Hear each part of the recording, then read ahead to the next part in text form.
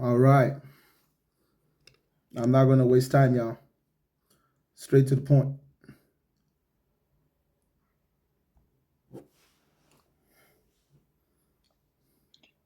Yeah, hello. Greetings. How are you? Fantastic, brother. What you got for me? Yeah, so I want to talk about the first part of your topic. Why are you picking and choosing? Talk about the whole thing put together. Y- Yeah, I mean, humans are real. Obviously, we agree on that. Well, what does it mean that humans are real, if you don't mind, just to make sure so we agree? They exist within reality. No, I'm telling you to tell me how humans exist. They're like, well, what do you mean? Like how human exist? Yeah, The like, cause of humans? yeah, what Like, makes like, humans real? No, no. What makes humans real? I'm trying to simplify for you. well, well, we can use our five senses to figure out if humans are real or not. Humans are tangible, right? Yeah, Visible, observable, is testable. yeah, All right. yeah. Now, everything that human beings interact with has the same qualities, right? Yeah, no, not actually. Okay, because you're committing the logical fallacy of No, no, no. what do you No, call? no, think about it. I said the word interact. So if Sure, yeah, human yeah, beings, yeah, yeah. everything that human beings interact with is human beings don't interact with no with any non-physical things. Physical things. That's what's real. So now that's how we determine what's real, like the state of the world as it is. Now you So, show me how God is real in that context. yeah. So we would. So what do you need if physical evidence of God's existence? I'm just saying to you that everything that is real, human beings can interact with, like you said, within the five senses. Make God Yeah, I real. mean we can use more than our five senses for something. For example, what is Yeah, the but difference that's between? not Wait, how we establish reality, my brother. let me just finish. Let me just finish. For example, what is the difference between philosophy and physics? Science. Do you know the difference? Science is the knowledge of science is the knowledge itself, right? The skill that takes you that becomes talent. Yeah. Philosophy is more like all about philosophy is more about how the nature of knowledge. Why knowledge is knowledge, almost that way. Yeah. So, for example, science, you can't use science to prove science, right? You can use science is literally proving itself, yes. Okay. Oh, wait, what? When it's What? all in a scientific method, brother. Science Okay. begins with a hypothesis, then it goes on to analyze, right? Its initial claim is what it claims. Now, Do you you understand have what a is unique? claim, which is a hypothesis, in my opinion. That's what a claim is, a Okay. hypothesis. Then Do it you has to be understand? testable. You have to be able to analyze it, turns into a theory, then you find facts. That's all part of the scientific process. That's what I'm saying. Yeah. So we can use, for example, one thing we know for sure that you can never prove science using science because that would be illogical. It doesn't make sense. It can never work. No, no, no. You can never That's use. not how Wait, science well, let, works. let me just. I just explained to you, brother. You're not listening. You should learn. This is a fact. It's not a matter of games. Science is the systematic study of the physical and natural world. We just talked about physical, I know what a science is. right? Okay, okay. So how do you hear what I'm asking you? You just like I feel like you didn't even listen to my point. What I You're was saying. saying that you can't use science to prove science. That would be illogical, but that's about philosophical Yeah. things, not about real things. Science is a real thing. No, no, no, no, no. No, I'm okay. Can okay? Prove to me using science to prove science. Okay, good. Do you know the definition of the word science to begin with? You read it 900 times. No, I'm just asking you in your own words, in your own way. Do you know what science is? Yes, I know what science is. Okay, tell me what science is to your best understanding. I'll listen. Okay, experiment and observation, and we tested, and we come with a conclusion using it. Do you know how that's real? Okay, use that. So how can you use Because that we can same method interact to with wait, it. wait, Because one science second. science talks about things we can interact with as a matter of fact. Anything we cannot interact with is either a theory or a hypothesis. Okay, you know what? Let's even move to this conversation. It doesn't have anything to do with the topic. So let's talk about Of why course it God has to does, be real. because that's how you're going to be able to Wait, prove wait, that God's real. If you yeah, just yeah. want to argue So about we have, ideas, we can go into that, but you should have never started the way you did, because you still can't prove that God is real in the context of reality, which is the state of the world as we see it. Now, if you think you can show us God, go ahead. In the physical world, which is the okay. real world. So through observation and through deduction, we know that things cannot randomly exist. What does deduction mean? Deduction using reason, and then the conclusion has to match the premise. The conclusion necessarily follows. No, the premise necessarily follows the conclusion. How many minds, or the minds of how many species contribute to that?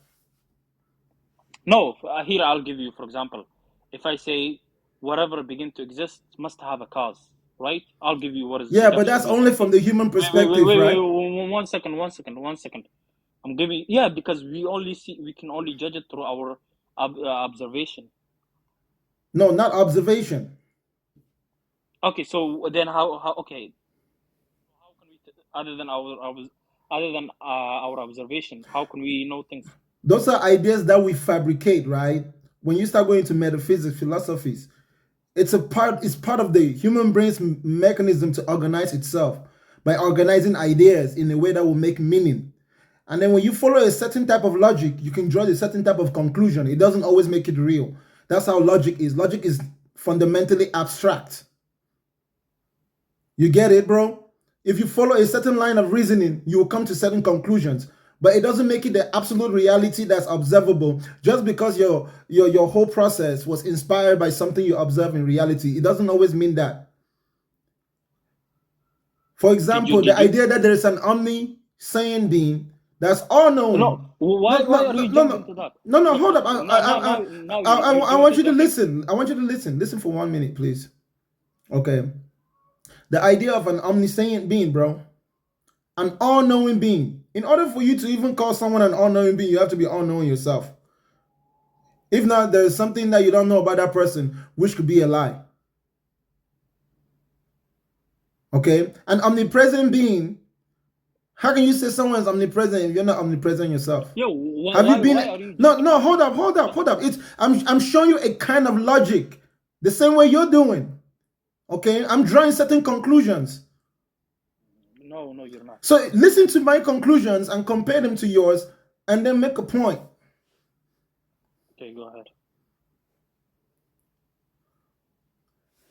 There is the difference between, okay, in fact, let me help you out. I'm going to simplify it, okay? One of my mantras, or one of the statements I like to repeat to myself goes thus: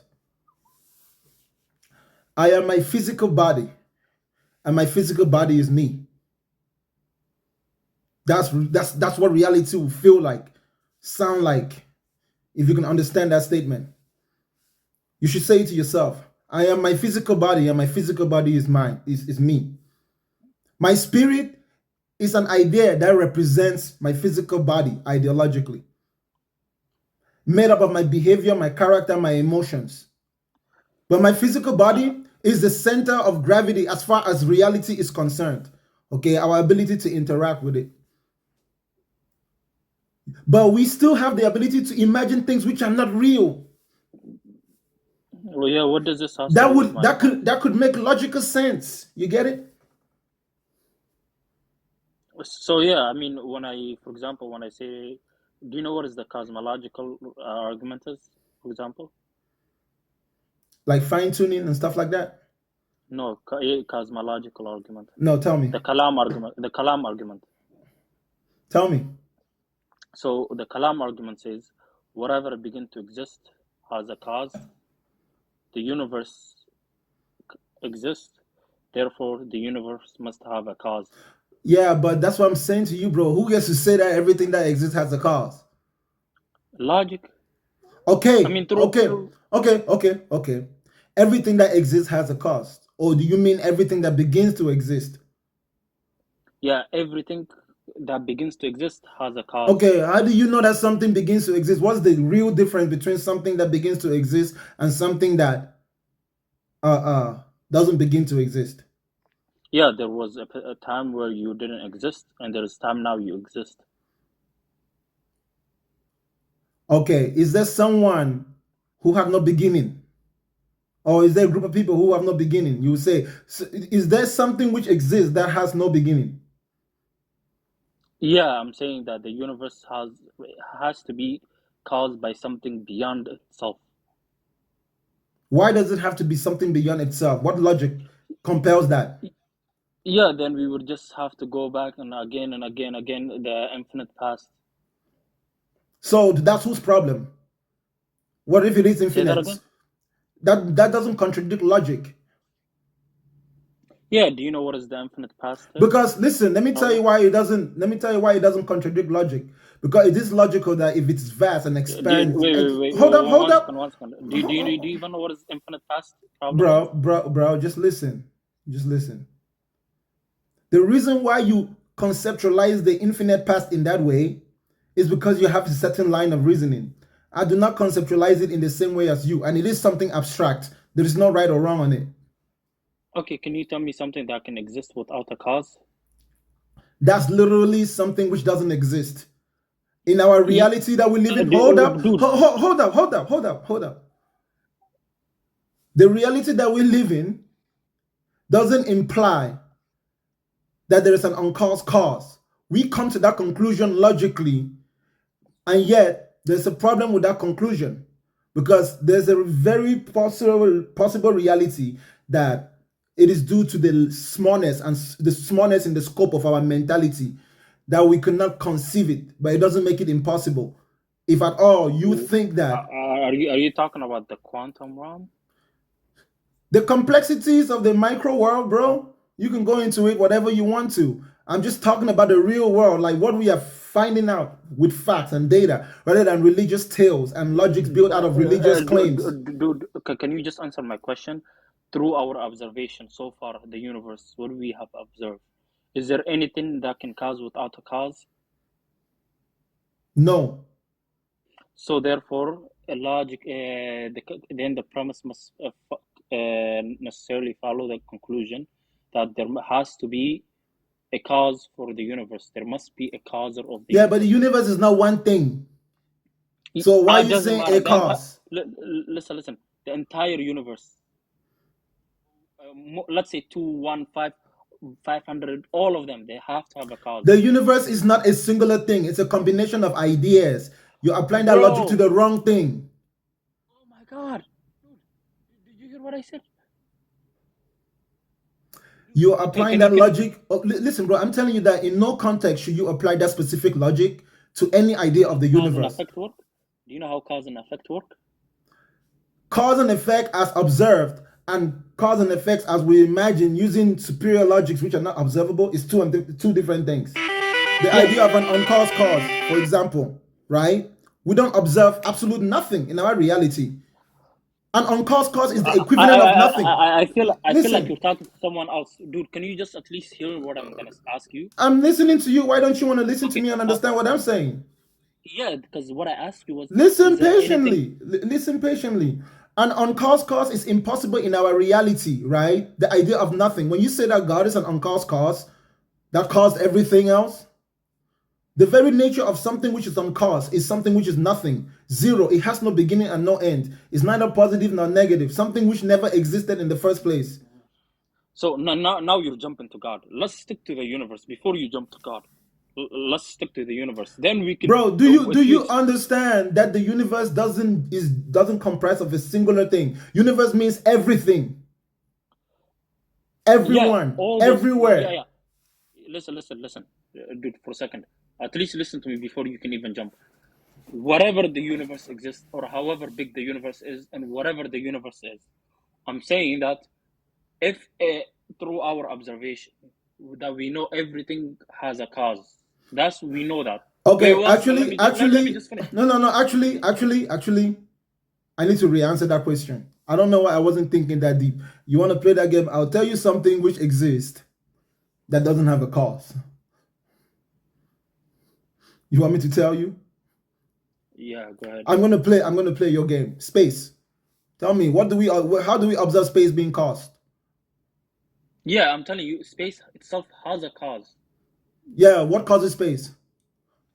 Yeah, that's the whole thing. Wait, one No, second. no, no, no. Wait, Listen, listen, 1 second. listen. What Okay, causes can space? I? Okay, can you explain to me what does space mean first of all? I want to know Nothing. what is your understanding. Void. Nothing. Void. So if nothing exists, then there is nothing that exists. I said, what causes space? Nothing. Nothing. Okay, nothing. Right. That's why Because it's space doesn't space. exist. That's why it's Because space. space doesn't exist. Because space doesn't exist. Let me tell you something about space, okay? Dude, wait. Does the space exist? Listen, No. Does the space exist? the space exists as an idea, but literally it's nothing. Okay. That So is observable therefore space nothing. That is doesn't the exist. closest thing to nothing that we know. Other than, for example, if you're looking for a bottle, right? And then you come and look where you put it and the bottle isn't there, you can say there's nothing there as far as that bottle is concerned. We use the word nothing in different contexts, but as far as nothing, observable nothing, space is the best example. When there is something in it, it's matter. If matter is not Can, there, it's just void, but it's still can you there. can you bring quantum philosopher up for a second? Because earlier you mentioned something about the smaller and the tiny object that we don't know how they work. I think, do you want to bring quantum philosopher? I think since he has his name quantum philosopher, So you he want me to might know drop anything. you? Yeah, sure. If you can bring up quantum Okay. philosopher. No, I'm gonna bring up whoever I want to, but thank you so much, bro. I Uh, appreciate you. Okay. okay, then can we talk about the cause and the No, uncause no, it's okay, brother. Have a good day. Let me just bring somebody else. Yeah, if you I can don't just have answer. everlasting time. Yeah, if you can just answer to me, what is uncause? Don't worry. Next time, okay, brother. Have a Okay. great day, man. Drink some tea. Stay warm.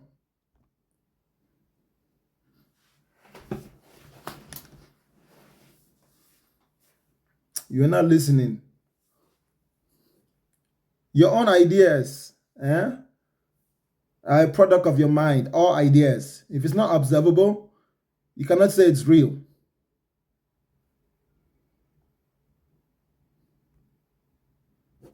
If it's not observable, you cannot say it's real. Even if it makes sense that it should be real. It's still not real until it's made visible. What's up? Hello, good morning. Good morning. I see your debate. You still continue with it. Last time I warned you about this debate. Leave God alone. God exists. Understand? God Am exists. I oppressing God?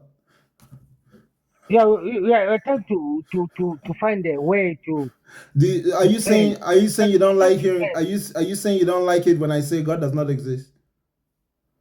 No, I'm not saying I don't like it. I'm No, saying no, that no. okay. Yeah, Do you like it or do you not like it? Which one is it? Tell us the real truth. Do you like it that I say there is no God? I want to save you from your the trench that you're digging for yourself. You're What digging pit? a Tell trench. me. What trench am I digging for myself? Like you're being a sacrifice. What You're trying sacrifice? to make yourself as a sacrifice. What Like sacrifice? you're given up in life. There are a lot of things. Oh, you're sick. You realize that I You're have to be sick. alive to do what I'm doing, right? Are you sick? Are you sick? There's cure for every No. disease in life. No, understand? Why does There's cure for every what does life. being sick have to do with No, God? listen, small boy. What Listen, does small boy. being sick have to do with No, God? listen. Let me tell you. There's cure for every disease. So if you want to die, tell us. Understand? Tell us. Let me. We'll find a solution for you. Don't come and challenge God. The person that you don't know. You know, we are telling the person that you don't know. Are you threatening me? No, I'm saying that okay, we are telling the person that you don't know. Understand? And the person that Are you you don't telling know the person either. that you don't know? Do you know that Hmm? person? Do you know that person? No, I believe. Understand? Yeah, do you know what When you belief say means? okay, Do you know what belief means? what it doesn't exist on my side. Or what I know that I know Tell that me, it doesn't do exist you on my know what in belief my means? physical matter. In my physical matter, it doesn't exist. But Do I you, believe that it exists. Understand? okay, you're saying I that in your believe physical, hold up. You're saying that you mm, think that something that you believe is something which does not exist in the physical. in the physical, but I believe that it does exist. Understand? Listen. You're saying that it doesn't exist in the physical, for sure. In the physical, like in a tangible way, in a tangible way, Okay, in a yeah, that's what I'm tangible. saying. If something Yeah, is in not a tangible physical, way, it doesn't exist. In listen a to tangible me. way, it doesn't exist. Listen to Mm, me. If something is not physical, it's not real. It has to be come on, somewhere, at least physical. come on, man. Even Where if did it it's not come in the from? same place as you. No, it Even came if, from a mother's listen, womb. It came listen. from the water. It came from a mother's womb, from Even the water. even if No, it's not, come on. Wait. It came from a mother's womb, from the water. what did So your don't tell me that. mother's womb do to you? Eh? What did your From a mother's mother's womb? womb, it came from the water. The So water passed out, then you come out. so you were No, what? no, So you hold wait. up now, Wait, brother. So you were, Let me conclude. Understand? brother. So that's why I'm saying. I don't want you to conclude. I want you to listen. No, let me finish my only argument. Understand? No, I'm saying not to finish. We're arguing. I'm not fighting with you. We're arguing. Yeah, Understand? yeah, yeah, yeah. I know I'm not, I'm not. brother. I know you're not fighting now. That's why I'm not being hostile. I'm Yeah. So sorry let if me I conclude. So give me listen, platform. brother, Allow me to come out. brother. I will Understand? allow you if I wanted to, but there's a reason why I'm stopping you. Stop resisting. It's still my show now, Yeah. my Allow brother. me to conclude It's so still that I my make my point. Understand? Allow me to conclude so that I make brother, my point. Wait. relax. Let me conclude You've so I already make my made your point. point. You've already made your point. I already understand your point. I told you that. No. Listen, man. Listen, man. Let me educate you.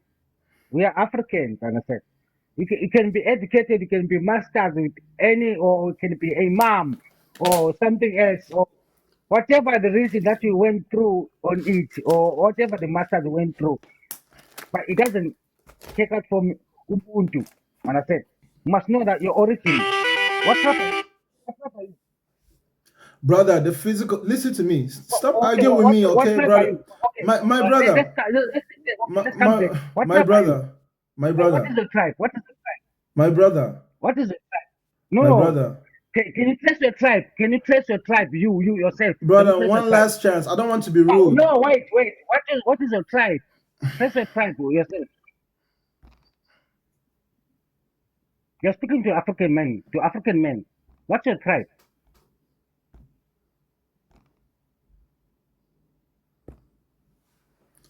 How many times do I have to say to you, brother, to stop talking for 1 second? What does that have to do with the point? The point was already made. If something's not physical, it's not real. It's just an idea.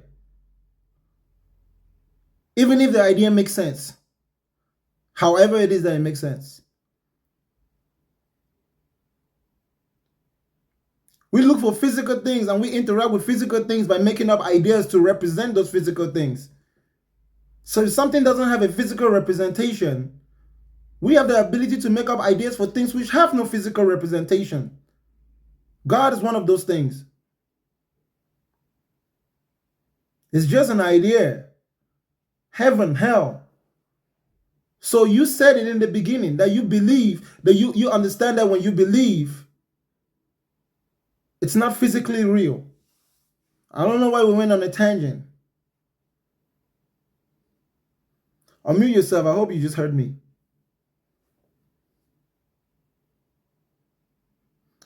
How can you say it's not just an idea when you don't have physical proof? You have no physical proof. It's still just an idea. Anybody has physical proof for God? It's the basic way that our brains work. That's the most basic, the simplest way. Humans are real. God is not real. Even if you feel like it. Umatushaka, you're muted. I muted you because you just kept talking, bro. That's the conversation. The conversation needs to stay there. Unmute yourself and say something. If not, I'm going to the next guest. Okay, yeah. Were you listening what, to? Did you listen to what I said? No. You are just keep talking understand. Like Brother, ding I'm dong saying dish. that we should stick on Hey, your point topic. is this is a ding dong dish. What you're doing is just ding dong dishing, ding dong dishing us. Understand? Like we're trying to make to prove that you are very intelligent. Sorry, bro. You can go and vent your feelings to a Christian brother and sister. Go and look for a brother and sister in Christ. I don't have to make myself seem intelligent. If what I'm saying is intelligent, you will think it's intelligent. If it's not intelligent, you will not think that it's intelligent.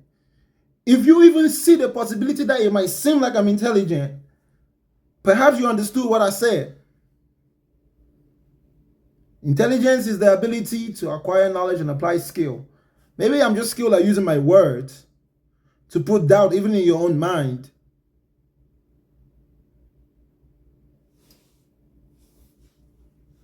If you're a realist, you see the world as it is. You strive. Let me put it that way because no one scored a 100 when it comes to that.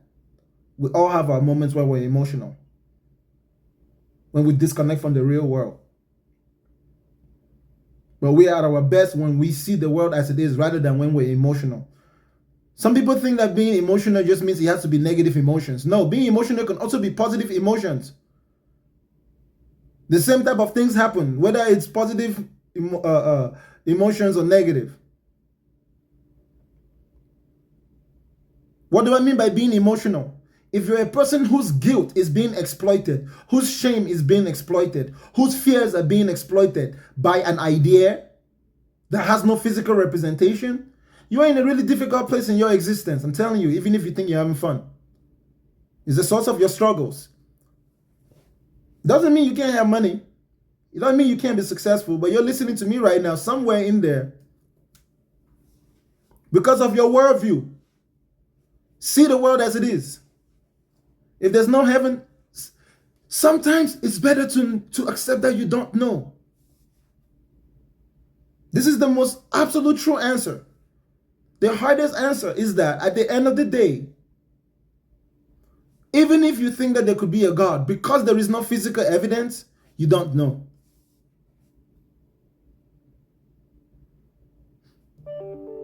I'm talking about even a single physical evidence that will conclusively prove that there is a God. Rather than you trying to build a foundation of your argument on just simple logic as far as an idea, forgetting that ideas can be things imagined which have no physical form, means they don't exist, even if they make sense. And there's some logic which is just observing the world exactly as it is. There is a logic to Star Wars. That's why the story is interesting. It's not all emotion. Lord of the Rings. Christians will even tell you that there's Christian logic. There is a subjective type of logic in the world as well. You need to have the skill to differentiate.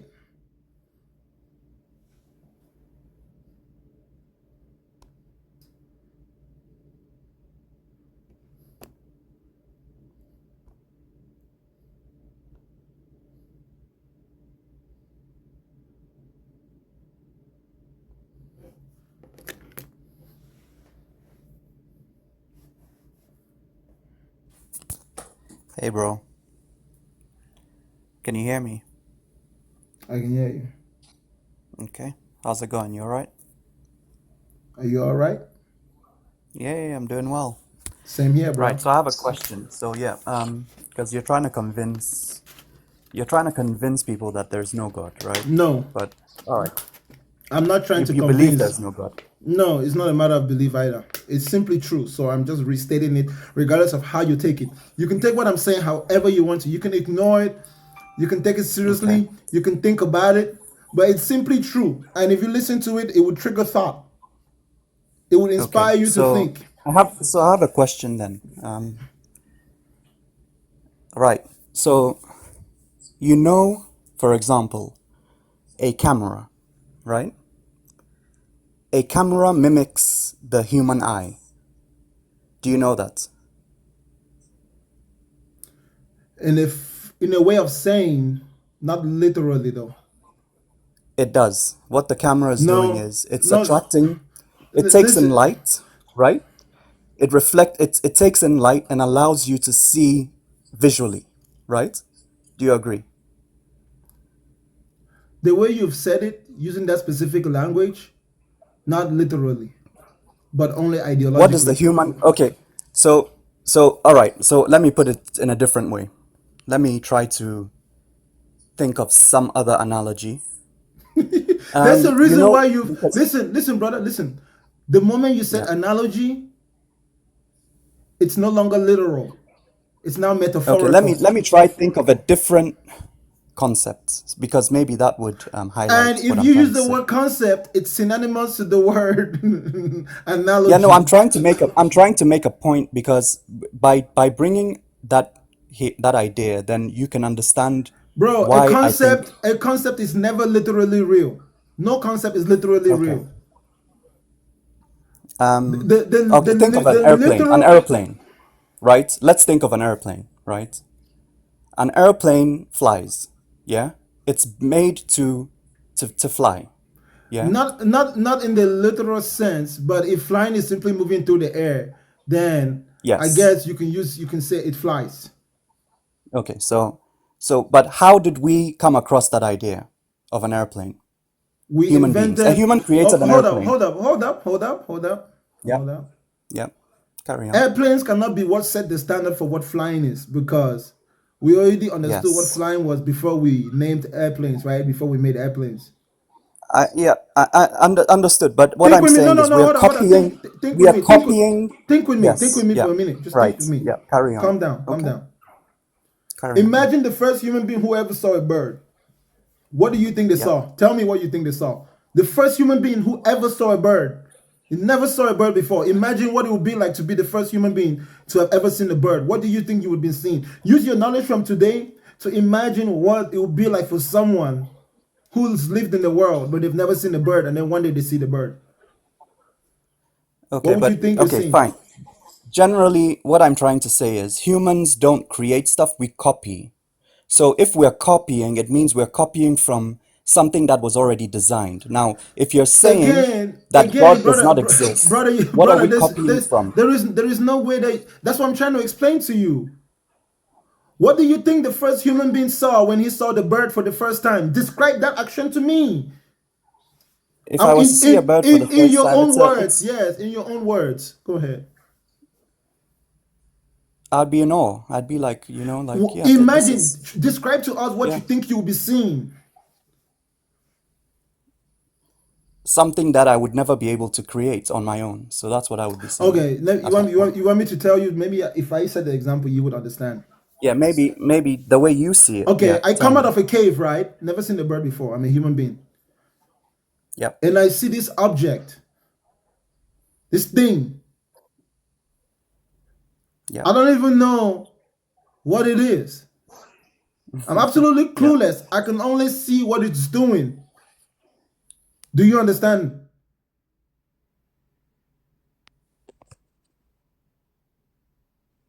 Hello? Yeah, still here. Yeah, I'm still here.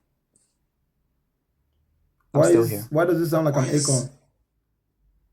I don't know. I don't know why it changed. Maybe no, my screen went off, and I had to put it back on. But So I'm echoing. let Okay, me I guess I'm not see. echoing anymore. Am I echoing? Okay, you're fine. On my side, you're fine. I don't like distractions. I'm giving you, bro. This is wisdom. It's not a matter of right and wrong here. You just need to understand what I'm telling you about the world.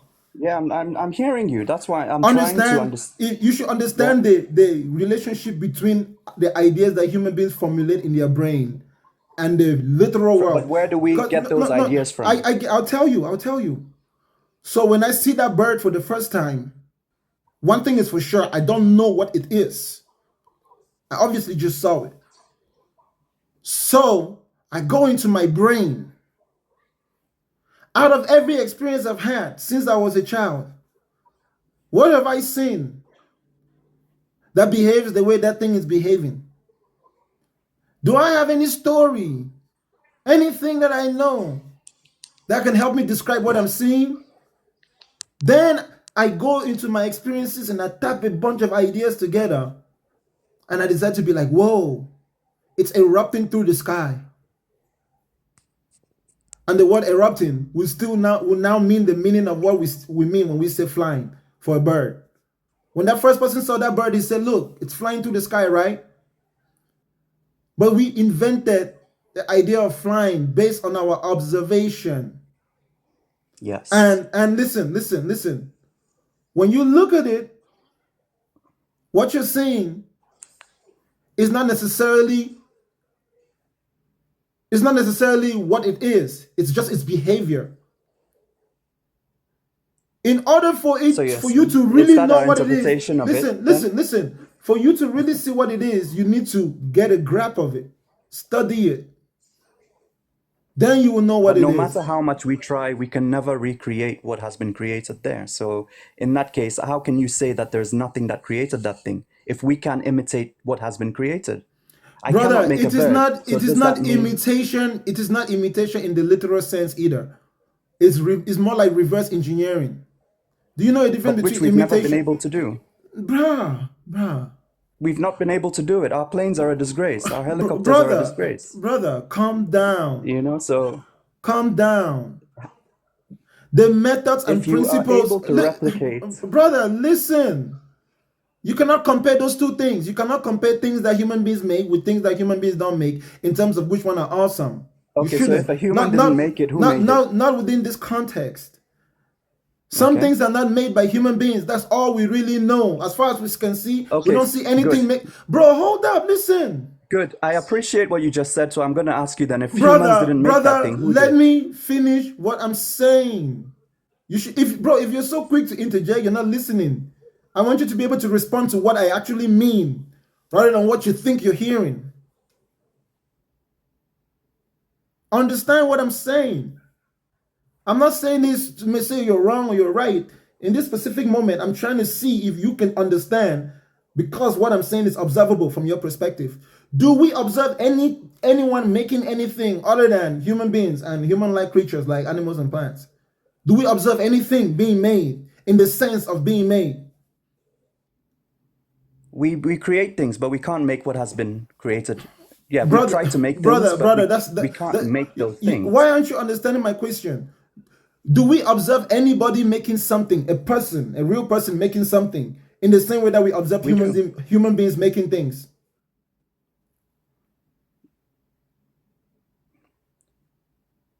You're saying, do we observe God himself making us? Have you ever observed God making anything? No, definitely not. Of course okay, not. So how did you come to a conclusion that God is the one who made everything? Because there's a process in those creations. You can see the process. We know that everything that's created has a process. What makes you think that it has to be created then? If you never saw a creator for it, listen, bro. If you never saw a creator for it, why can't it just be natural? Because every natural, even when you say the word natural, there is a process behind it.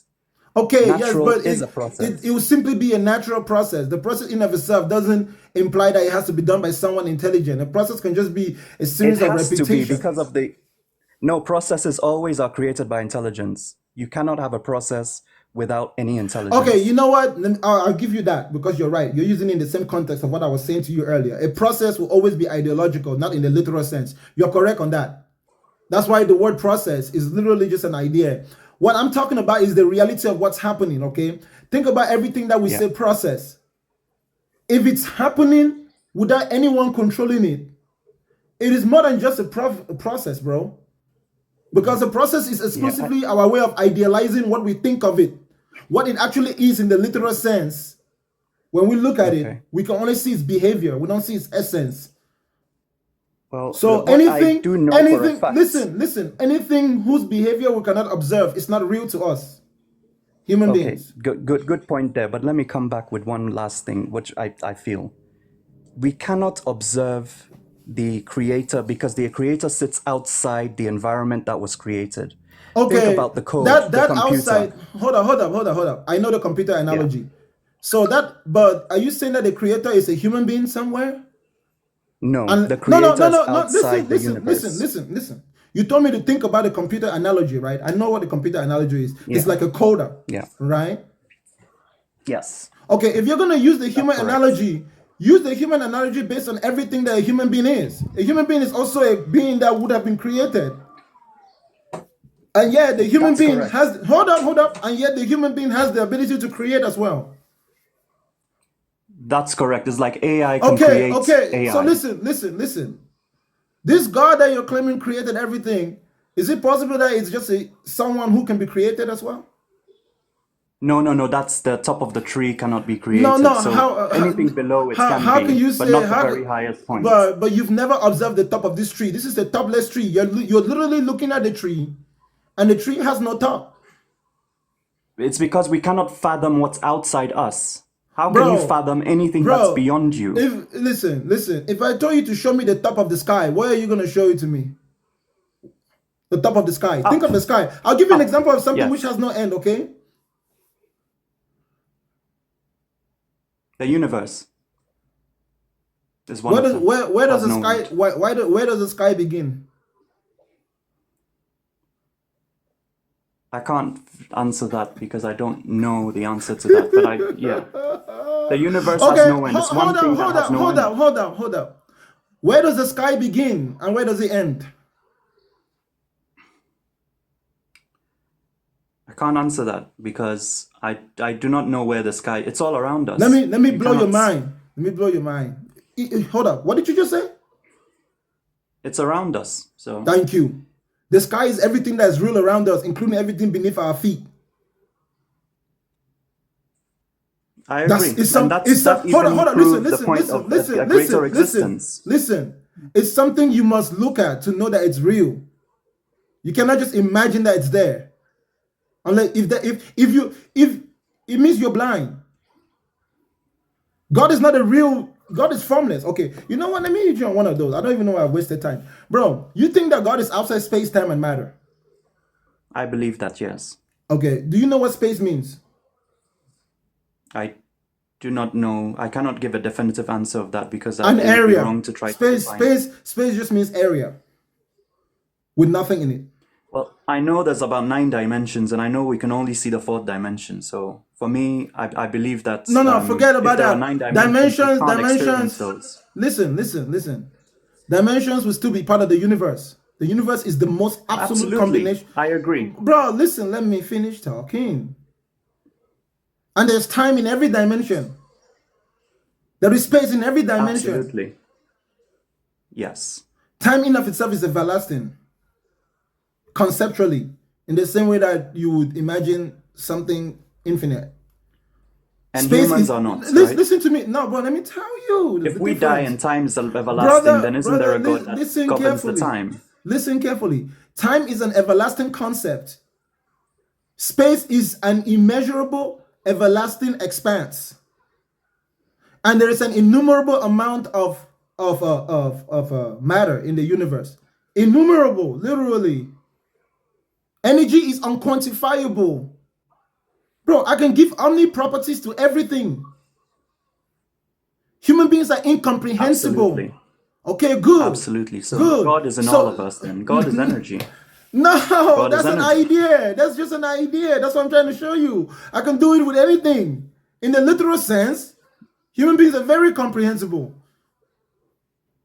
That's how we interact with each other. What about cause and effect? What about cause and effect? The fact that everything that's created or everything that exists has a purpose. No. Cause and effect is only based on what we've observed. It's not based on what we haven't observed. What we haven't observed, we cannot say it has a cause or it doesn't have a cause. It's just something which doesn't exist.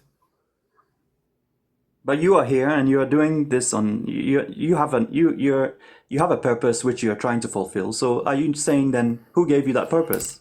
Are you saying you gave yourself that purpose? Yes. The way the purpose is conceptualized, I did give myself a purpose. That's the way I know I am me. A human being cannot know that he is himself if his purpose is not self-generated. Your ability to know that you are, when that desire in you comes to express it, it's through purpose. That's why everybody's purpose is them. If not any other way, it will make you a robot. AI give itself purpose? Did the computer give itself purpose then? Does the computer know that it's itself? Does the computer give itself its own purpose? That's the question. Listen. It's a human being, literally a piece of hardware and software engineered by humans. You're comparing two different things. It's the same thing. They're all created. No, listen. You're comparing them in the literal sense, but they're not the same thing in the literal sense. But there's an ideology that their operation has in common, which is the idea that, okay, look, a human being can think, right? Because if you think that if you're comparing a human being to a computer, that means you're acknowledging that a computer can think. You're just asking if it can think by itself, or if somebody is putting the thoughts. It can think by itself, but it hold up. It can think by itself, but it does not know. Its purpose was not declared by itself. Hold up. Come on, bro. If the computer is thinking by itself, I like that, bro. You're not listening. You're just. I need to challenge your mind. I need to make you. Let me not insult you, bro. Good. You're not challenging my mind. I'm explaining something to you that I explain all the time. Listen carefully. Cool. Keep going. Okay. Keep going. The computer is made up of inorganic matter. I am made up of matter in the literal sense, organic matter. Okay.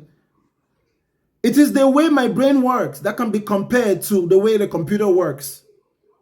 So the comparison is between how they both work rather than what they are in essence, in reality, observable. How something is and what something is two different things. Two different ideas. Now you must train yourself to understand. It's very simple. That's why they're supposed to teach you logic from a very young age and teach you different types of logic. But the logic they teach people in school today, I guess, gives them at a certain level. Logic works very well with observation. Now, there are some logics. Based on certain other observations, people can create ideas which are not real. That's what we call fiction. Even fictional movies have to follow a certain logic to make sense, to be entertaining. If not, it's just random pictures. You can use logic. You have to be, how do I put it, in a way that people can consume? Something illogical for sure doesn't exist.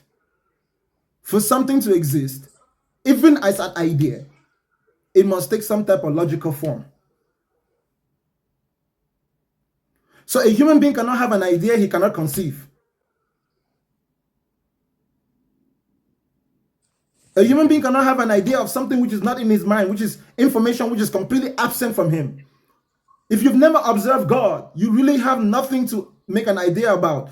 That means all your idea is really all about just what you can see anyways. You're just trying to make yourself think that it's separate.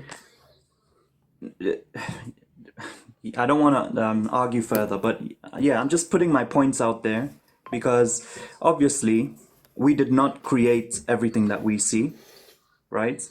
And so if we came into a world where I ask you if you created this world, you say no, and I say, well, I didn't create the world either, then the question is who did? I'm so sorry. I don't know why you keep doing this. Did it generate itself? Brother, you keep comparing things that should not be compared. What human beings mean by creating? But it's there, we see it. So how did it get created? That's the question. That's what we're finding out through science. That's why we study. Bro, if we simply knew that it was created, we wouldn't want to study. Why do you think we study, bro? Why do you think human beings study at all? To advance our information and our knowledge. That's why we study. For what purpose? To become better, to live more comfortable in this world. Yes, but what is the real purpose? Beyond just comfort. You're just talking about comfort. You think human beings are doing everything for pleasure. It's survival, isn't it? It's an instinct. We want to get better at what we do. So we study to get better for survival. We study because we are afraid of things we don't know. So when we see something we don't know, we are always naturally curious. We go looking for it and we want to know it in its entirety. That is literally part of a human survival instinct. Because if we don't know something, it begins to take different shapes and forms in our minds. And it's very hard to be stable in that in that state of mind. It's called Yes. make believe. We seek, Listen, we bro, seek information. Yes, it's called make believe. So if you want to be able to navigate the world, you have to observe the world. You have to study the world. Don't ever infer that anything I'm is. with you on that one, but that has nothing to do. I do agree with you on that. I agree with you, but that's a totally different. When I say the world, I mean reality. Okay. The idea of Superman is constructed in the exact same way. As far as the brain is concerned, the idea of Superman is constructed in the exact same way as the idea of God. That's what I'm trying to point out to you. The way you are idealizing that the world had to have been created, based on what? There's no evidence that proves that it was created. Based on the purpose of the things that we see in the world, that the air we breathe, the oxygen, the water we drink, brother, do you think the medicine, that, brother, answer me? Do you think that provides medication, things like that? These are things that were placed there. Do you think that it's possible for something to exist without being created? The only thing that can exist without being created is God. Don't tell me the only thing. That's not what I asked you. I'm asking you. I'm not asking you about who. I'm asking you about if. Do you think there cannot be a thing that can exist without being created? Answer my question. The answer is no. We cannot have stuff that is. Listen to me again. Can something or someone exist without being created? No. Okay. So that means that even that someone that you call God had to have been created based on your own absolute statement that you just made. You just literally said it. Something cannot exist. Listen again. Listen, brother, listen. You just said something and someone cannot exist without being created. You just said that statement is true for everything and for everyone. No, but not for the creator. For everything below the creator, not for the creator. There is no such thing as the creator. We live in a reality with multiple creators in that sense that you're talking about. There's literally 8 billion human beings. We're all creators. There is no such thing as the creator. There are things in the universe who couldn't have been made by an absolute supreme being, because there are other entities in the universe that make things. Creation is not an absolute act that's exclusive to one entity. No. So the moment you say the creator, and we don't see the creator, is not observable, it's just something you're inferring by generalizing and combining the work of every. Listen, you're combining the work of every literal intelligent being. But think of the Big Bang. That was a bang, right? What happened? What happened? What banged? Then the question I have for you, then, if you say the creator doesn't exist, what banged? Bro, I'm saying to you listen to me. So that's the question. What Go started the whole process? Go and study. Have you studied it? What is that energy? Urgent energy can neither be created nor destroyed. It's transferred from one. What banged? Brother, that is something we're still studying. Matter That's bangs. it. You'll never get it, because that thing on top there is what we call God. It's outside your imagination, your understanding. That is God. Listen, brother. That's why I'm saying that it's an idea. You are making it up. It's just because it makes sense to you that you think it's real, but that's not what makes it real. Just because you're saying that it has to be. You haven't seen it as God. You are making that up. The Big Bang has never said it's God. In fact, you're proving to us exactly what you guys do. Yeah, it is true that we might not know. No, I'm trying to. Hold I'm trying to understand you saying that there's something that exists outside. Stop doing that, bro. Mahmoud, stop doing that. Carry on. Listen. You just said that. But you have to allow me to talk as well. Brother, if I allow you to speak, if you are listening and responding to my point, but you're not responding to my point. We're just exchanging words. But you're not, listen, you're not responding. I'm responding to what you're saying, what you keep saying. And you just keep saying it in different ways. You just keep trying to change it. You talked about logic. That's all. I'm trying to be logical. And I'm asking you what banged. That's it. Where did all the energy come from? Bro, the logical answer is that we don't know. And if you don't know, how can you then definitively say there is no God? Because God is a fictitious idea. So it's definitely not going to be something fictional. Even if it's real, even if it's something which is real, it is not going to be something fictional. Something born out of the exaggerations of man's feelings and emotions. if currently you can say definitively that we don't know. So we do not know means we do not know, bro. We do not know if there's a God or there isn't one, bro. Mahmoud, You can't say definitively that there is no God. Mahmoud, What I can say for sure is 50-50. There is a Mahmoud. God. There may not be, but there could be. So there is a God, in my opinion. I'm going to mute you while I speak, and then I'm going to let you speak. I'm not arguing with you when you say there is a God. I'm trying to show you in this very moment how you got to make that conclusion and how you're jumping, you're taking a leap. That's why you call it a leap of faith. You said to me, what banked? Duh. If we see a big bang, all we can do is theorize. We didn't observe anything cause it to bang, even if it was the Big Bang, as real as they say it is. So we cannot assume that it was someone that made it bang. It could have been a force like gravity, which is not controlled by anyone. That would not make it a God, because it's not doing, forces don't do things intentionally. They don't have brains and minds. Forces don't have brains and minds, bro.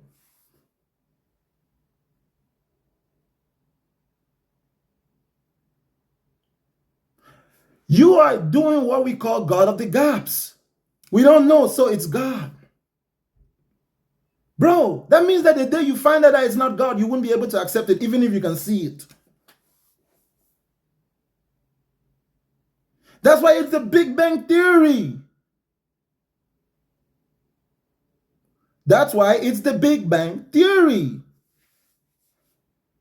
A theory is something which describes how something is rather than what it is.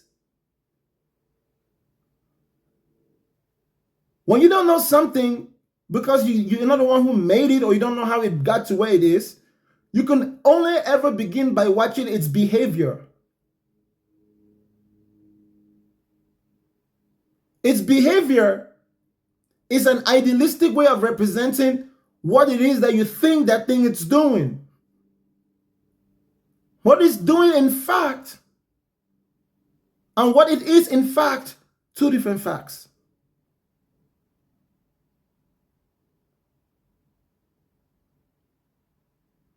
Saying that God created the universe simply because you don't know is stupidity.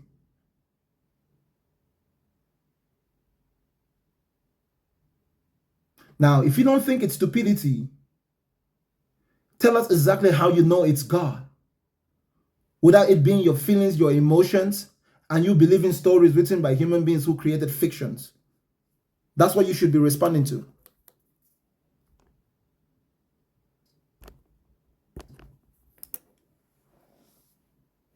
Wow, you muted me for 2-3 minutes, bro. Come on. Did you listen for 2-3 minutes? I listened to you. Did you understand me?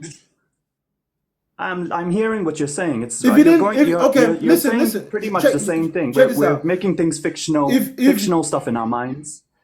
That's what you're saying. It's all fictional because we have no proofs. Okay. That's no, what listen you're to me, bro. I'm saying to you that there are some ideas that we have in our minds which are not necessarily inspired by something which we have seen. Is inspired by something we think it's possible. Okay, there's some ideas that we form based on possibilities. Those ideas in of themselves are not real, they're not observable. That's why it has to happen. Then you know it is possible. It's not an if. I probably should give someone else a chance to come up here and speak as well. But what I'll finalize on my point is just to say, you said if you're smart, then you would.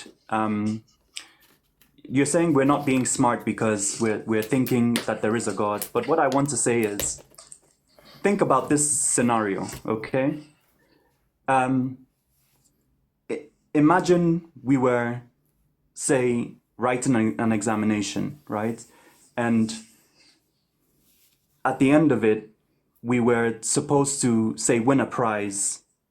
And maybe those who wrote the exam were fooled into believing that there was a prize, but weren't sure if there was one or there wasn't one.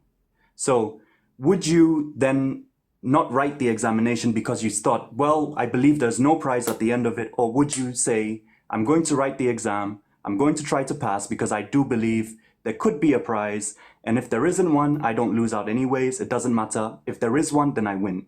So that's the 50-50 approach. At the end of the day, I choose to go with the 50-50 approach, trying to be smart, because I believe in the end, if there is God, then I'm safe. So that's where I'll leave it at, bro. I'll let someone else take that 50-50 approach is a childlike mentality, because you just use two different things that have nothing in common to compare. An exam is something human beings invent, unless you're saying that human beings are the creators. And there's 8 billion humans, unless you're saying there's 8 billion gods that created the universe. I don't know what you're trying to compare that with, bro.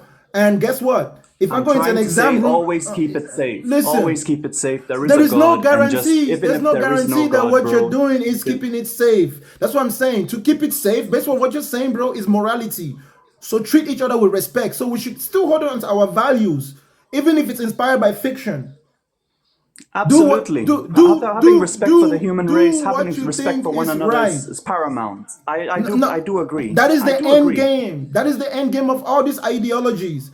I'm simply telling you that, bro, some ideas are inspired by real things, and some ideas are inspired by fiction. A religious person is a person who lives his life with inspiration from a fictional character called God, and they try to use it to keep themselves in check. What they don't know is that they are making up the idea. That is why they cannot grow in it, because if you knew that you're the one making up the idea, you would change it as necessary to allow you to grow. And if you're really someone who wants to know, and you know that God is an intelligent being, your highest desire would be as intelligent, if not greater than that entity. That's your natural instinct as a human being. It's impossible. You see, human beings cannot be greater than the thing that created you. Listen again. That is a useless, nonsensical statement, not even consistent with reality. Yes, you can be greater than someone who created you. How can you do that? The person that invented your being, they know your DNA, your code. How are you going to become better than the thing that created you? That's impossible, bro. Listen, because when you say better, what are you comparing? Tell me exactly which part of us. They have your genetic makeup. They can switch you off whenever they need to, because they know what you're made of. So where's the comparison? Okay, so what though? So what? If that is what it is, then that's what it is. That means that's what I am. How is that person better than me?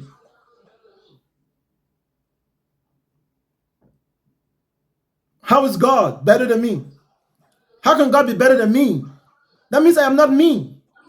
Ask yourself that question. That's correct. We are all nothing. Exactly. We aren't important. Yes. Repeat this to yourself. Repeat this to yourself. Okay. How can anything and anyone be better than me? No one can be better than me than being me, and being me is what's real.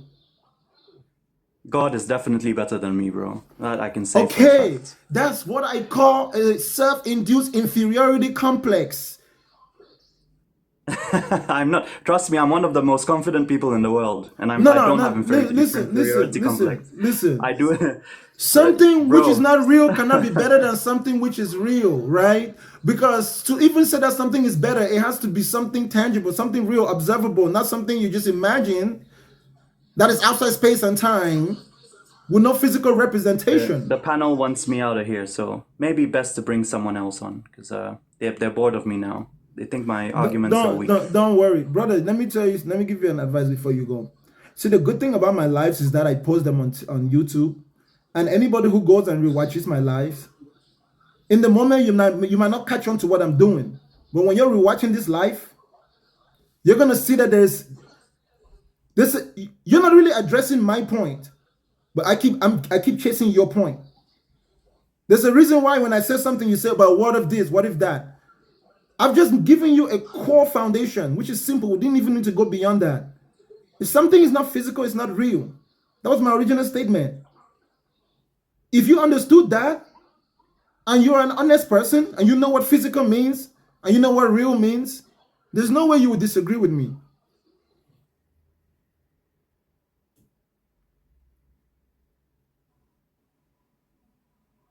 We can be inspired by things which are real and some things which are not. God is something which is not real. That's people invent. It takes different shapes and form, literally, in the human world. The Hindus, the Muslims, the Christians, and we coexist. I wish there was something I could say to change your mind, bro, but you're really into your own Bro, mindset, so bro, is there's there, nothing I can... bro, there's nothing that I have said that we cannot observe. That's the difference between me and I'd you. like you to just think outside yourself. If you can just think outside I your being, cannot you will see. I cannot think outside myself. Thinking is within. Your Bible says the kingdom of God is within. Your ability to think. If God exists, God has to be the most logical being, thinking, broadcasting logic.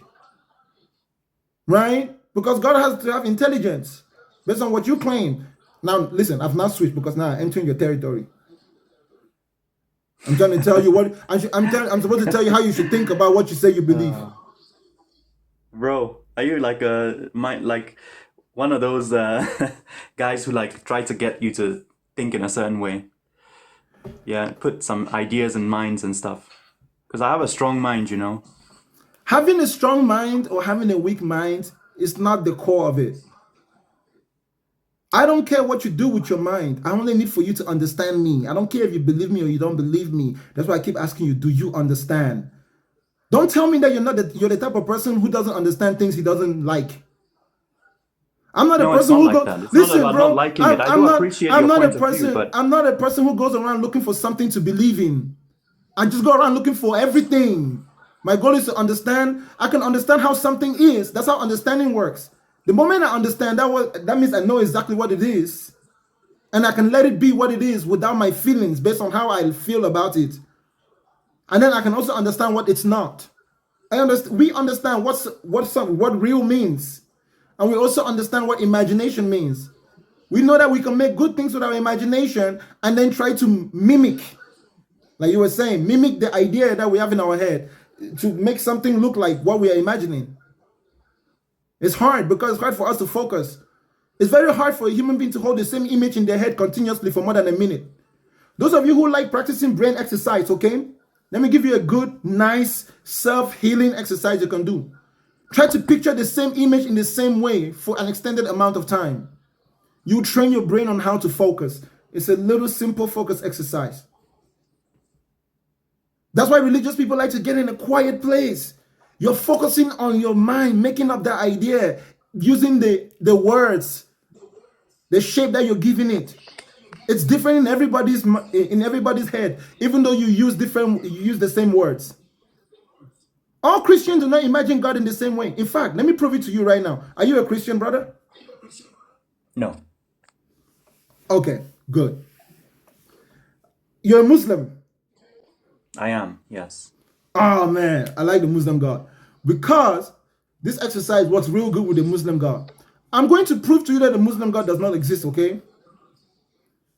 All God is one, but carry on. No, listen. When I say the word Muslim God, what image comes to your mind? When I say Allah, what image comes to your mind? A spirit, a great spirit. I didn't ask you to tell me what the thing is. I said, what image? So describe the image. Light. That's what I see. Light. What that means is that you saw light, and then you imagine light so bright you can't see it anymore. That's what your idea of God is. That's why when I say Allah, you imagine light. That is your true self. That's your most honest self. You cannot lie in that way. When I ask you that question that way, you cannot lie to me. Yeah, and that's the truth. I cannot see an image of the being. Do you know what light me. is? No, bro, that's an excuse to justify an illogical statement. You're making a claim based on something that you think. The light doesn't come into my eye, it comes into my brain. It's different. Not light, physical light in my eye. It's light in my brain. Bro, hold on. So there is no different, bro. So They're not the same. You don't mean like literal light.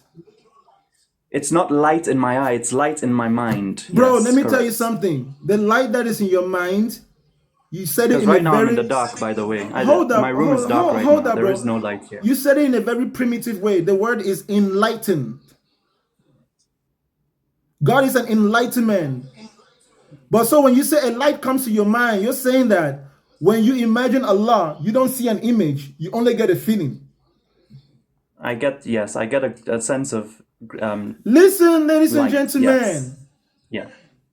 it is not everything that you imagine that appears as imagery. That's why you can imagine sound. You can imagine even colors. Are you even sure that it's just imagery? Right? Colors for eyes, noise.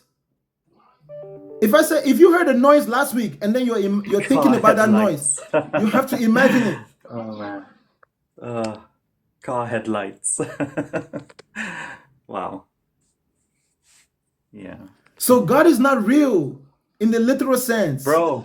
God is an enlightenment based on what you've said. It's a light in your head. That's enlightenment because So that you're not means talking God about is it in in the us. literal sense. God is around us. God is in us. God is outside us. So God is everywhere. Bro, watch. That's God. It means exactly what we've been saying. God is just an idea. God is not a person. God is just an idea, just like Superman. And it's not a bad Definitely thing. God is not a person. I can agree to that. Definitely not a person, for sure. Exactly. So if he's not a person, he can't Not be a intelligent. person, but something bigger, something different. Of course, we don't know what he is. There's nothing greater than a person as far as a person. Being a person has nothing to do with rank. Being a person has nothing to do with rank. We're the best creation in the universe? Is that what you think? I wouldn't disagree with that, but I want to know, is that what you think? That's not what makes you a person. Not that you're a creation. You're not a person that you're a creation. You can be a person without being created. And I do not think that the universe was created.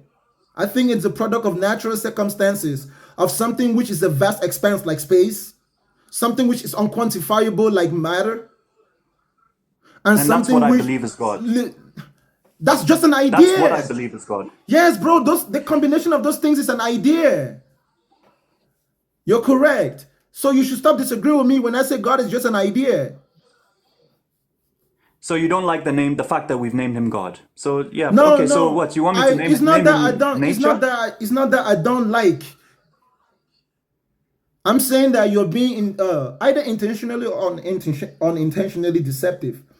When I say God is just an idea, if you've just agreed with me based on what I just said, you should say yes. It takes nothing away from what you're saying. So are you asking if I believe God is real? What I'm saying, I've asked for answers and I've received those answers. Where did it come from? Okay, good. The answers themselves and how the answers are being transmitted and the language that the answers are coming in is different things. You need to understand that. Where did it come from? But I asked God and I got an answer. So where did that answer come from? You didn't ask God and get an answer. What did Sometimes in life you have certain wishes. And when you wish things, you consciously, sometimes or unconsciously go looking for them. That's an observable human behavior. Sometimes you find it, sometimes you don't. It happens in everybody's life. The thing with Christians is that they pray for everything anyways.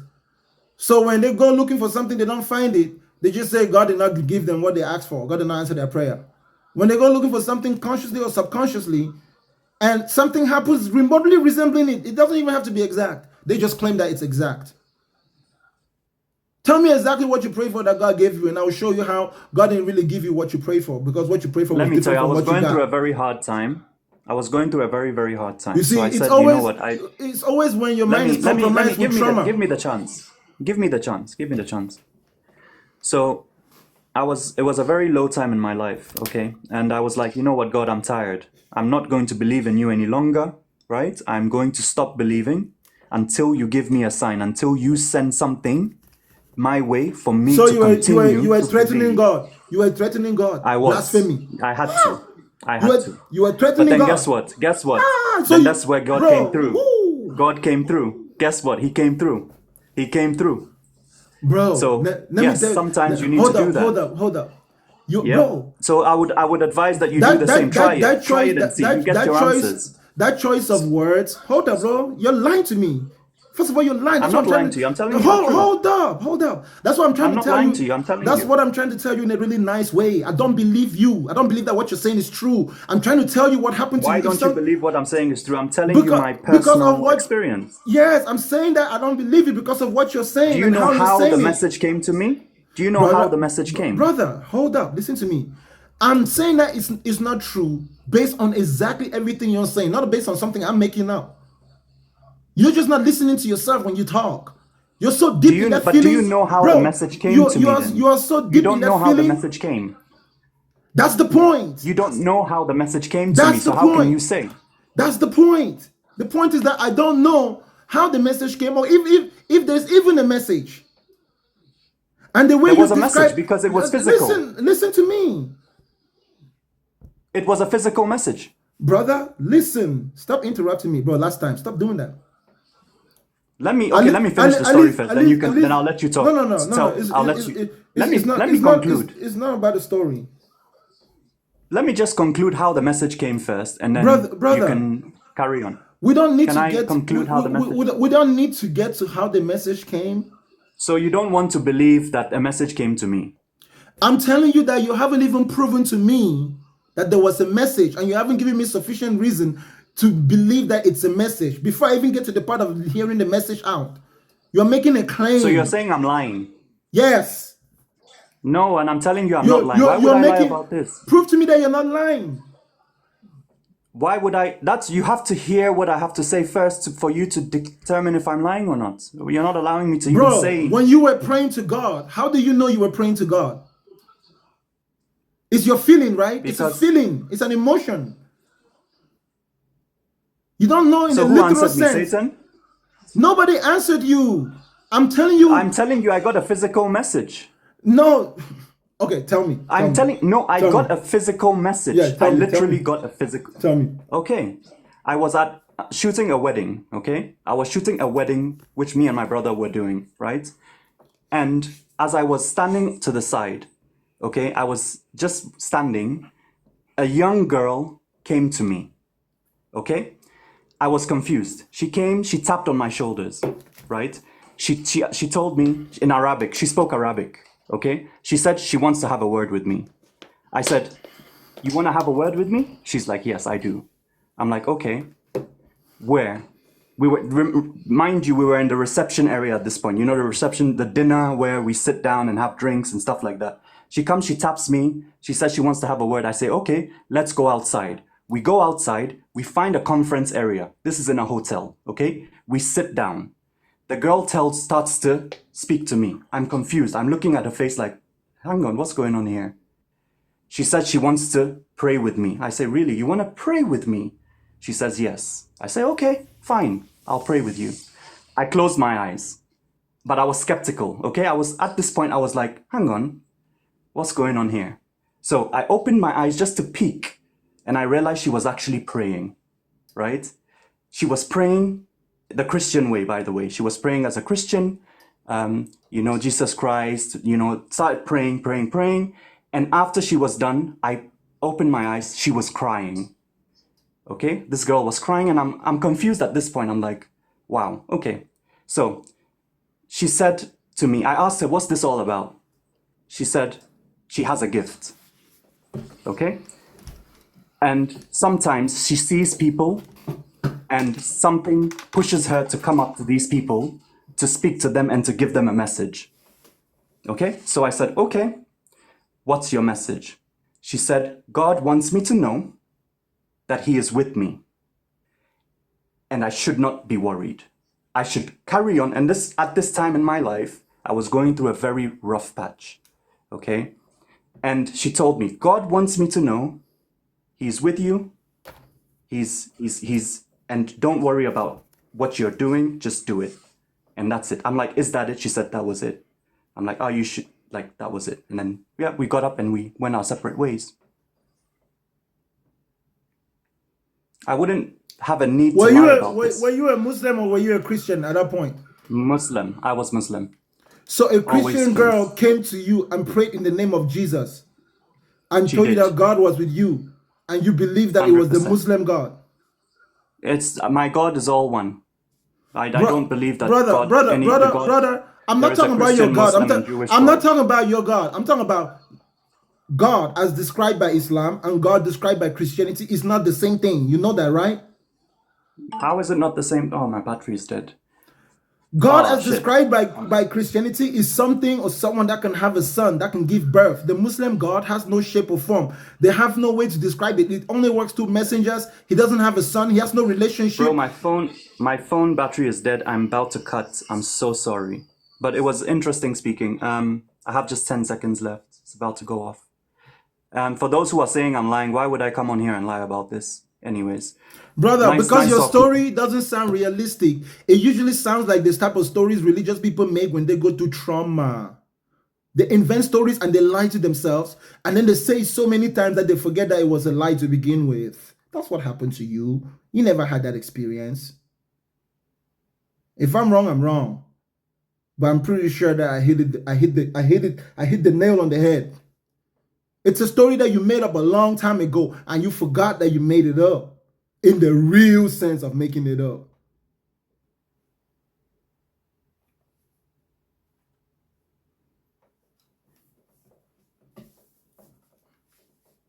If a little girl comes and gives you a message based on a religious ideology, it doesn't make it true.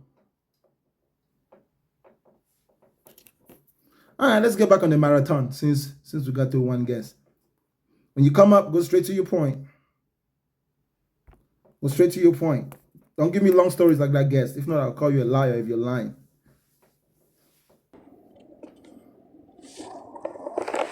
Yo, what up, brother? He didn't run away. He said his phone died. Yeah, go straight to your point, bro. What you got? Yeah, man. Now, I just want to disagree with you on a few things. Go straight to your point.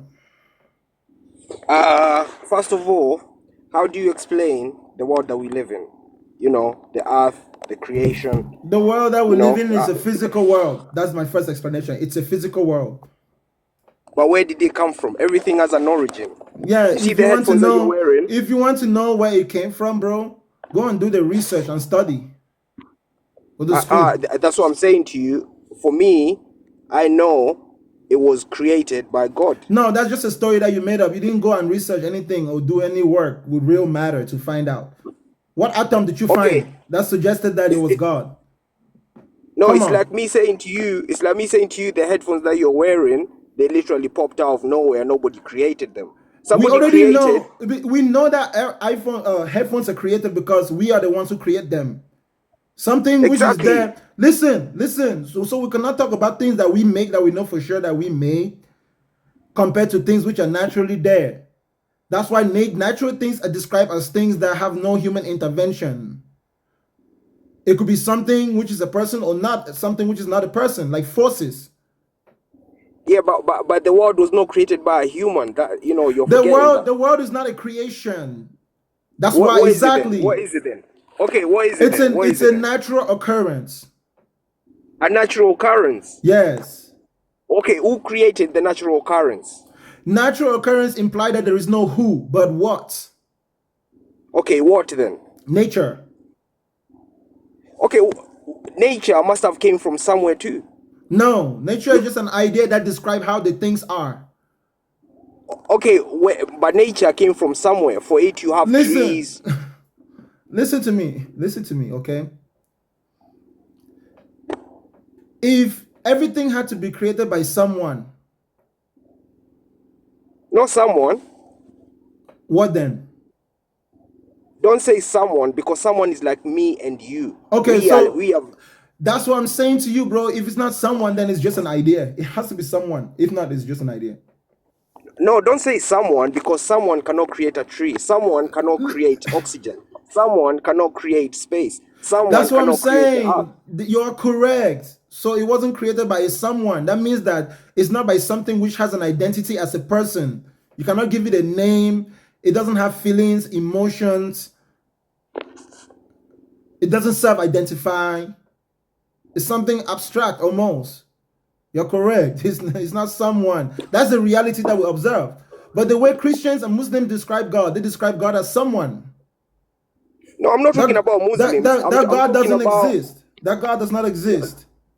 I'm not talking about Muslim. I'm not talking about. I'm talking about, yeah, like the earth that we live in. Like, you can't just say like it's nature. like without even like Yeah, explaining. bro. That's exactly what it means. That's what I'm saying. You need to go to school and study how natural things come about naturally. There are processes, and we can observe those processes. We see those processes replicating themselves. We see the mechanisms that go behind them. The ones that we can understand, we even learn new things from them, and we're inspired to make things by watching it because it's there. We cannot be inspired by something which is not there in the literal sense. It's always just going to be based on our feelings to satisfy us. Nah, I don't agree with you because like you're missing the point of what I'm trying to say. So let me ask you something. Do you have a personal relationship with God? I do. Okay. Jesus is true. Yeah. Listen, if God is not a person, you cannot have a personal relationship with him.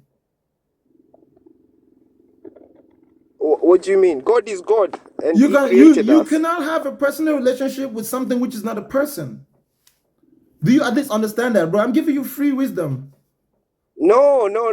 Because have you read the Bible? Myself, I've read the Bible, and Brother, the Bible is for just a you, story written by human beings. You're just convinced by a story written by human beings. It's a fictional story, bro. It doesn't happen in our reality. None of the things that happen in the Bible happen in our real world. The story of our real world is different.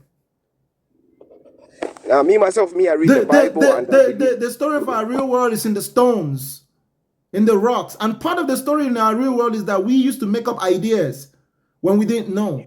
And those ideas came to be what we know as God today. That's part of our history. His story, No. right? No. The Bible is only supported historically based on claims that people made, not based on physical evidence. You cannot follow you cannot follow a trail of physical evidence that tell the biblical story, because first of all, what physical evidence are you going to have that some God somewhere said let there be light? Somebody had to make that shit up. What physical evidence would that person have had to say God said God? Bro, it's just a story. The person who wrote that God said let there be light, were they there when God said let there be light? But the thing is, you're not even answering my question. You're telling me to go and do research. I'm asking you, if it's not God, then then do you explain the existence of this planet? I'm telling you, bro, that we can You're not only explaining that. know what we have researched. And if we've researched it, you can go out there and find the answer out there. Do you know what science says? Science is what governs our research. What does science say? No, I don't believe in research. What? No, you've asked Oh, me. hold on. You say you don't believe in research? Research. It depends what you're researching. You research nature. Like if I want to research water, H2O, I take because it's already there. Science did not create water. It only checks what's in science, there. bro, the Bible did not create water either. Your religion did not create water. Your God did not create water. But you can't say science. All it does, it just takes something, an element in nature. Science is not studies claiming to have created water. Why did your brain go there? That's very far away from this conversation. Did science ever claim to have, brother? Did science ever claim to have created nature or to create natural things? Science tells you how things are. It doesn't tell you who did what. It tells you how the process. And the processes that we're observing doesn't suggest anything about someone creating anything other than human beings making things with their hands. Okay, but do you mind telling me then the existence of this world? Because after myself, brother, my understanding, we need to study that. Was, we don't, brother. That's not an answer that you can have in one day, and that's not an answer that I can give you in 2 words. Because so you don't know. So just say you don't know then. Just say you don't know. Stop interrupting me and listen. You might learn. We know what we have studied, but we don't know what we haven't studied. It doesn't mean we're completely ignorant. No, we're not completely ignorant as human beings. So say you don't know then. Say you don't know then. Brother, no, we don't say that we don't know, because we do know what it cannot be. We know by process of elimination, by examining what we've already found, studied, and learned, we can tell you what it cannot be. No, but myself, I'm telling you the world was created by God. Yeah. Based on what? Then I'm asking based on what? Based on what? No, if you're disagreeing with me, you're telling me that based on what? No, but if you're disagreeing with me, based on what? Answer the question. Based on what? Let me finish then. No, don't finish. Answer. Based on what? Based on what? Based on the Bible. Okay, what is the Bible? The Bible is the word of God. How do you know that? What do you mean? How do I know that? I mean exactly what I mean. How do you know that? Because I'm claiming Jesus is king and Jesus is God. He's not human. Brother, how do you know that the Bible is the word of God? Your brain is Because I've playing hide read and it. seek. I've read Brother, it. your brain is playing hide and seek with us right now. No. Brother, you just avoiding Brother, my questions, man. let me tell you how you know that the Bible is the word of God. You don't in fact know. You choose to believe. That's the difference between knowing and believing. You don't know, but you believe it. That means you heard the story, you heard the claims of the Bible, it made you feel good, and you choose to pretend like it's true. And you go around your life, living your life, literally pretending like it's true. When you really don't know, when you really actually believed. When we say science, bro, we don't go and follow things that we believe to be true that we don't have proof for. If we think that something is true and we don't yet have proof, we don't say that it's true as a fact. We say it's true, maybe like a hypothesis, right? This thing is a possibility. It's not an absolute. It's not absolute reality. Not every possibility is a reality. Not every possibility is a reality. The only possibility which is a reality is that which is observed. Observe. But the thing is, yeah, science, as you said, yeah, it's just a study. It's like a subject. It's like English. It's like math. Science studies real things, gives real results, real physical proof. That's what we're looking what for. What does science study? You said is nature, and yes, you let me tell you. everything. Science is the systematic study of the physical and natural world. Listen carefully. It is the systematic study of the physical and natural world.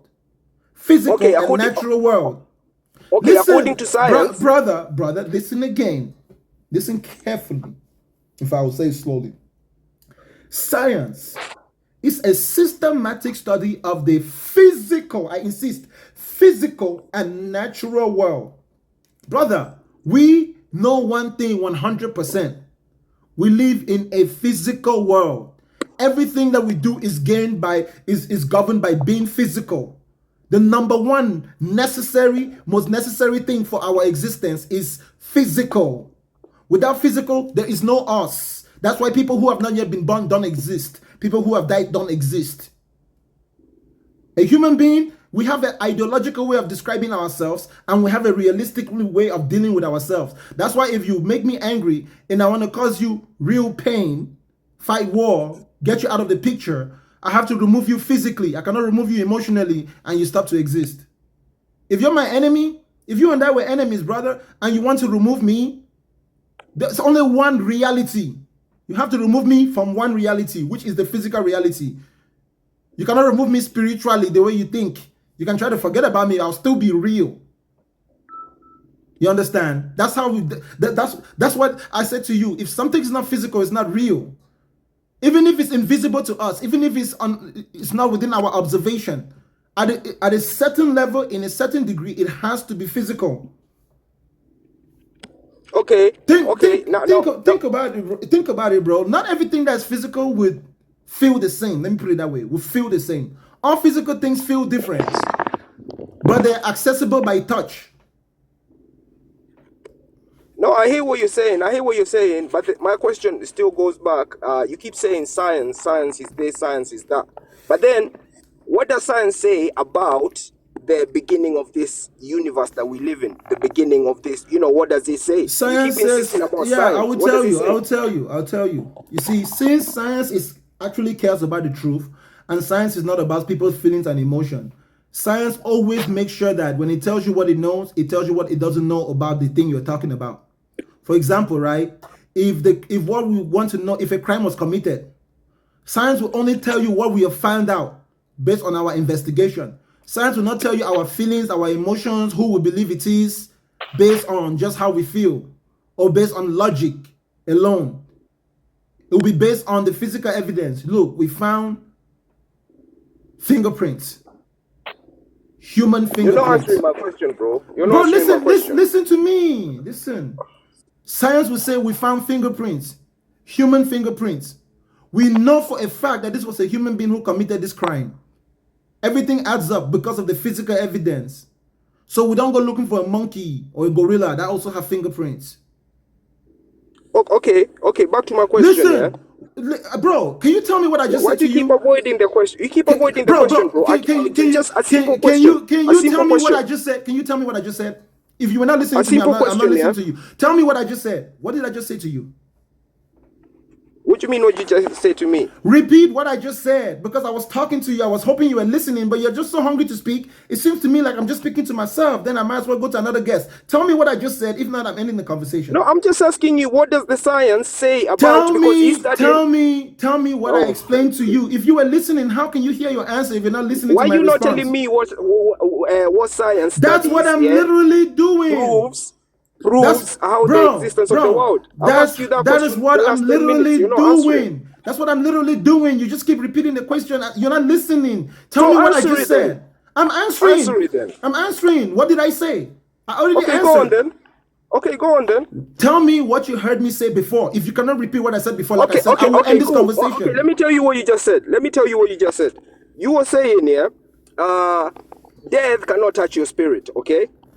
Okay, now where does your spirit go then? You just said when you die, Ain't no way. Let me tell you what you just said. You just said death cannot touch your spirit. Hey!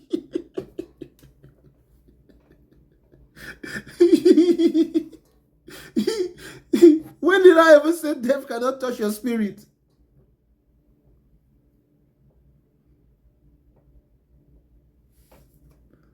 If gaslighting was a human being, we have to start from common ground. You and I both know that real things are things that we interact with. This is not a matter of that you guys don't even know. All of you religious people know that. You know that your entire relationship with God is a belief system, which is an idea based on your feelings and your emotions about what you want the world to be, rather than what the world actually is in fact, based on physical evidence. The world you're seeing and the answers you're giving about the world is what you feel like it should be. If you actually follow the physical evidence, you realize that it is not what you feel like it should be. It's not how you feel like it should be. And that's okay. If you want to make something up, but you should still know what's real.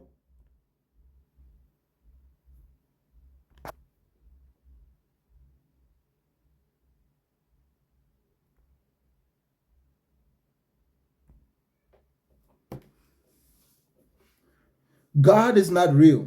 Humans are real. Ladies and gentlemen, please tap the screen, tap the screen. We're only at 59,000. Please, let's get to 100,000. Please tap the screen, tap the screen, tap the screen.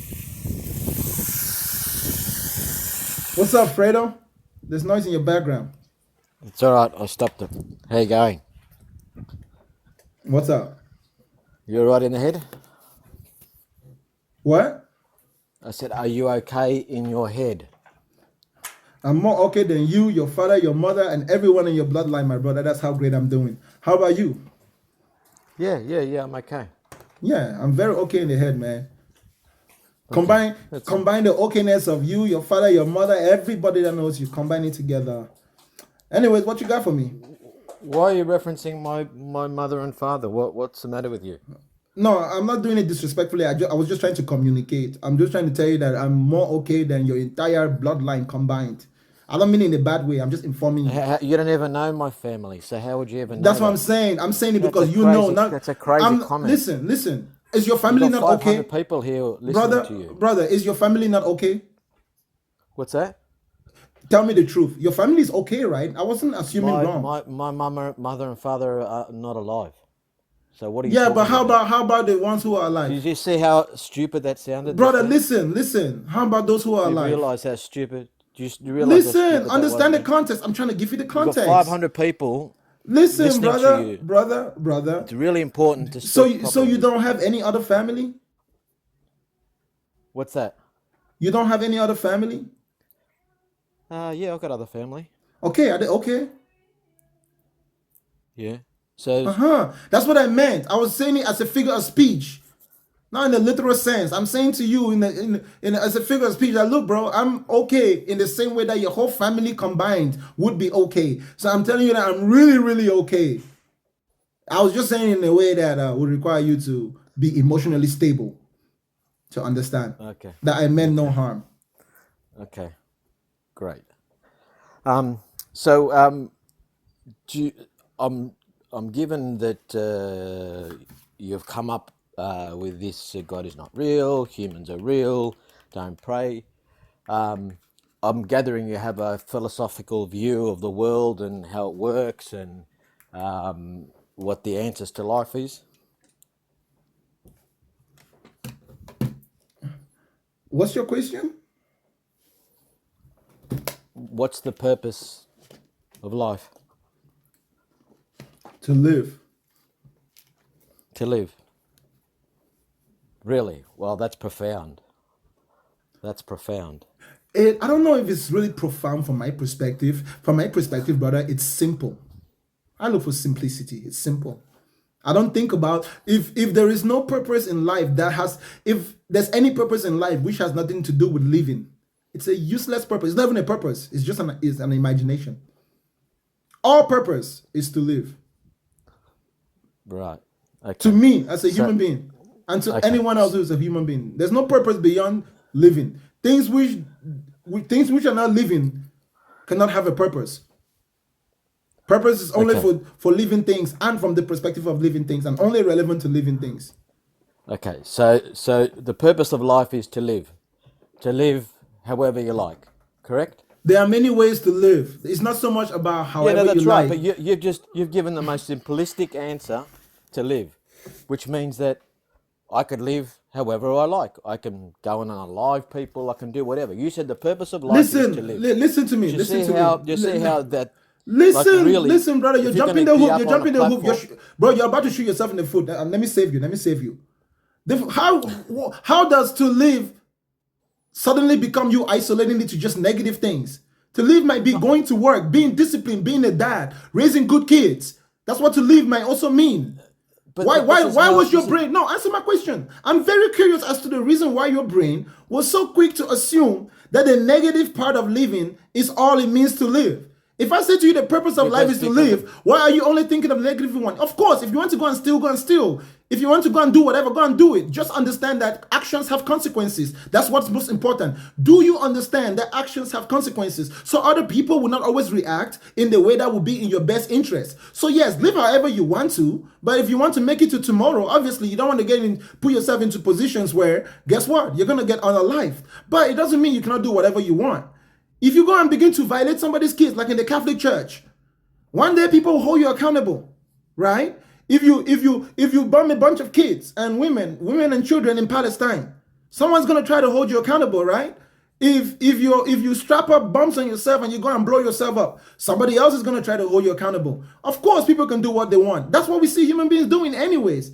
The thing is that sometimes human beings get in groups and try to have the same shared purposes. So they write a bunch of stories, they write a bunch of rules to try to unify the purposes that they've made up for themselves so they can have like a universal identity and try to be stronger. That's how you get religion, you get countries, you get politics. That's the real reality of the world. Living, it's not just negative or positive.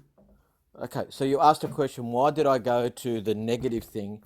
Because my carnal mind and knowledge as a human being is to go to my self-interest, to do whatever I want to do. That's my carnal. Listen, bro, carnal reason is the reason why we have phones. Hang on, you asked me a question and I'm answering it. Please, can I speak? You're just bro, are you assuming that carnality is all bad?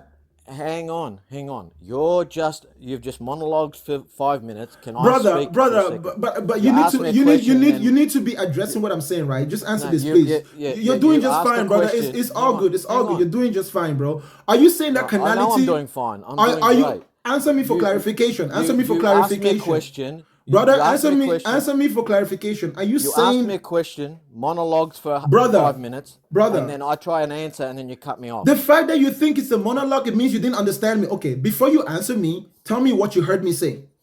I didn't. After you said to me... Okay, then you don't have the right to talk, bro. If you're not listening to me, why should I listen to you?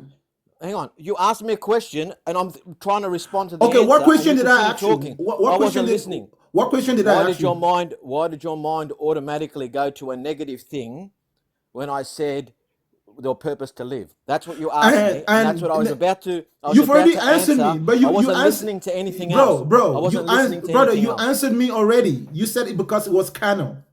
You say your mind is carnal. No, before that, when you asked the question, you monologued for whatever you said. I don't even know. Sure, but you already answered me. I was about to answer, and you didn't allow me to answer. Brother, you've already answered me. Let's stop arguing about the answers. You said it's because you have a carnal mind. Did you not say that? I haven't finished. That's the point. Listen, that's a good stopping point for me to ask a question of clarification. I haven't finished though. Brother. How come we continue on if I haven't finished my clarification? Because I can interrupt you to ask further clarification so you can continue. Don't you know how to continue from a point? Just because I interrupt you slightly to ask something relevant to what you're saying doesn't mean you can't say what you're saying. If you require clarification, I'm happy to respond to you. That's what I'm doing. Okay. Relax. Calm down. Are you saying? That's what I'm saying. I'm not sure why you're using the word carnal when you're referencing only negative things. Are you saying to me that carnality is always negative? There's no positive carnality? No, I'm not. Okay. So in what context? Are you using the word carnal? Yeah. Okay. So if you actually heard my whole answer, then you would have actually understood. But you that's what I'm saying. Listen, brother. But that's okay, brother. It's okay, brother. Brother, stop acting that way. Okay. I want to have a smart conversation with you. Stop acting. We're trying. Bro, but you keep cutting me off all the time. Yes, I'm the host of the show. I'm the one that put up the topic. Well, so I'm leading the conversation. Then have a conversation. I'm leading the conversation. You need to be interrogated when you make certain claims, okay? If I ask you a question, you cannot take me down a tangent that you can just answer in 2 seconds. My brain is not that slow. My brain is not slow like yours. If you want to talk for a long time, listen to me for a long time. Anybody who can listen to me for a long time, I can listen to them for a long time. Because if you actually understood everything I said for that 1-2 minutes, you give me an appropriate response. The moment you start responding, and I can already hear that you're not even addressing anything I said.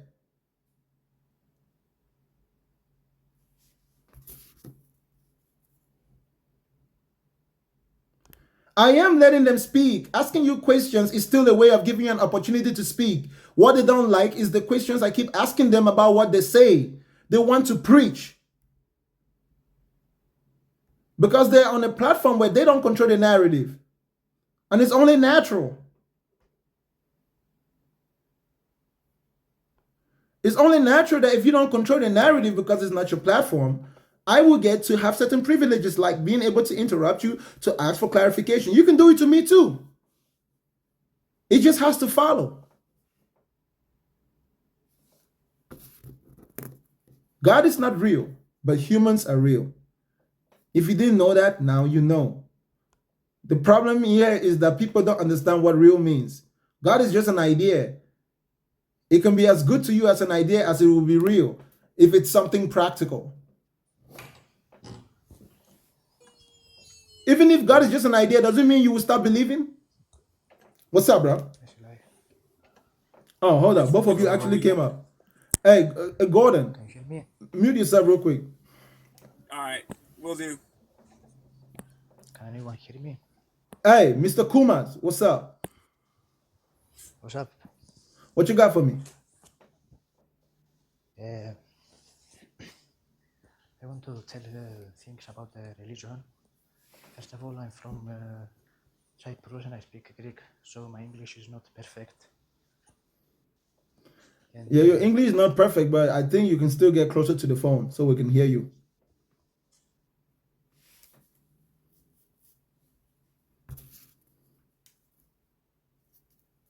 Sorry, brother. All right, Gordon, what you got for me? Okay, so earlier you were explaining how space is nothing, correct? In the literal sense, yes, space is the best physical representation of what nothing would be, based on how we understand it. I thought it was a word that we created to, to describe what we observe when we see space. Our ocular preserve. Yeah, exactly. Yeah, to describe absence of anything when there's absence, right? Do you believe that there's a such thing as space that has nothing in it? Do I believe that there's, of course, Okay, give me an example, please. empty space, outer space. No, outer space. Oh, you And mean it's listen, not? listen, listen carefully. Listen carefully. I am carefully listening. Don't have a preconceived notion of what you think I'm saying rather than what I'm saying. Space is the best physical representation of what we idealize as nothing, empty space, right? There's an ideological aspect to what I'm saying, and there's a literal aspect to what I'm saying. The literal aspect of what I'm saying is what you see with your two eyes when you see space, or when I say there's space between my two hands, and I ask you what's between my two hands, you say you don't see anything, even though it's air, right? Yeah. Now, Well, if I ask you, if I ask you, listen, if I ask you, can you see air? What do you say? Oh, I say I would actually not be able to see air because my okay. Listen, eyes are not percepted on that. Listen. Can you see air? Well, can you see oxygen? Please answer the question. I'm taking you somewhere. I can breathe oxygen, so therefore I know it's no, brother. It's not complicated. It's simple yes or no. Just give me. I want to flow in a line of questioning. I don't want to babble. I just want to talk facts. You know? Yeah. I get it. So what's the fact? Yes or no? Is it the fact that you can see air? The fact is that it exists. No, I did not ask you if it exists. But that's not my question, brother. Please, that's not my question. I said, can you see air? The question is, can you see air? Yeah or nay? Well, okay. So we're going down your live. So yeah, I'm gonna go ahead and say, yeah, you can't see air, but can you breathe? Hold up. You can see air? I said no, I can't. But I okay, good. I like that answer. Now let me show you how that answer relates to what I was saying to you. Check this out, bro. These are my two hands. What is between my two hands? Is there air between my two hands? There's oxygen. Yeah, you're breathing it. Okay, and when you look at it right now, hold up. When you look at it right now, what do you see? I see you holding your hands up like you're gonna make it feel good. What do you see between my hands? Seeing air. You see air? Well, I mean, yeah. What does it look like? Well, it's clear. How much is there? About the width you're holding your hands apart. Okay. Where's the cup? This bottle. That's a bottle full of air. Is there something in this bottle? Yeah, there's air. Do you see the air? Oxygen. There might be some carbon dioxide. Bro, listen, please. Remember, you said to me that we can't see air. But every time I've asked you what you're seeing, you said air. Yeah. Because I don't believe there's So you literally spent 3 questions telling me that you can see something which you previously told me you can't see. No, I'm saying ocular. But so I'm asking you, listen. Brother, I'm trying to talk about the literal sense of what is happening. Thanks to science, I know you're holding air in that bottle. But that's not what I asked you. I was asking you what you see with your eyes. What do you see between my eyes? With your eyes right now, what do you see between my hands? When you dream, what do you see with your eyes? No, bro, please. Let's stick to this rules quick because I want to take you somewhere. We're not fighting, right? If you're saying it not in the literal sense, I'm asking you in the literal sense, literally, what is literally between my hands? Based on what you see with your eyes. Air. So you can see air. Well, I can, yeah. I mean, well, I envision it because I have knowledge because of science. No, but I get it. My thing is you don't have a problem admitting that you can see air because you clearly saw air between my hands. Yeah, it's clear. It's clear. You can see right through air. Okay, so you're saying that you can see air. Yeah, you see. Yeah. Air is clear, brother. So, I mean, of course, I can see clear as day. Regardless of how it is that you're seeing it, the point is that you can see air, right? well, I mean, it's clear. Yeah. I'm not. It's Stop how telling I'm me. able to see my Yeah, yeah, tablet. yeah. And I'm Stop able telling to me see what you. it is. It's just saying, bro. That means that you can see air. That's what the conclusion is. Yeah, it's Gordon, molecules Gordon, that Gordon are can see created. air.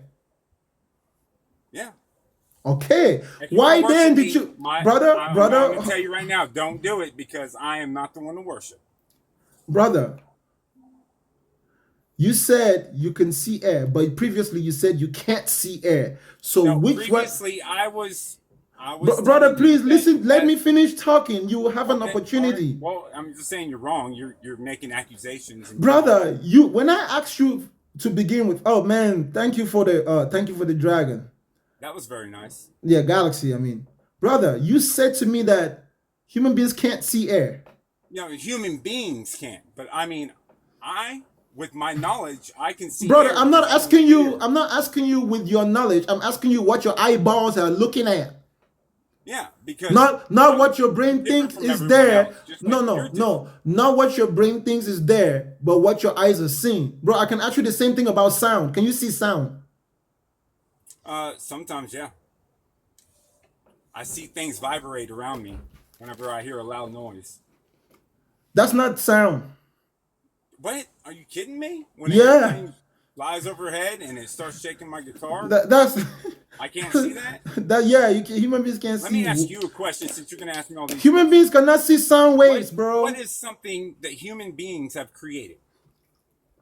Just Sorry, name bro. We're three things. not. Listen, bro. We're not gonna get off that topic Why? I mean, it's going to prove you because wrong. I'm trying to So prove a that's fine. point to You don't want you you don't want to about prove my. me wrong. Listen. You're just being dishonest, but I'm gonna help you be honest, I'm not okay? being honest. I'm being like stupid. When you look at the space between my Okay? hands, rather than the knowledge you got through science, what do you see? I see your face. Okay, but between my hands, before you get to my face, what do Yeah, you I'm see? telling you.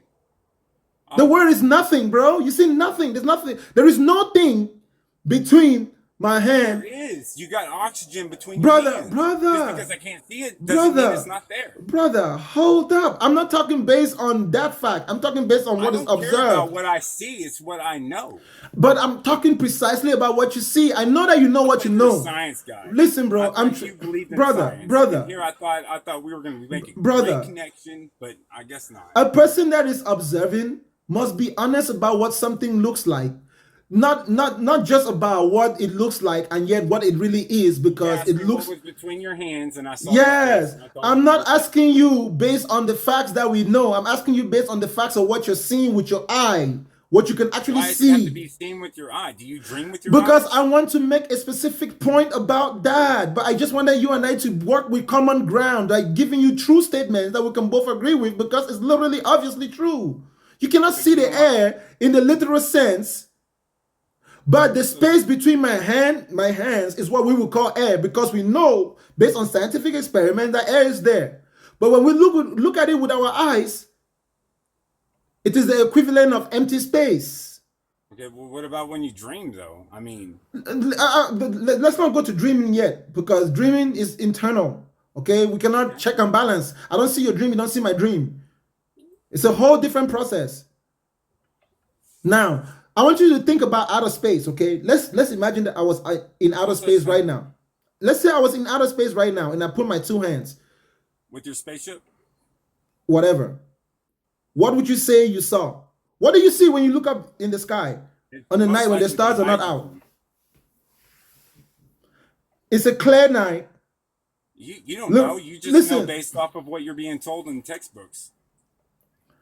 I was trying to show you how space is the best thing that we see that represents what we would imagine as nothing. I know what you're trying to say, but you're wrong.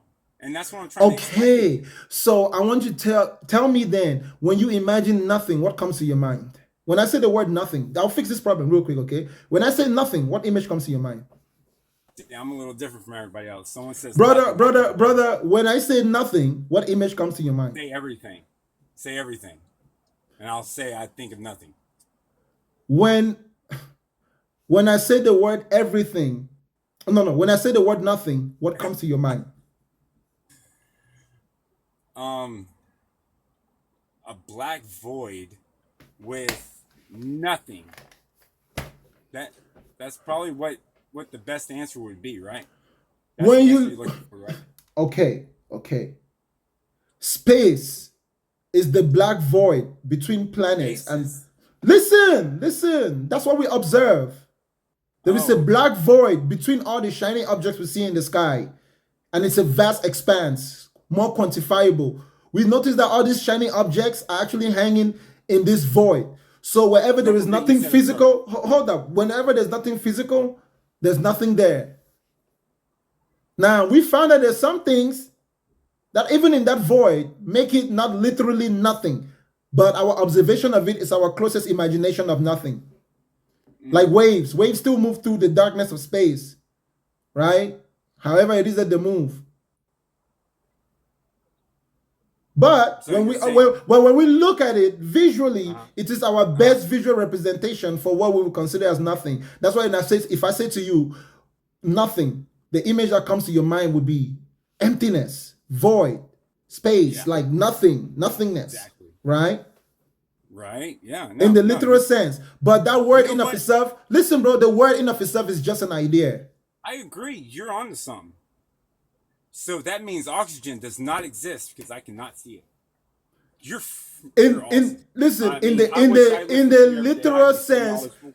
in the literal sense of it, it doesn't, not in the way you've imagined it.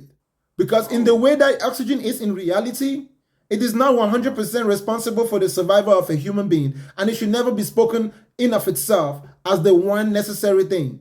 Nothing is a one necessary thing for anything. Everything that exists in our Oxygen's not reality is a combination of more than one or two elements.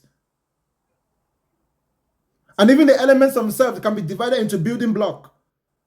Based on the real experiment that we've conducted, every time we find something that is itself, that proves to be itself, it is still divisible. The only number that cannot be divided will be 0. So space, we've defined that it's itself. Say that again? So you're saying that we define that space is itself? Yes. So then it is something then. So But space is space. listen. That's what I'm saying. But what is it really in space? Just like before, you might not know that it was air that was between your hands. Well, Though I mean, you see you're gonna nothing have to between take your a hands, spaceship up but you there know to that go it's so you air. can show me. Say that again? You're gonna have to take me on your spaceship up to space, to outer space, so I can see it No, visually, no, so I thank can you. experience it. Go and build your own. Oh, come on now. Go and build your own spaceship, bro. I only take ladies on my I spaceship. can't actually. Bro, you weirdo. I'm a pioneer, so I can do that. But Yeah. I don't have the money for it. But anyways, I asked you a question. I mean, I answered like 20 of yours. Can you answer one of mine? Actually, give me 3 answers for one question. What has man created? You want my real answer based on what I Yeah. think? Yeah, just 3 things that Okay. man has I want created. you to not relate what I'm about to say to anything that you said before, because now we're talking based on my worldview, not just your worldview yes. alone. Okay? Right. So listen everything I'm saying to you from my worldview. Man creates nothing because creation is not a literal thing. Man doesn't create. Man transforms. Man takes something which is already there and changes its Man form. manipulates. Man can Yes. manipulate. And you want to know what's amazing? We don't see any That's creating awesome taking answer, place. You said something else earlier in your live. Bro, let me finish answering your question, okay? Uh-huh. You don't see anything being created in the literal sense. So even that word creation is like the word nothing. It's just an idea that describes something. And the best way that we can describe it is by using something we're observing. Right? We observe human beings making things, so we just assume that he's creating in the literal sense. But man is still using raw material. So he takes that raw material, changes its form. So it's only creating ideological, but not in the real sense. In the literal sense, the best word that is suited to describe what man does is transforming, changing of forms. He's taking something and changing its forms by adding little other things to it. He can take he can take a group of things and combine together. We see that that's how the universe is constructed. Nothing is itself in of itself by itself. Everything is divisible. Every time we meet something that seems to be indivisible, time proves to us that it can be divisible. It sounds like you're quoting the Bible, but okay, okay, there is nothing that has omni properties. So there's nothing that is on. An omniproperty will be something absolute. Nothing is in absolutes because of transformation. Well, I When think that something is in a moment, given enough time, it goes through certain changes, and those changes lead to transformation. So something can only be itself in a moment. The next moment is a different, complete different self in the literal sense of things. Your personality is constantly changing the more you accumulate experience. The person that you are is constantly changing. There is no singularity other than your physical body that makes you a single person. Your physical body makes you a single person in the physical sense, but ideologically, we can have hundreds of personalities based on how we feel, based on what we know, based on where we go. We interact with the world in the most intimate level, at the personal level. So when we have an idea of something which has no physical representation, we make that shit personal. That's what God is. God is the personal explanation that people give because there is a mystery as to the origins of the world in its state. See, So I you, knew you believed in God. huh? I knew you believed in God. I do not believe in God. You just said you did. That's what God is, right? So that God is just an idea. That's what I'm saying to you. That's not something that you need to believe in. It's something you just need to know. It's a fact. That is just an idea. It doesn't warrant my belief. It doesn't become more of an idea because I believe, and it doesn't become less of an idea because I don't believe. It is an idea, regardless of my belief. That's why I don't need to waste time trying to approach this form of knowledge in terms of belief. I need to approach it in terms of understanding. And you religious people, you do not approach the idea of God for understanding. You approach it to satisfy your feelings. That's why you cannot see it for what it is.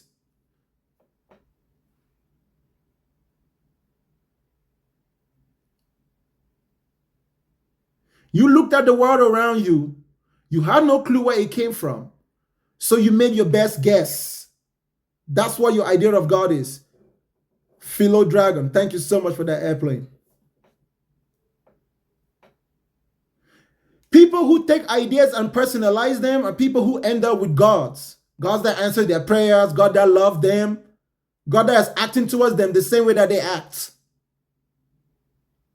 God that appeal to their emotions. There's a type of believer who tries to fix that problem, the deist. The deist claims that there's a God, but God doesn't have personal relationship with human beings. And yet you have such a personal relationship with that idea, you can't consider other possibilities for existence. A sound-minded believer will be someone that understands the idea of God simply as a possibility, not as the absolute reality. That allows you to have the curiosity to study other possibilities so that you can get closer to the real truth by comparing all realistic possibilities.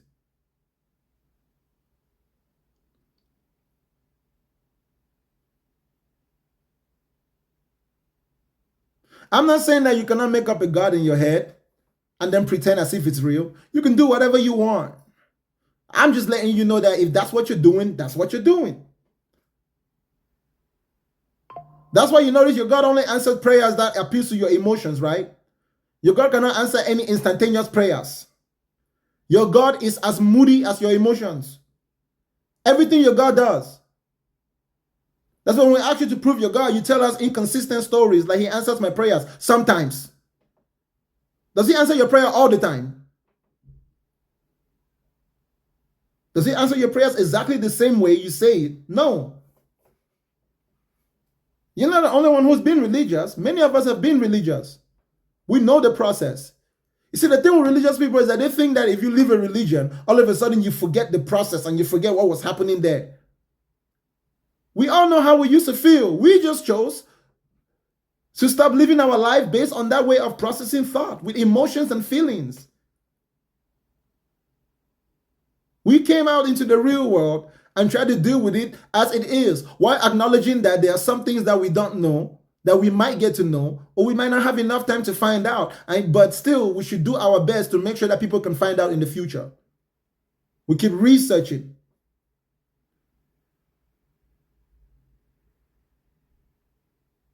That is why you don't want to go to hellfire. Right now, every Christian listening to my voice, When you imagine that there could be no God, all of a sudden you feel cheated. You feel cheated.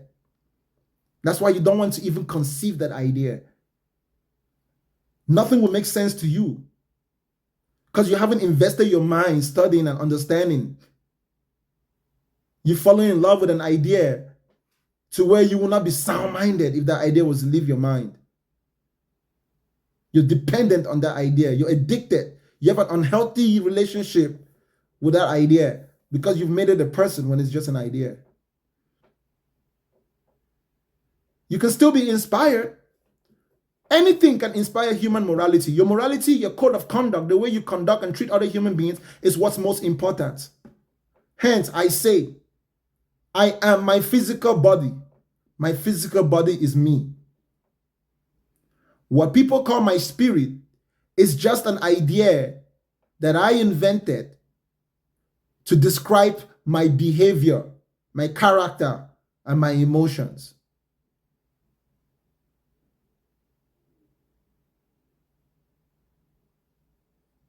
My spirit is an idea that describes how I act and why I act.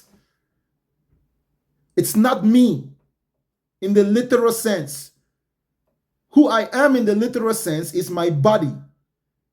That is the first thing I must identify with to know that I am myself.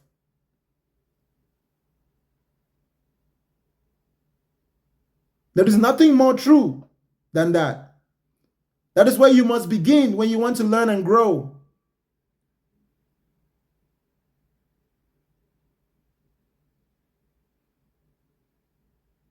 Many of you religious people have lived in subservient for a long time. You cannot imagine being responsible to live in this world without a master. So you have a supreme master. You're living a life always looking for someone to please, that you forget to please yourself. The biggest pleasure that a man can give himself is to seek out the truth, to see the world as it is, rather than how he feels it should be. That's the greatest pleasure, but it is the hardest one to get to because you have to go through many obstacles. You have to unlearn sometimes to learn.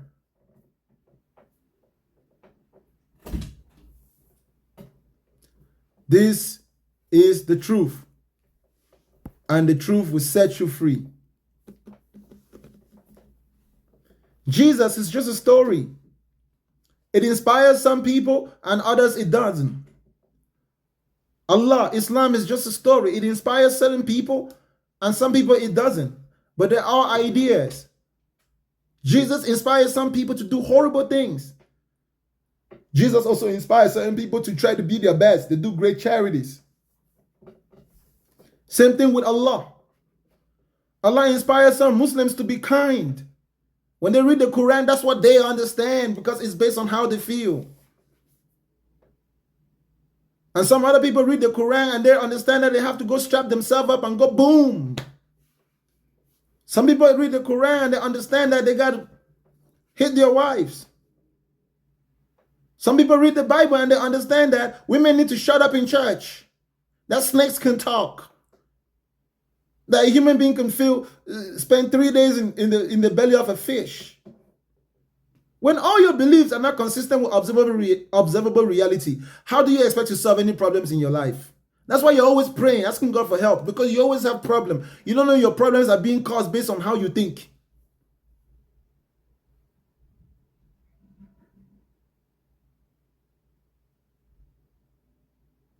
This is the truth. And the way that leads to life. This is the truth of the way that leads to life. To fullness of life. What I'm teaching you is the truth of the ways, let me put it that way, that led you to live your fullest life.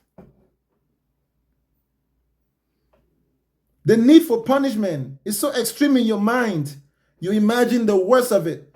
Hellfire. You stole my cookie, so God's going to punish you in hellfire. That's just how you feel towards your enemies. There are some people who have done horrible things in this world who absolutely receive no punishment. There are some people in this world who do nothing worthy of punishment, but they get punished. That's just how the world is. It is sad. It doesn't mean it's not real. That's the reality.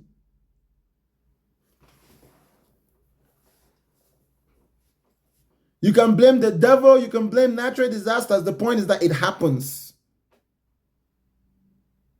All those other explanations are just the way people feel. Okay? Nobody is going to hellfire and no one is going to heaven. You are a once in an existential type of being. Temporal. That means you come into existence and then at some point you're going to cease existing because you will not have a physical representation. Your body will cease to be you. Once your body dies, you die. You're done. Game over. You are what was not, what is, and what will not be. That's what we are as human beings.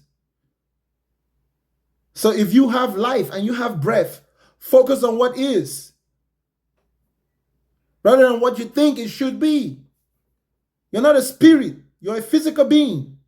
Take care of your physical self and your mind will be sound. Some of you are so obsessed living spiritual lives, you cannot even live physical life. Some of you want to grow your spiritual life, you can't even grow your physical life. The physical life that you can see, that you have, you cannot grow. But you think you can grow the one that is invisible.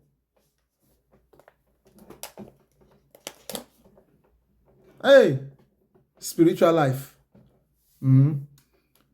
That's why I said to you, I'm sorry to shit on spirituality. Even spirituality has been used in the wrong context. In 2024, what we understand to be spirituality is just mental health.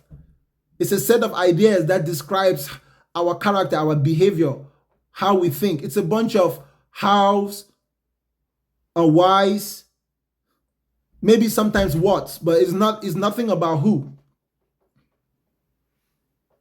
Your spirit has nothing to do with the who. In the literal sense, your spirit is more why you act the way you act. The answers to those questions is a combination of what will be known as your spirit. What's up, LT? Hi. I'm What you got for me? not much, I'm in the comments, I'm not an op. I actually just wanted to come up and say a couple things. I really like your live.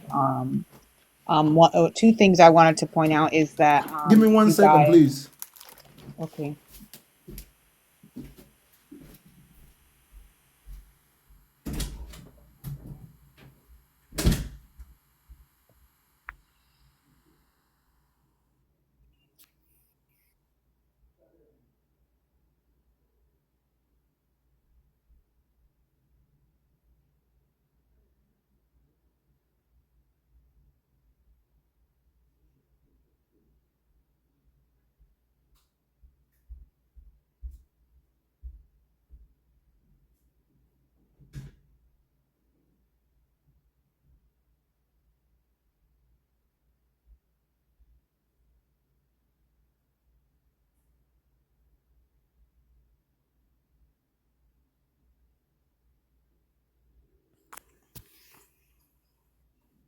I don't know if he's expecting me to still keep chatting, but I just wanted to say out loud too, I'm in the comments and I do like the live, but the reason why they continue to keep talking about taking TikTok away from Americans is because the main people reporting are white tea people.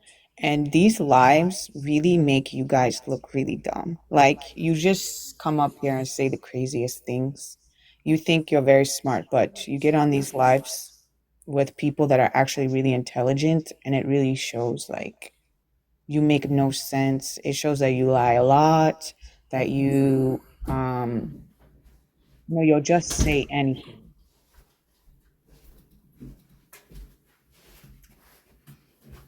I only brought it up because, okay, so what I was saying is that they're getting rid of TikTok because of lives like this in America, because a lot of it offends, not, it doesn't offend me, it doesn't offend a lot of people around the world, but it offends a lot of Americans, and it offends more than anything white sea men, because just like the white sea man that came up here, he looks really dumb, and it's very challenging to come up and see a man as smart as Bakanga and see that he's making you look really, really dumb, and there's nothing you can do about it.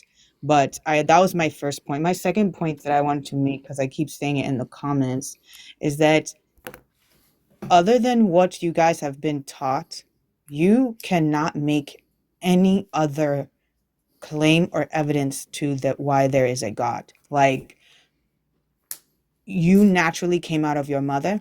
You naturally latched yourself to her breast to feed. You naturally go to the bathroom. You naturally do all of that. You naturally eat food and digest it. None of those things needed to be taught to you. They came naturally. And so, what Bakanga is trying to get you to understand is that these are natural occurrences. Nobody had to bring this to you, but somebody brought to you the idea of God. Somebody brought you their meditation experience. They brought it to you. So if this God is so magnificent, why did you need to be taught? Like, if it was so divine and so amazing, why wouldn't I be laying in my bed as a young age and be told, like, I am what I am? You know, like, none of that makes sense that you had to be taught, because it's not natural. Like, that is what he's trying to tell you. Like, just think about that. Without the Bible and without a human being telling you, you wouldn't believe in God. And that's That all I wanted to say. exactly. That's why I say it's a man-made idea. It's not natural to us. It's not genetic, and it follows certain insecurities that we have as human beings. Okay, there are certain ideas, and listen, it's not for everybody. Okay, there are some people who conceptualize God. They take a lot of elements from the religious people, but they try to play both teams. So they claim that there's an almighty supreme creator, but he doesn't get involved. So not only do systems make up narratives for you, religion, every individual gets to change it however they want to in their head. That's why it's constantly changing form. It's just an idea.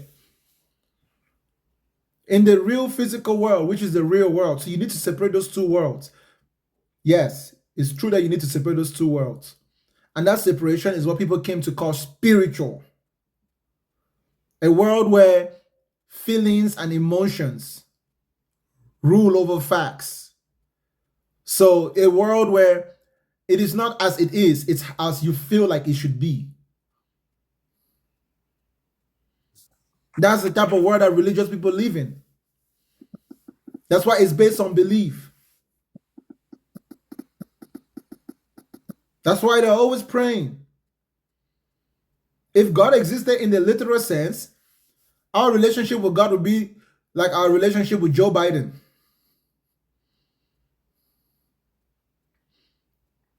When was the last time anybody saw President Joe Biden doing his job? In the literal sense. Now, he is doing his job behind the scenes. He's a real person. You can go have an audience with him in real time, in the real world.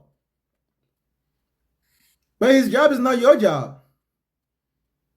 Even within the governance of the reality of the country called America, even within the governance of the universe, we don't see any God anywhere micromanaging reality or creating reality. Claiming that God created the world is like claiming that Joe Biden created America. And then claiming that Joe Biden is almighty and all powerful. Just because he's the current president.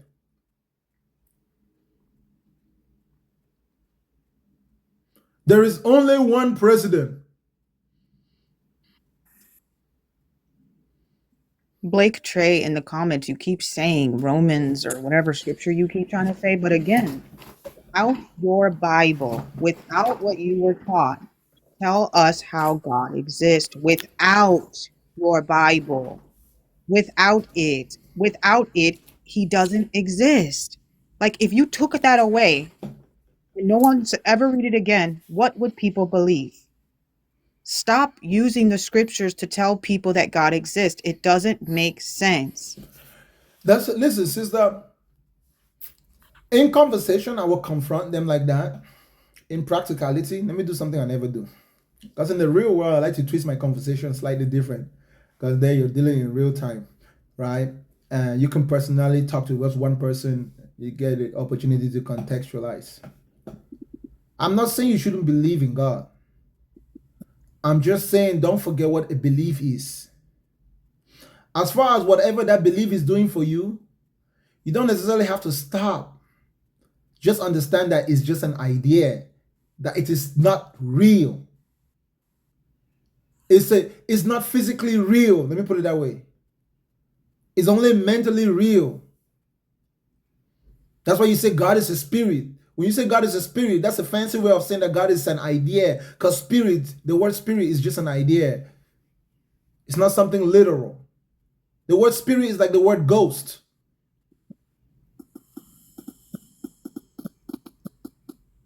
The Christians, the early Christianity, there's even in the deepest sect of Christianity, deep down in the Vatican, in some of those old infrastructure, they know what they were saying among themselves. When they write their entertainment, they write some of their guiding principles of what they learn about the real world. The word Holy Ghost simply means holy idea. It's a pure idea, a complete idea. That's the word. That's what Holy Ghost means. Holy Spirit. Holy fiction. Listen, it literally is holy fiction. But yes, but getting into the actual like meaning of what these words are before the Greek translation, you guys would be baffled by that they don't even mean what you think they mean. It's not so much actual meaning, sister, as alternative meaning. That's usually how it is with abstract things. You could use abstract things in all types of ways, except in the literal sense. Let me put it that way. You can imagine it in all types of ways. Let me put it that way, yes. Abstract things can be imagined in 10,000 different ways, even ways that contradict each other. And they will still be relevant to people's feelings, the ones imagining it, because it's not a matter of right and wrong. It's a matter of what is and what is not. Human beings just make shit up to fill in the gaps for their ignorance. Sometimes it works out in our favor, sometimes it doesn't. That's why the idea of God does not produce consistent results. Christians will tell you that believing in God makes you a good person, but not everyone who believes in God is a good person. So the idea is really not practical in the literal sense. So it's okay for the Muslim to be Muslim without feeling the need to convert the Christian.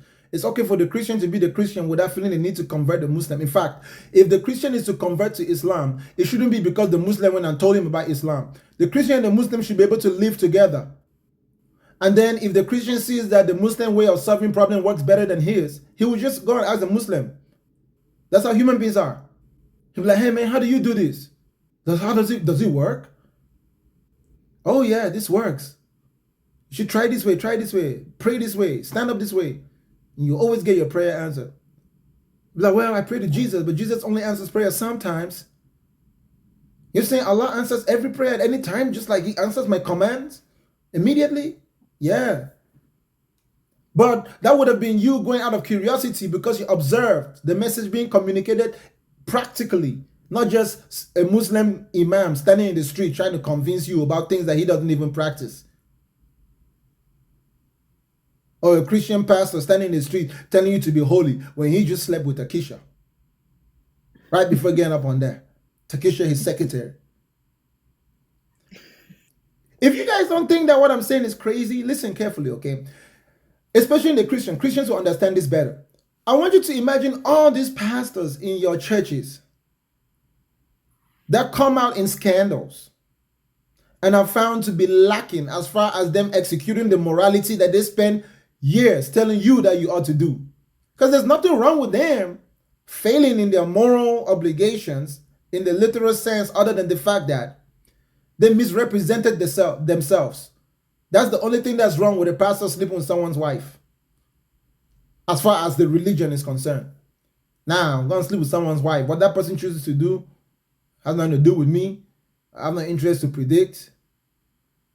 But there's some violent people out there, so.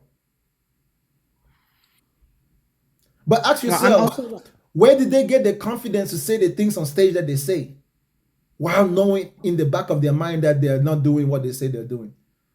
Look, go and rewatch the old videos of any fallen religious leader. There's a guy that his name was Ravi Zacharias. Do you know Ravi? mm-mm. He No. was this Indian American preacher. He was like a great Christian apologist. When I was a Christian, I used to listen to him a lot too. But he was one of these preachers that he was like a guest speaker type of preacher for sale. He didn't have his own church. He just went around preaching in other people's churches, organizing huge events and collecting money. So apparently he used to go to Thailand. He was all about holiness, righteousness, defending the faith, the reality of Christ. He would debate atheists, do all these things. Come to find out, the whole time that he was preaching this stuff, dude used to go out to a little spa out there in Thailand to get a massage. Whenever he went to go do preaching in that Asian country. Whenever he would go to go and do preaching, I'm not sure if it's an Asian or European country, honestly, I'm not sure. But it was not America. He would go abroad to go and do missionary work. But he always had his favorite spa that he would stop at and get a massage.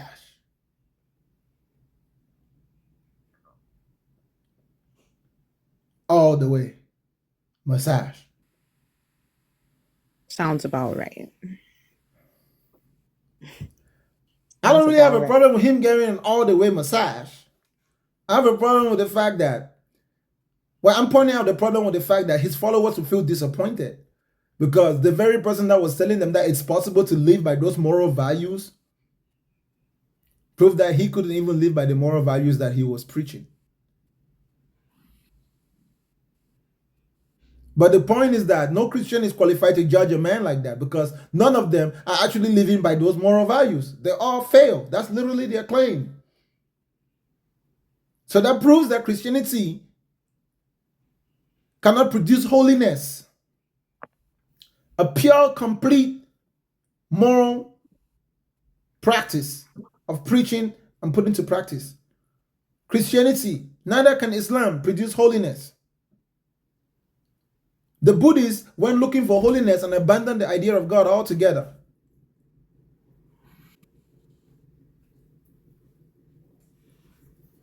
Anything else Yeah, you got to say? You had to say something, sister.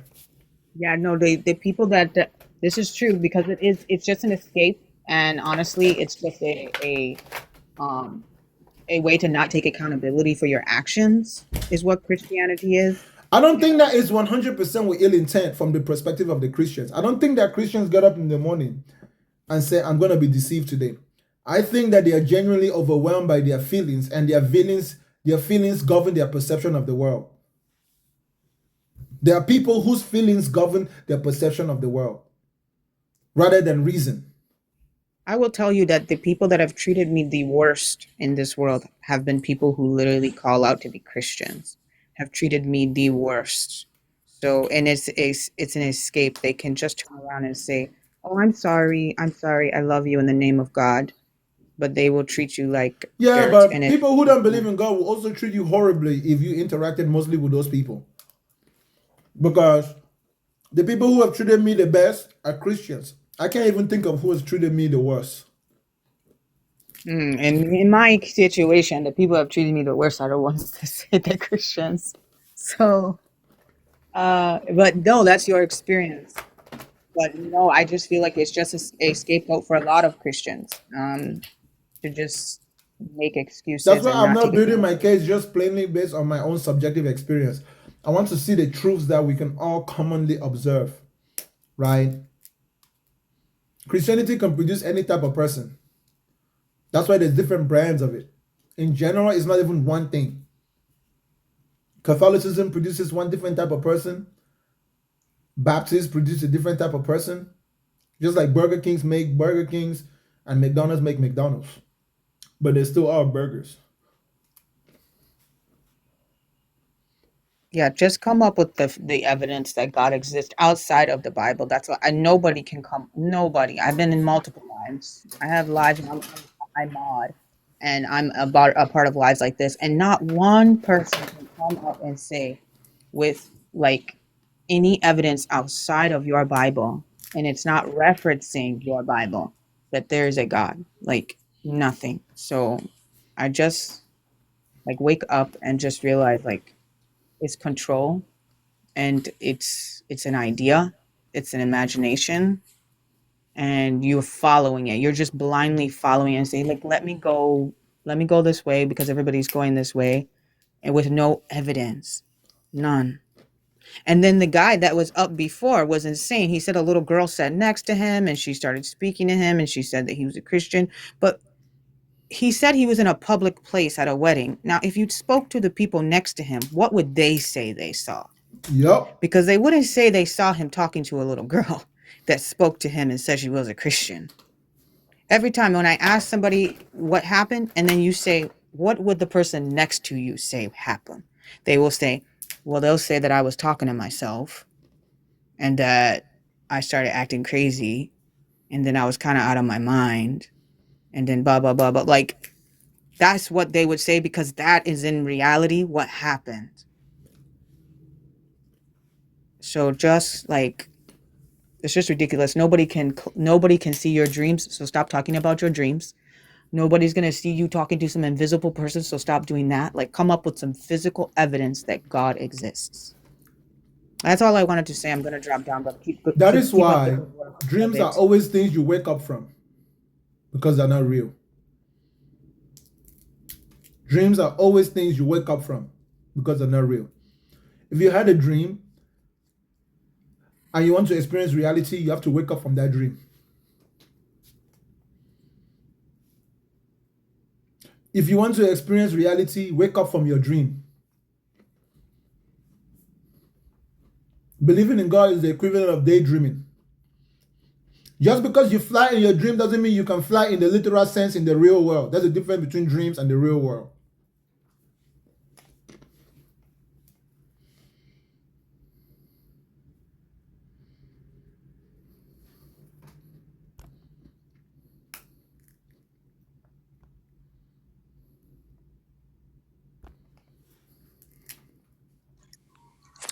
Yo, can you tell me why Jesus isn't real? Brother Steve, say that Hmm? again. Tell me why Jesus isn't real. Like, Well, can you tell Jesus me? is just a guy like Superman, a made up story. No, can you tell me why he isn't real? Because he's Superman. He's a That doesn't fictional make sense. character. Can you tell me why he isn't real? Bro, why is Superman not real? Can you tell me why he isn't real? For the same reason that Superman is not real, bro. That's what I'm saying. That's my answer. He's not? Hey, bro, what's the Book of John then? What is that? A fairy Ah. tale? A fairy tale? Oh, a fairy tale, right? A fairy tale, right? The Book of John is a fairy tale. Yeah. You know, followers of him definitely didn't, like, literally record his entire life. That's what the fairy tale says. I get it. That's It's what part the of the fairy fairy tale tale. says? I don't Yeah. think fairy tales are nonfiction, man. I don't remember that part. Bro, I can When tell was you, a fairy bro. tale nonfiction, man? Bro, a fairy Isn't that tale. like literal Listen, empirical evidence listen. of Yeah, his you're correct. You're existence correct. on I agree Earth, with bro? you. I agree That's with you. literally where he literally put feet on this earth, walked around Bro, it, I agree with and you. grew followers. He literally gained In disciples. fairy tales, snakes can talk. In Human beings. fairy tales, yes. Again, Yeah, you're yeah. using the Hold same up, point but we did let me before, bro. finish. Doesn't make sense. Listen, Fairy tales listen, can't be nonfiction, bro. Use some brother. sort of Listen, evidence, I man. agree with you about No, I've that. been listening, bro. You just yada yada yada, bro. You So just now blah you're blah gonna blah. You lose don't your know what you're mind, talking bro. You're about. really gonna. Are you that Read emotionally the Book of triggered? John. On my life, read the Book of John. You don't know nothing about the Bible. Nothing. Bro, what does Nothing. John what Rubbish, does bro. John You don't know what does nothing. John 3:17 say? What does John 3:17 say? I don't know. You Yeah. tell me. You Since told me to read the book of John, you haven't read it? and I haven't read it. You're the one that's making the claim. Bro, You're the one that's making the claim, bro. I have You should read the know what it book. means, right? You haven't read the book. How come the one I haven't read recommending the the book book. hasn't read it? What about you? I'm asking you. I have read it. You have? Okay, tell me what the verse is then. That's what I'm asking you. Exactly. You're fucking Listen, silent, bro. Now don't listen, avoid the question. Answer it. You can answer your own question, right? listen. No, I'm good. I don't want I to can, listen. I I can. don't Of listen to course, you don't people want to who are listen mentally because you're ill. emotionally Sorry about that, triggered. bro. I think you live in a fairy tale, my John dude. 3:16. For God so loved the world that He gave His only begotten Son, so whoever believes in Him should not perish but have That everlasting has life. nothing to do with John Jesus' life, by the 3:17. way. Bro, stop talking I'm and talking about. listen. Listen. I can just mute you, bro. I was just respecting you. I don't think you know that I can mute you, and I'll mute you as Hello, my many times brother. as it takes. Keep on clicking your tongue, man. Of Keep on clicking course, your tongue. this is why Jesus doesn't exist. Now you're gonna be Click racist or that tongue. Click that tribalist. tongue. You know what I'm saying? You want the fufu? This is exactly what I'm talking about. This is the proof.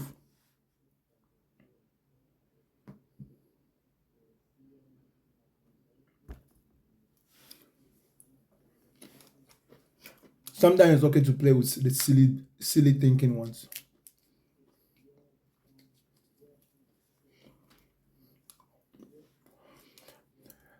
He reacted that way because he has an emotional relationship with an idea in his head that he calls Jesus. That's why his only source and authority is a book that he doesn't care who wrote.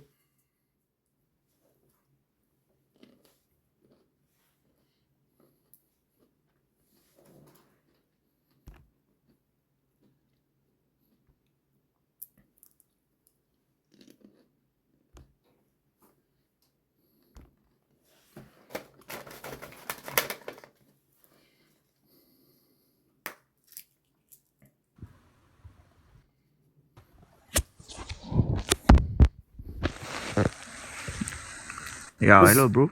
what's Good up? morning. What you got? Yeah, I'm cool, bro. Tap the screen, tap the screen, tap the screen, ladies and I'm, gentlemen. Go straight to your point, bro. Hurry up, I'm, please. yeah, I'm here. I'm here to say that I got your back because everything you have been saying since the beginning on this life, you are absolutely right, bro. But most of those niggas coming on life agree with you. They have Thank to you, go my study. brother. I You are too, appreciate you. you are too big. Yeah. You are too big at them to even learn from because they don't want to learn from you. Thank you, brother. No worries. We're on the Just same page. keep on doing your job. Keep on doing your big job, bro. You are waking us. We are waking us. We are with you.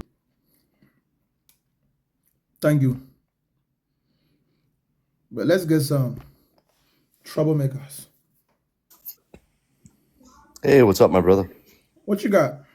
How you doing? I'm chilling. Good. So, just a question before the other guy came in. Is there a reason that you believe that Jesus and the Bible is a fairy tale? Yes, sir. What is the explanation and the reason why? All the Believe. claims that are made about Jesus are consistent with fairy Okay. tales. Nothing made about Jesus is Say realistic. that again. I'm sorry, you skipped up. All the claims about Jesus' life are fictitious claims. For example, being born of a virgin. That in of itself is a contradiction. Because Mm-hmm. if you cannot give birth if you're a Of course it virgin, is. right? Even if Of it's by course it is. insemination, right? Dying and resurrecting after 3 days and then magically ascending into the sky under the weakness of 500 people. We don't witness those type of things happening in our world. That's why it's fiction. Okay. Not even accidentally. You've never accidentally seen someone levitate, unless you think Well, levitation downwards, falling down is downwards levitation. I understand your claim. I understand, and Yeah. I agree with you. So I listen. not just No, go Jesus ahead. alone, but the Bible itself contains talking snakes, talking donkeys, witches that can summon the souls of people from the underworld. Yeah, only mentally ill people and yeah, seriously traumatized people live like that in our world. In our world, you get a job, go to work, come back, take care of your health physically and mentally, and then you live, go on vacation, work, work, work, work, then die. That's it. We put you in the ground or cremate you. We don't ever see you That again. that doesn't prove that God doesn't exist and Jesus is not real and that it's fairy tale. And of course, I'm being respectful to you, and I'm a Christian. I'm a believer in Christ. But Listen, let me go help ahead. you a little bit. Go ahead. You sound smart, bro. So I'm not. before this airplane even takes off, Hmm. let's understand our roles on this plane. Okay. The only person on this plane that has burden of proof is the one who says that God exists. The one who says that God doesn't exist, his only burden is to disprove any proof that the one who says exists puts on the table. Okay. Debunk. Okay? Okay. The Bible in of itself is a fairy tale book written by human beings. It's a mythology. Literally, it falls under the category of mythological documents. It's just that some Okay. people like to discriminate, right? We No. call the records of the Greeks, we call it mythology. Records of the Romans, we call it mythology. I have to The ask a question. Go ahead. Okay. I'm sorry to cut you off. Again, I'm trying to be respectful, but I don't want to jump in too many. And again, I don't want to take much of your time, just a couple minutes. But I'm sorry that I cut you off from speaking, but I don't want to keep jumping in from question to question to question. Okay. The Bible and Jesus is a fairy tale and it's mythology.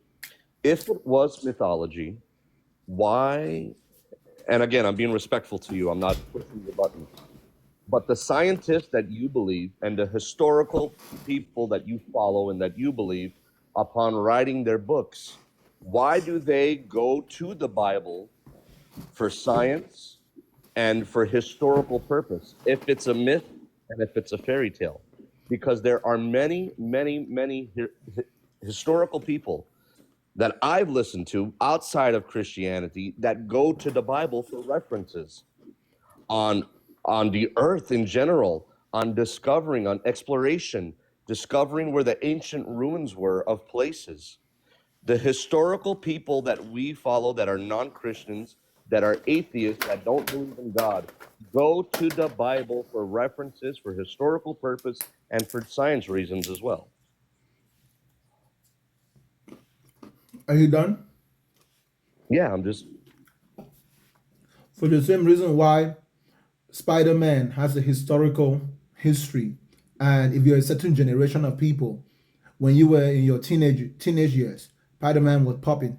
Now you're in your 60s. Guess what? Some of you are rich billionaires, right? You hear a rumor that hey, there might be a guy who got bit by a spider in Indonesia who can actually shoot webs out of his hand. Then you go investigate it to see if it's real.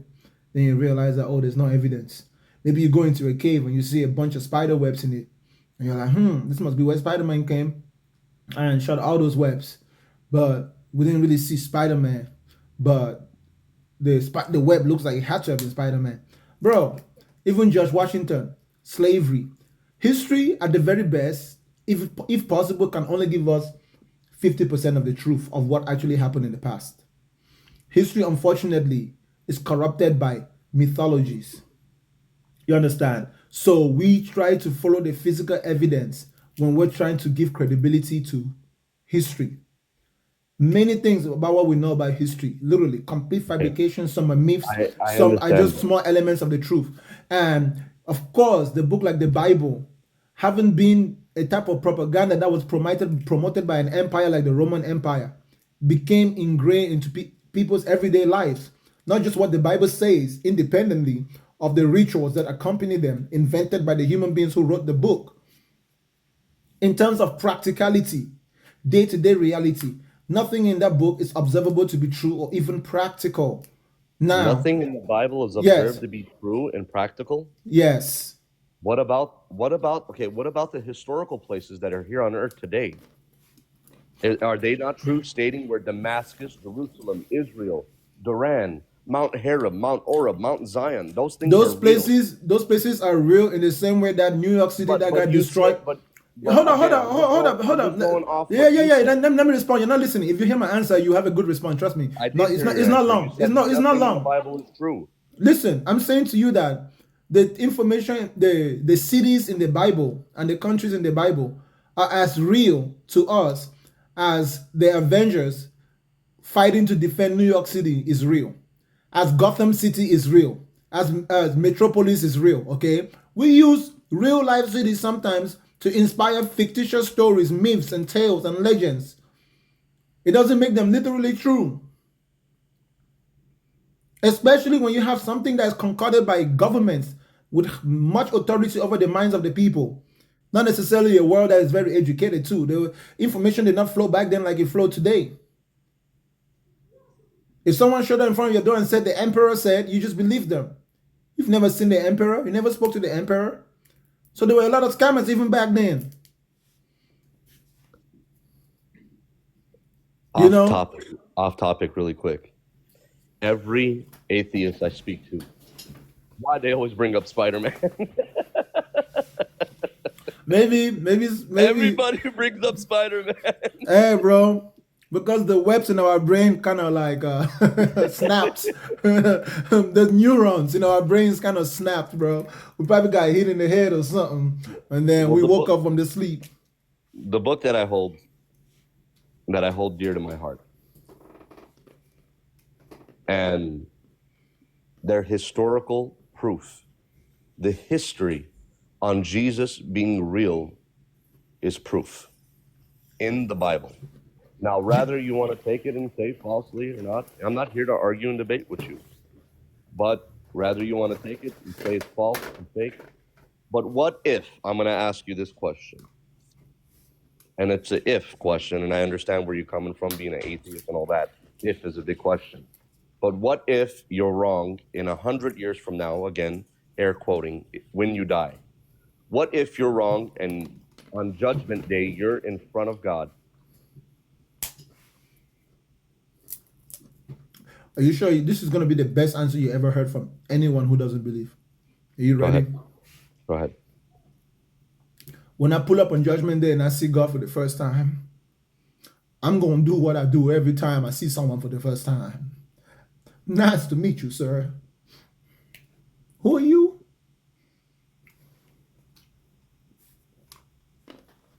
I don't know if it's Allah. I don't know if it's Lord Shiva. I don't know if it's the Mormon God. I'm going to have to find out on that day.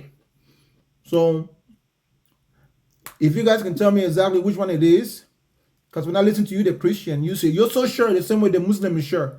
So sure the way the Buddhist, the Hindu, everybody's so sure. Why claiming opposite things? You think I'm mad. I'm not mentally slow enough or emotionally unstable enough to still keep depending on that way of reasoning by picking one of those religions and hoping I'm right.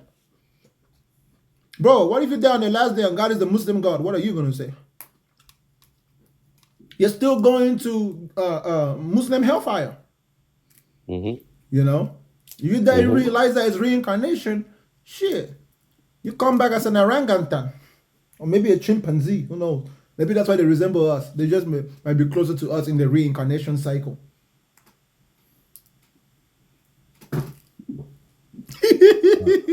Ants? Imagine if reincarnation is real. You have to come back like a monkey or gorilla. That would make... Oh, I want... If that's real, bro, and I have to come back, anything but a chicken.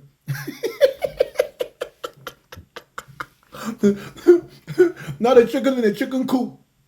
Not in America. End up at KFC. Have you ever studied before? Or have you ever looked at it and read it and studied it before by any chance? Study what? The Bible.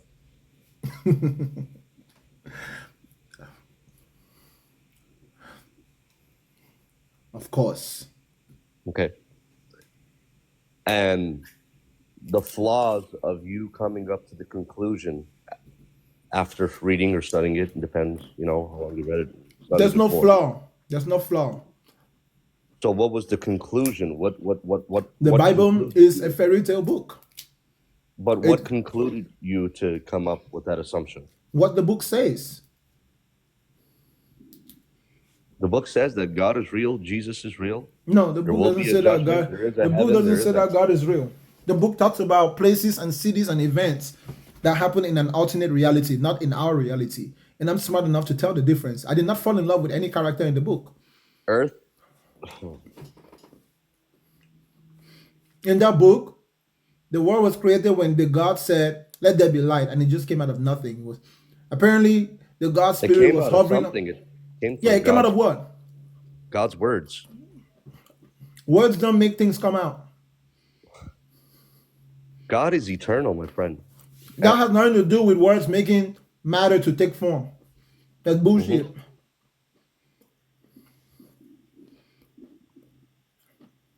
And it's not just the words himself. He could have made another sound like quack, quack, quack. If it was power, it doesn't have to be any specific words. So all of this came from nothing. No, I think that it's an everlasting expanse of a non-thinking substance, what we call energy, the most fundamental idea that we understand Energy our came physical from nothing, universe. though.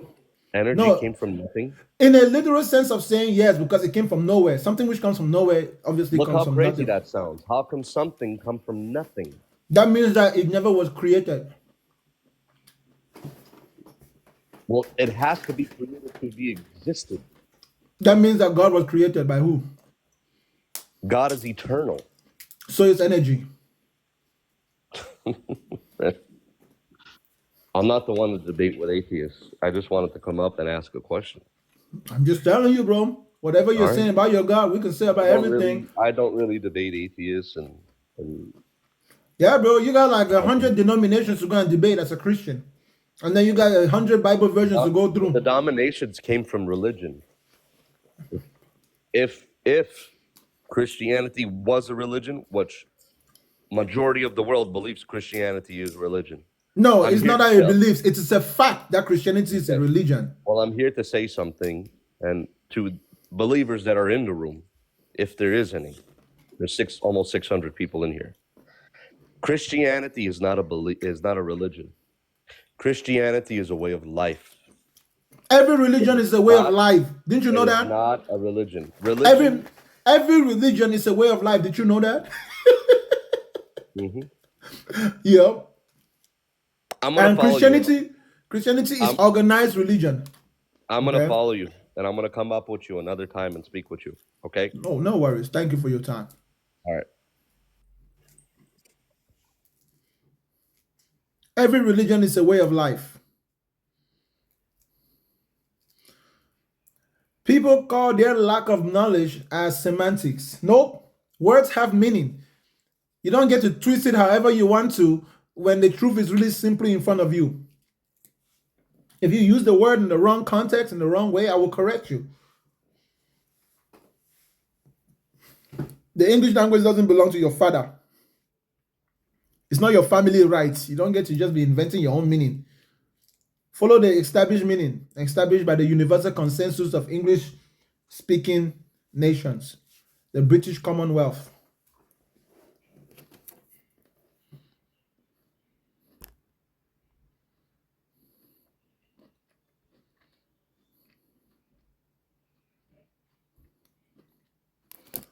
Sister Wealthy, did you send your request on purpose? What's up, man? Hello?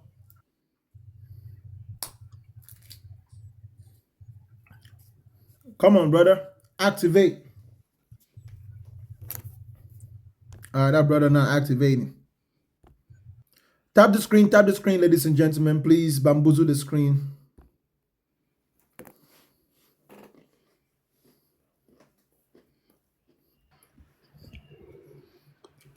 What's up, Wealthy? What are you looking to talk about? What's going through your mind? Hey, Bakanga. Salutations. You're doing well. I am. Work. I still find time for TikTok. That's Sure. amazing. Yeah, that's wonderful. I really enjoy watching your shows a lot. I know you Every do. time that I'm passing by, yeah, I always do. So, there's something you were saying about the Bible being a fictional book. I just wanted to say, um, should I just say, I realized, because I used to wonder too a lot about, everything I would read in the Bible. It didn't make sense until I realized that the Bible has to be considered like an exoteric book, that if you want to understand it as you read it literally, you will be mistaken a lot. So rather than considering it a fictional book, maybe people need to apply a little bit of thinking when they are reading it, because You can when do the anything Bible, with the Bible, but don't take it literally. exactly, that's the point. Because when you say it's a fictional book, it's for the people who read it literally, as they don't want to think deeper than what they are reading on the surface level.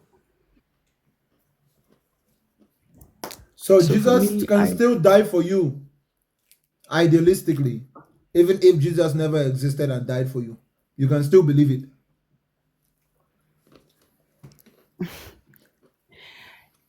yeah, like this is You have to where realize the that Bible. you don't have to believe something because it's true. You believe something not based on if it's true or false. People believe based on how it makes them feel. Mm-hmm. The only time truth and lies matter is when you need to know. So you can believe something without knowing if it's true or not. Let me put it that way. But in order to know something, you must be able to confirm that it's true and prove it with Right, evidence. right. Yeah. You It see, doesn't make like it a when the bad thing Bible what says, we're doing. Go ahead. I mean, Bakanga, I'm still saying that, just categorically saying that the Bible is a fictional book, I don't think it's okay to say that. It's okay to say that. In the same way, it's okay to tell your daughter when she's 16 years old to stop playing with Barbie and go and get a real To stop boyfriend. what? Stop playing with Barbie, with the dolls. And that if she's going to play with it, she better be making money out of it as a job and a career.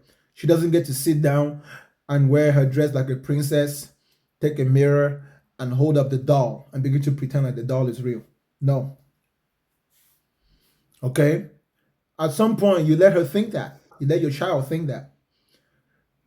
They think of the human civilization as a person. Human civilization had its moment Mm. of immaturities. In the moments of immaturity, which is less civilization, no information is traveling, there's wars, people are so distant away, there's no communication. Life can be pretty miserable in those types of worlds, especially for poor people. We are spoiled by the fact that there's law enforcement in every country. Every country has a capable military. I mean, some don't. Nonetheless, back in the day, it was more common. Think of the worst place in the world today in terms of life, North Korea. Yes, North Korea. It's a good example. Everywhere in the world used to be like North Korea. One man used to rule everything, dictate everybody's life. If you didn't like it, you disappeared by one man's Mm-hmm. will. If that one man said everybody in this country will believe this, everybody in that country believed that. If you didn't, you were out. Mm-hmm. That's how different religions formed around the world. Sometimes it was one man, sometimes it was a group of one or two or three people. But now we have this idea of democracy where the poor man who has no money, his opinion is supposed to matter. It started with white men. Then it went to white women. It went to black people. Then it went to the other people of colors and women. But there's this new idea that everyone's opinions matters. Everybody's opinion matters. The reason why Mm-hmm. everybody's opinion matters is because everybody has the capacity and ability to take ideas and turn into technology. So if we all have the same ideas, we grow at a slower pace.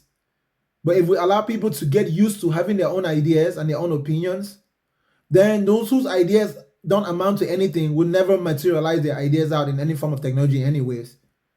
But those few geniuses among them will not be hindered by the system. That's why we have Microsoft. Literally, we're speaking telepathically right now. That's why we have all the technologies that we have. People are no longer relying on gods to answer questions. We allow people to be themselves, and then some people chose not to imagine to see the world as it is. And when they didn't see God, they lived as if there was no God. They took responsibility for everything in their life that human beings usually relegate to God. Mm. That's why you always go to God for help. That's the reason why. You don't go to God to go and drink tea. You're always serving. It's a master and servant relationship. Christians like to make it seem like it's a father and mother. It's not a father. It cannot be a father and a mother, a father and a son relationship. That's an absent father, absentee father. That's toxic. Okay, if God is your father, he's the most absentee father in existence. A father who cannot even respect his child enough to show himself. He has to come invisibly like a spirit. What kind of father would do that? If God was your father, you would have seen God face to face already.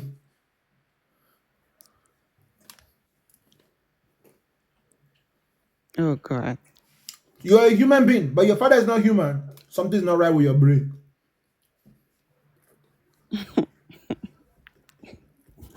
The word father means that you are what your father is. Your father is what you are. But isn't that what he says in the Bible, though? But it says that based on what? How many of you have actually experienced that? The Muslim says that that the Almighty God, doesn't form relationship with human beings. That he's so mighty, he doesn't. He's beyond human imagination.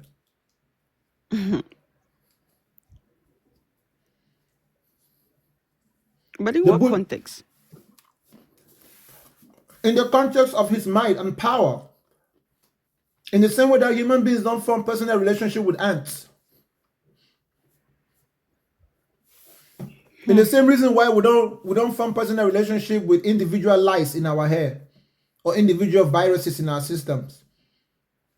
From God's perspective, the intelligence of a human being would be like the intelligence of a virus, not something that inspires personal experiences. If God is truly that infinite, that eternal, that incomprehensible, that would make it something that would appear to us from our perspective as it doesn't exist. So the correct way is to say that God does not exist. The real God would be the one that doesn't exist to humans. Humans will not be able to have the ability to conceptualize that it actually exists. It will always be that it doesn't exist, if such a thing is possible. That's what the true meaning of beyond imagination is. Oh, well, at the end of the day, what I would still say is that the Bible still has to be read from, like, you need to apply a little bit of thinking when you're reading the Bible. Don't try to That's understand every it literally, document now, my because you will sister. get confused. Huh? That's okay. Let me put it this way: when you read the Bible and you know that it's just a fairy tale book, let the story speak to you. Think of it however you want it to. You want to. It doesn't make a difference. That's why when I watch Spider-Man movie, I don't watch it like you. If you and I go to the movie theater right now, and we're going to go and watch a movie, maybe let's say, well, let me think of it, was a famous movie like the Black Panther. What excites you about the movie is not going to be what excites me about the movie. But one thing is true: you and I have to pretend as if it's real to enjoy it. If I'm watching that movie and the whole time I'm telling myself, oh, it's just acting, it's not really crime, oh, there's a cameraman. If I keep telling myself that reality, I will not be able to enjoy it. Yeah, but that's like you, when you watch these movies, that's you're watching it for entertainment purposes, right? That's what the But Bible I is. don't think, That's what all ancient texts are. no, I don't think, okay, if that's what it is, I don't think that is what it should be. You shouldn't be reading the Bible for entertainment purposes, because people really take it seriously. No, sister, You that's want what it to was read it invented for now. Think about it. They didn't have for televisions. entertainment. Yeah, they did not have televisions back But then. that's not, Sister, but think that's about it not very what it carefully with is. me. No, that is what it is. It's the same storytelling method that we now do with images. But it was just done with ink. That's why it's written like a play. is written in verses and chapters. You know, different arcs in a play. You've ever seen a play? So you can take every step of the Bible and act it out. It's a script. They call it scripture. What do you do before you do a movie? You write a script, right? It's a man-made creation. Human beings scripted stories over time. Scripture is not just inclusive to the Jews. There were scribes in every nation in the world. Whether they were doing it in Africa with artifacts and statues, or they were doing it on the walls of mountains, or they were doing it on scrolls, or on paperback, on hieroglyphics, whatever cuneiform. One way or another, it's just script. Human beings, that was their way of entertainment. If you were a good writer, your story would be popular. The prophets were the greatest poets of their days and their times. And their works have been plagiarized over and over and over and over and over until it's nothing like the original. The original is lost to time. In fact, there was no given generation of the Jewish nation where they were all on the same page, theologically. So much that when you read the book in the days of Jesus, apparently, you had the Sadducees who believed that there's a resurrection on the last day, that there's no resurrection. You had the Pharisees who believe in a resurrection. But these were all worshiping the God of Abraham. The same thing with the Greeks, my sisters. Same thing for the Greeks. Maybe it was seen like an entertainment book in those days, but nowadays that's not how Christians of today look at the Bible. Huh? No, they don't see it that way from the level of the ones who sit in the pews, but the ones on the pulpit know exactly what it is. That's why they are making money out of it. It's a job. It's a job to them. You going to church on Sunday is you're volunteering yourself to go and watch an act. You're watching them act. It's the same setting where we watch movies. It's the same settings where we go, you live from there entertained. Everything you hear from there, you're not going to go and practice. You cannot put those things to practice, not the way they're teaching you, because they're not teaching it to you realistically. Some of them would dive into realistic things. Yes, some of them have that ability. Some pastors, they use the Bible as a tool to motivate you. That's why they only talk about certain things. They won't talk about other things. They kind of pick and choose like a buffet, right? Some pastor might be wanting to inspire you to work hard. That if you work hard, you might get a job. And if you work hard and you respect your bosses, and you believe in your religion, you might succeed at your job and you might be favored, just like Joseph. Hey, follow our religion, then you're going to be like Abraham. Abraham in the Bible, he listened to our God, and our God promised him a son, and he had a son when he was old. So if you're barren and you don't have a child, don't worry. Just believe in our God, okay? Now, some women will believe that, and they're going to have children, whether it's by in vitro or not. Some other women will believe that, and they'll never have children. Some people will believe that God will heal them when they're sick, and that God will never heal them, they'll die. And then some people will get healed. The truth is that God is not the one healing people or not healing people. The truth is that some people in life, they don't have the same problems, not in the exact same way. Some people are fortunate and some people are not. That's why those gods don't produce consistent results. If there was an existence of a perfect God, no one would be suffering. We will not have to strive to eat, to work. God has nothing to gain punishing man for no reason. If God is an almighty, all-knowing being, that God will have to be unoffendable. The gods of all these religious texts are very offendable gods. So we know that that's an image. That's a character created in the image of man. You can learn from me, my sister. I'm not saying you cannot learn from me. You can learn from any story. I learned from Spider-Man. Spider-Man's uncle, Uncle Ben, told Spider-Man, with great power comes great responsibility. The great king of the Jabari tribe in the story of the Black Panther, his name is M'Baku. M'Baku said to his colonizer, if you say that one more time, I will feed you to my children. We do not do that here. Famous saying of the Black Panther himself. Sister, you can learn from any story. Our grandparents used to invent stories to teach us lessons. So yes, somewhere along the line, there were genuine people who saw the stories in the Bible, who probably even wrote part of it. with genuine intentions to try to inspire people to behave better. But they made it up. And because there was no one there to verify whether God actually spoke to you or didn't speak to you, you could come out and claim that God said something to you that he didn't say and still give people a Well, message. Bakanga, I just want to believe that the Bible, just like one of my friends was saying here in the comments, the Bible is just like a knife. It all depends on the use that you make of it. Because that same Bible that's you say could destroy somebody's life could actually help somebody out too. So it all depends It's on it's not every so much, it's individual. not so much that the Bible cannot help someone. I did not say that. The Bible will help you if you understand that it's just an idea. It will fuck you up if you think it's real. Okay? It's like a medicine that heals one disease while causing another sickness that's even worse than the previous sickness. The relief that people seek from the Bible is emotional comfort. They want someone to tell them that everything will be all right, that their suffering would end, they'll go to a happy place, that there'll be a happy ending to the story. They're looking for a happy ending. They've assumed that they refuse to accept reality if it's not a happy ending. They don't think that reality could be inherently sad. You see, that is why you first have to believe that you're a sinner to believe in the Bible as true. Mm-mm. Mm-mm.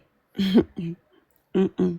If you read the Bible and you don't believe that you're a sinner, you cannot get anything out of it that will help you No, that's positively. not true. I do, but I've never believed that I was a sinner. There was That never a means day that that I means that believed I there's was lies a in the sinner. Bible. For all have sinned and fallen short of the glory of God. I think that's what all have sinned. Was that First John? Yeah, First John chapter 8, I think. Is it First John? No. That's Romans. Look at me. I think Romans 6:23. No, Romans 3:23. Romans 6:23 is for the wages of sin is death and the gift of God is eternal life through Christ Jesus.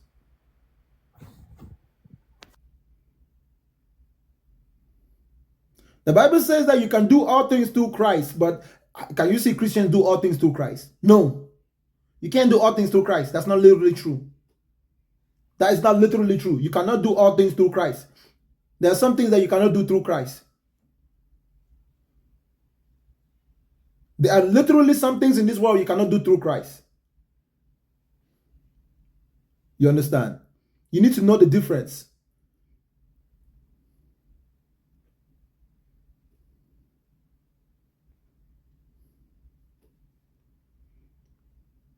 If you don't know the difference, to understand that Christ is just an idea.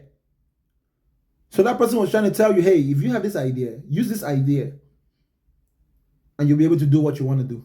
The idea is that if something's going wrong in your life, close your eyes and pray to a God that you've imagined in your head, using the template and the blueprint that they've given you. They've given you a blueprint that says that God is good, that God is awesome, that God is fantastic, that God doesn't want any bad things for you, but that God created the devil to torment and tempt you.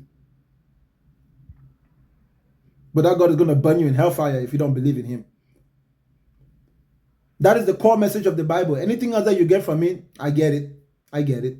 You're not really a believer in the Bible. You're just like someone who loves literature. You are a poetry enthusiast.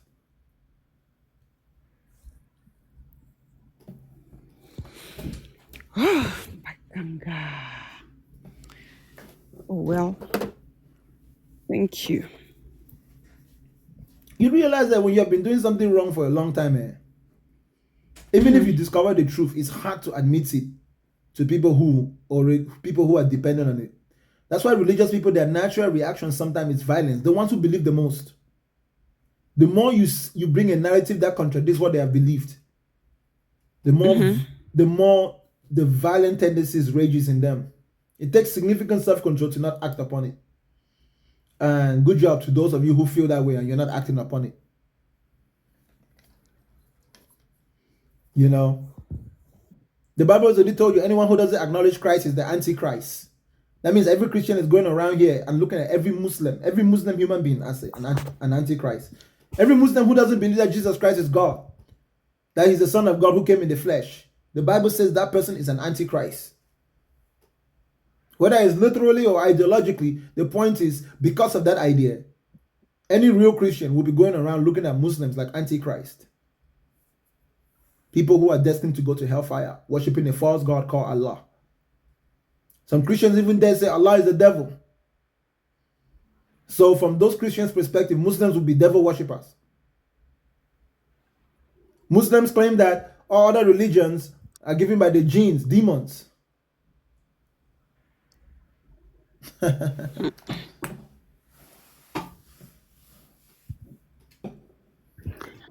All right, B. I will be at the comment section watching. Yes, ma'am. No Allah. See you later. Yes, ma'am.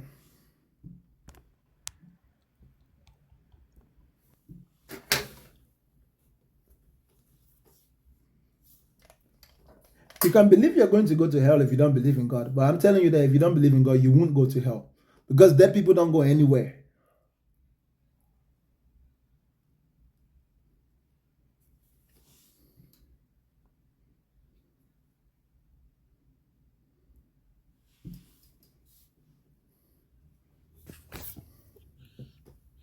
My guy.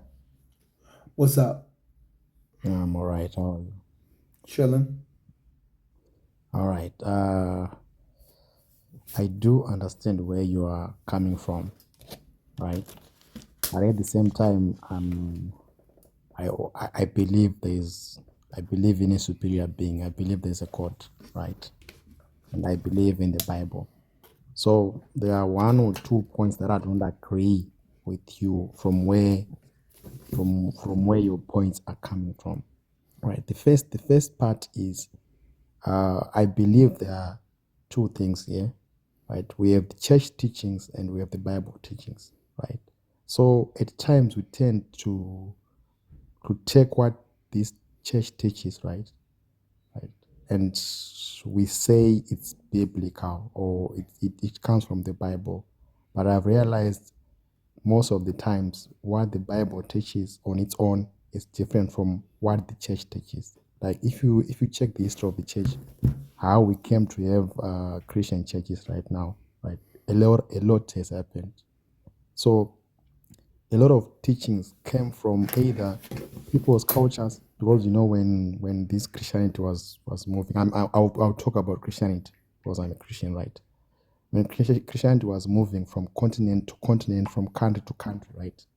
It took with itself people's cultures. For example, when Christianity moved into Europe, they had their own beliefs there, right? So they took those beliefs and they incorporated with Christianity, right?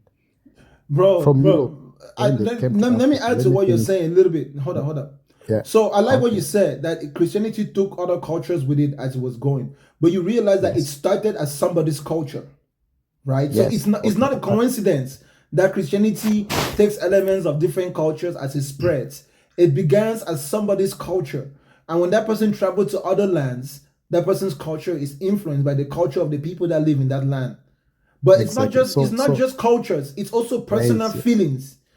Okay, let me finish my point. Right, let me finish my point. Right, what you said actually, you have actually also added to one of my points that I was going to say. Right, I was going to say, what is the probability that? Okay, let's look at English. English is spoken in many languages right now. Why? Because the British at one point it ruled a quarter of the world, right? So their language spread with how they colonized the world, right? This culture was from a small nation called Israel, right? Then how did it do all that? It's a question that we should only answer in our minds and think about it, right? But I was going to the things you were talking about, complaining about what the churches are doing, what the leaders are doing. I understand, and I'm also against that. Why? People are bringing their own teachings or their own way of doing things, right? And they go and take a line in the Bible right? They don't look at the context. They don't look at many other surrounding things about that part.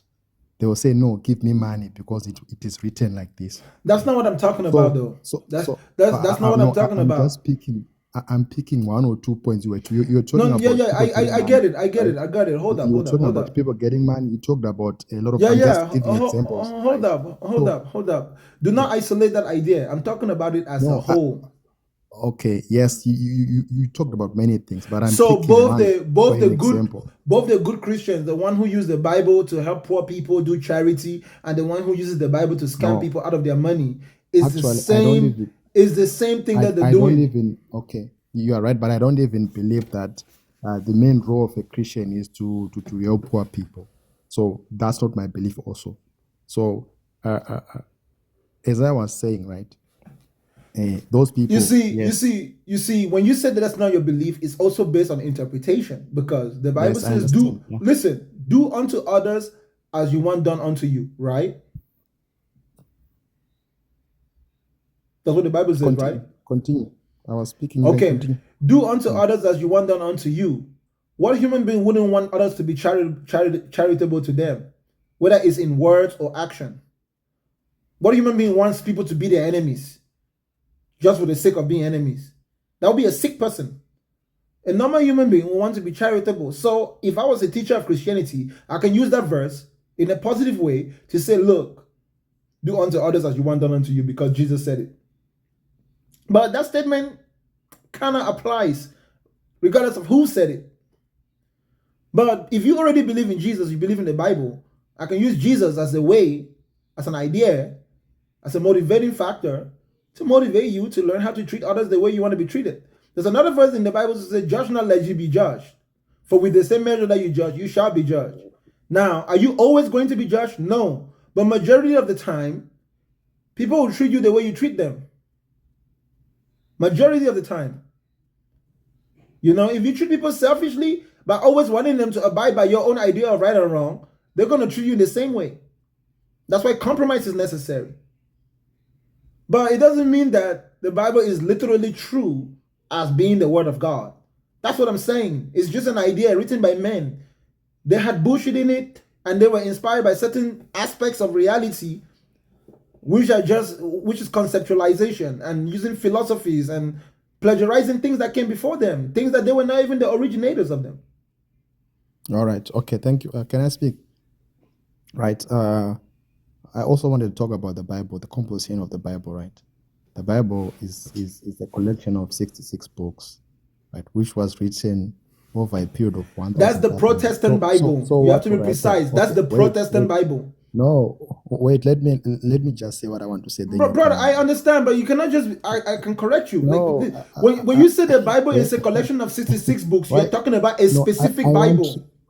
Wait. There's a point that I want to bring out from what I'm saying. I'm not just saying things.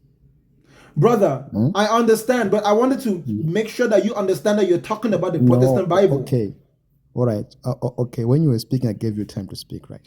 Yes, but it's still a conversation. It's still a conversation. I should be able to ask you for clarification, brother. If you just clarify my point, you can keep saying what you're saying. Wait. Can you just wait? Brother, okay, you can continue. Listen, brother, if I interrupt you to ask you something that you just need to clarify and then keep saying what you're saying so it can flow. If you cannot flow like that, brother, then we cannot talk. If you say the Bible has 66 books, and I know very much that the Catholic Bible has the Apocrypha, something is not right. So I need for you to confirm. That in itself was supposed to show that I'm not talking about the Apocrypha. The Apocrypha is part of the Bible. You are bringing the Apocrypha. The Apocrypha is part of the Bible. Oh, yeah, but wait, you are bringing the Apocrypha, right? Brother, because I know Bibles that have the Apocrypha in it, just like the the Tanakh. Listen, bro. So that wasn't my point. That was your point, right? That point is consistent with your point. So I'm trying to have you confirm to me that you are only talking about a Bible that doesn't have the Apocrypha. You're not including the ones that have the Apocrypha, right? Thank you, yes. Okay, good. Do you understand that they are both called Bibles? Right. Okay, that's why I wanted you to be precise.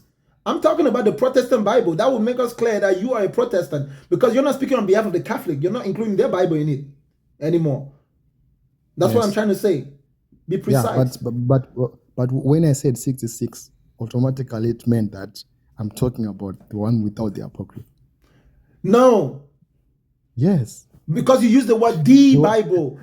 You the use the one word without the the. apocrypha, yes, Listen, I'll listen, go. listen, brother, Okay, listen, brother.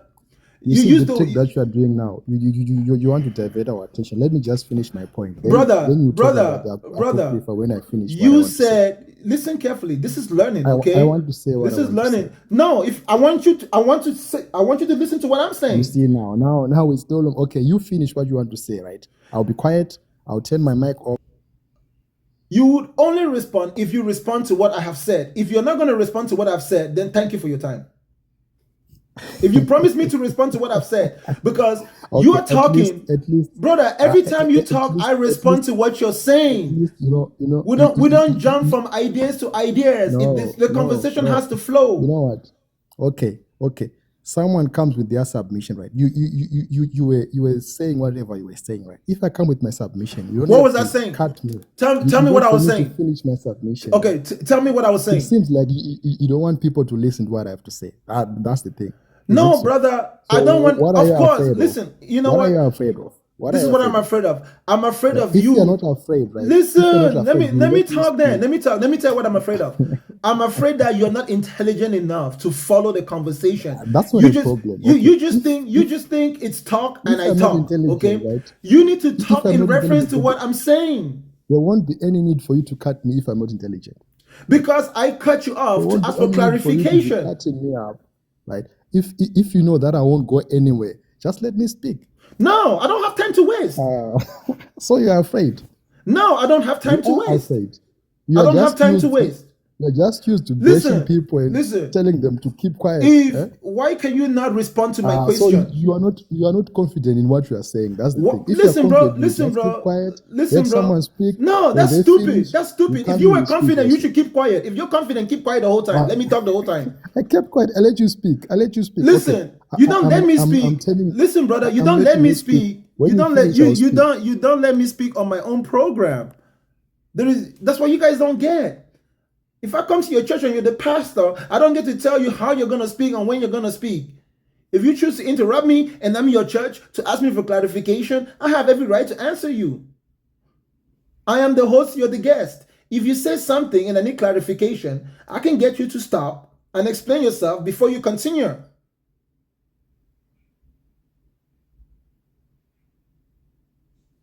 All right. Do you understand that basic principle? Are you done? I am the host, you're the guest. Do you understand that? Okay. If the host can let the guest speak, is he not scared? No, because how will you tell me that I'm not letting you speak without speaking? You're clearly speaking. All right. Okay. So you're just a liar. Okay. The thing is, right? I was on a plane going to Australia, right? Then you I don't just want to told hear me that I'm going story. to I don't the want to hear UK, that story. That has right? nothing to do with my topic. No, I'm saying I'm giving. I do not want to hear that story. That has nothing to do with my story. That has nothing to do with my topic. You're just rude. Right. What? But it's my platform, brother. If I ask you a question, answer the question. You don't have to be a dictator. This is not your house. This is not your house. Brother, if I come to your house and you're the man of your house and you ask me a question, I have every right to answer you. Now, if you say, hey, bro, let's not talk about this, let's talk about this. I'm the one who came to your house. So if I ask you a question, hey, clarify what you said, you just want to keep talking. I'm trying to tell you that I don't understand what you said this far, and anything you say after this, I'm probably not going to understand because you haven't clarified. The Bible you're talking about is only the Protestant Bible. There is 555 people watching us. When you say the Bible, I was hoping we're all on the same page so you can put more emphasis on that. Then you continue your point. You are unable to do that.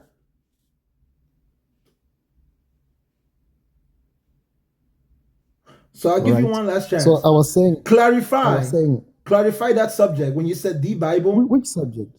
Which subject? I think you're just making a fuss out of nothing. Like, I agree that I'm talking about the non-apocryphal Bible because that's the one with 66 books.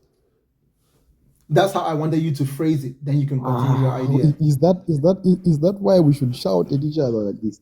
I agree there a long It's time. because you're Saying, no, no, no, stubborn. no. It's because you're Huh? stubborn. It's because No, you're no, stubborn. no, no. You could have just No, said it. You could have just said it that way and continue your point. So continue your no. point. If you want to argue one more time instead of giving me clarification, Why if I would ask you for okay? clarification and you don't give me I clarification, I'll don't just even drop you. understand. I don't even get the reason why we should argue with something which is straightforward. That is straightforward. A 66 book Bible doesn't include apocrypha. Okay, and I asked you a Yes. follow-up question. There's a follow-up question to cannot that. argue. Yes, I Why get would- it. why would- Listen, there's a follow-up question. Stop talking. Listen, the follow-up question is that, but you do understand that the apocryphal book and the non-apocryphal book are both called Bible. So you cannot call one of them the Bible and exclude the other one. The moment you say the Bible, you're including all of them. Okay, wait. You know why? You know why I didn't want to go there along those lines. We're going to have another argument. So I wanted to go with my own point before you interrupt me, because that's another topic that we are going to have 2 hours of discussing again, and the people won't learn anything. This is about people learning. Brother. This is about people learning. Words have meaning, and on my show, I emphasize the meaning of words because there are subtle clues that are lost when you don't understand certain words. If you say Bible, the moment you use the word the Bible, it means something else to everybody out there. So we need to clarify that point. I do this every day. Make it easy for people to understand you. Okay. I can ask you, what does apocrypha mean? The Apocrypha is a set of books written at a different time period, What does the word apocrypha mean? I do not know I do not know. I do not know. Okay. So listen. No. Listen. How many sections were there in the Jewish traditional Torah? Was it one set of documents? Because the first 5 books of the Bible is called the Tanakh. Right? You know that, right?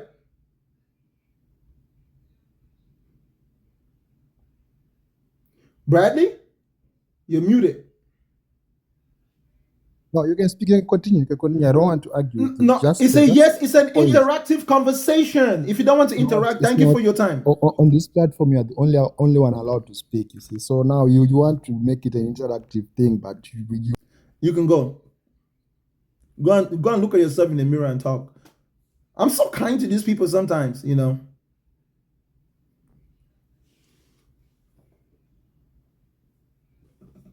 I'm so kind for no reason. They don't have the basic intelligence to conversate. Some of them. What's up? How are you, bro? You okay, man? Do I not look okay? No, I'm just asking. I'm not here to debate. I know whatever you said is true. I believe in whatever you said. It's just people. Don't believe what I say. No. What you said, you believe in it on your own self. No, don't believe me. Don't believe anything I say. No, I'm not saying I believe you fully. I mean, you know what you do. Don't even believe me a little bit. I only need for you to understand me. If you understand me, whatever you do with it, I don't need to know. I fully understand. That's the word you should use. So don't tell me that you believe me, because that would mean that I'm trying to convince you. I'm not trying to convince you. I'm giving you information. Take that information. Think about it. Right. Whatever conclusion you come to, that's independent of me. Yeah, you are right. It's not just like you trying to spread the news to people, but then they're still not knowing because they're just dumb and stupid. They're just dumb and stupid. They're not knowing nothing about life. They're just living as it is of people. Like the key is to comprehend. You should not approach what people tell you based on if you believe them or not believe them. That's why if you tell me something, I can tell you that I don't believe you. I think it's a lie. You should be okay with it, because I don't have to believe what you're saying to make it true, if it's true. Yeah, that's true, man. That's true, man. Because you believe in your own self, not no one. All right, brother. Whatever you believe in yourself. Thank you for your time, my brother. I appreciate you. All right, man. Thank you, man. The problem with those who believe in God is that their belief in God is based on conversion. I don't believe in God. I don't believe in God. It's ruled by conversion. I believe in myself. You see, Christianity comes as a theologically. There is that need to go and spread the good news. So those who believe in Christianity would always approach you based on if you believe them or if you don't believe them. And if you put reasons why you don't believe them, they just want to preach. But preaching is not enough. You have to reason beyond preaching. This is wisdom.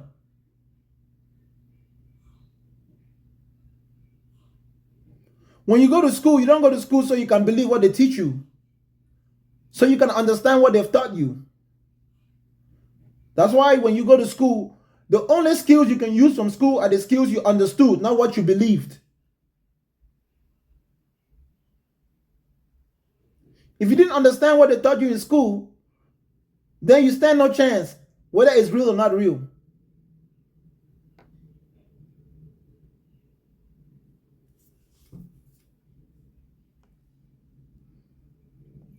There is no God. There never has been, and there never would be.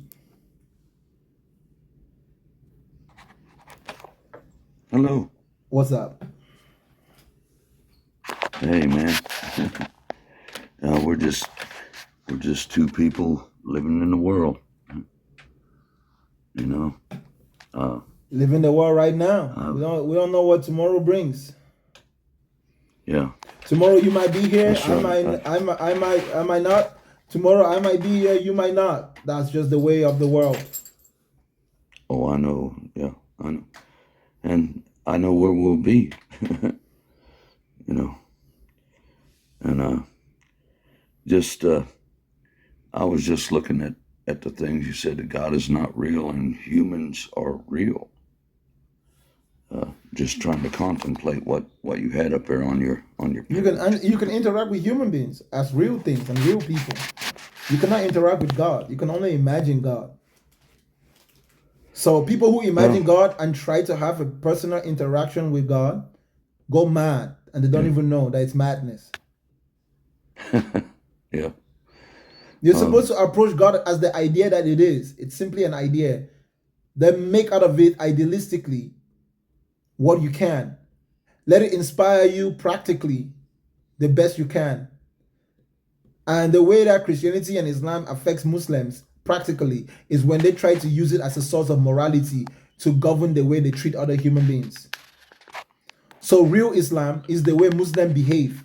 Real Christianity is the way Christians behave. It's not what's written in the book, it's what they can actually do. So their behavior is what tells us what their real religion is, what their real way of life is. You know how Christians say that Christianity is not a religion, it's a way of life. Okay, we can observe, we see your way of life. Your way of life is not better than ours.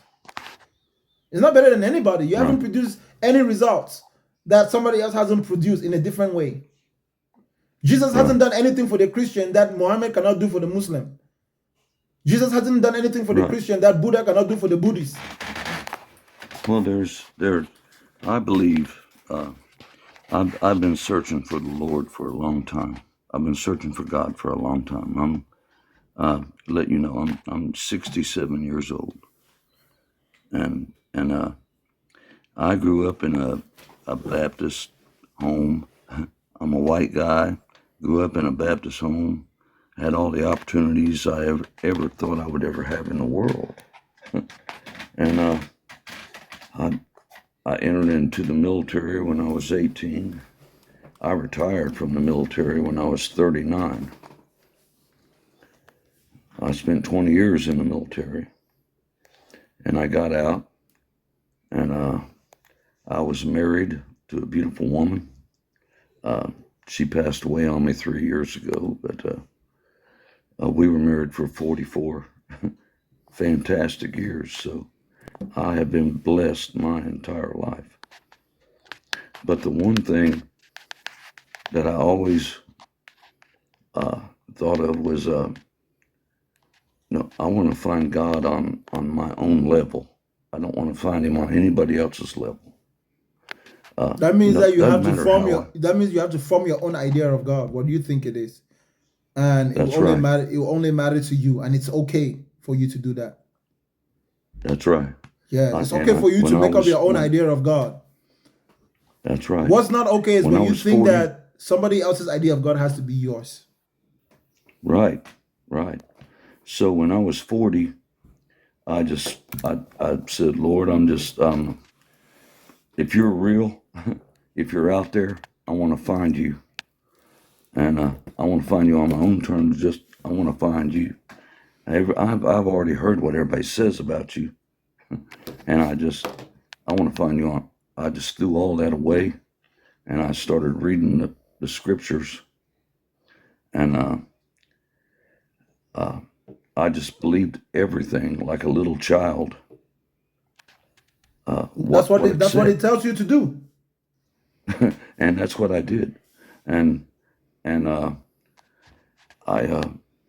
got all the way into Matthew, and then Matthew had said, seek ye first his kingdom and his righteousness, and all these other things things will be added unto you. Yes, all other things. Right. And it hit me like a rock when it said righteousness. It just took me right back to Abraham. And God told Abraham that his offspring would be as numerous as sand on the seashore, because Abraham believed everything God told him. It was accredited to him as righteousness. So righteousness is a belief.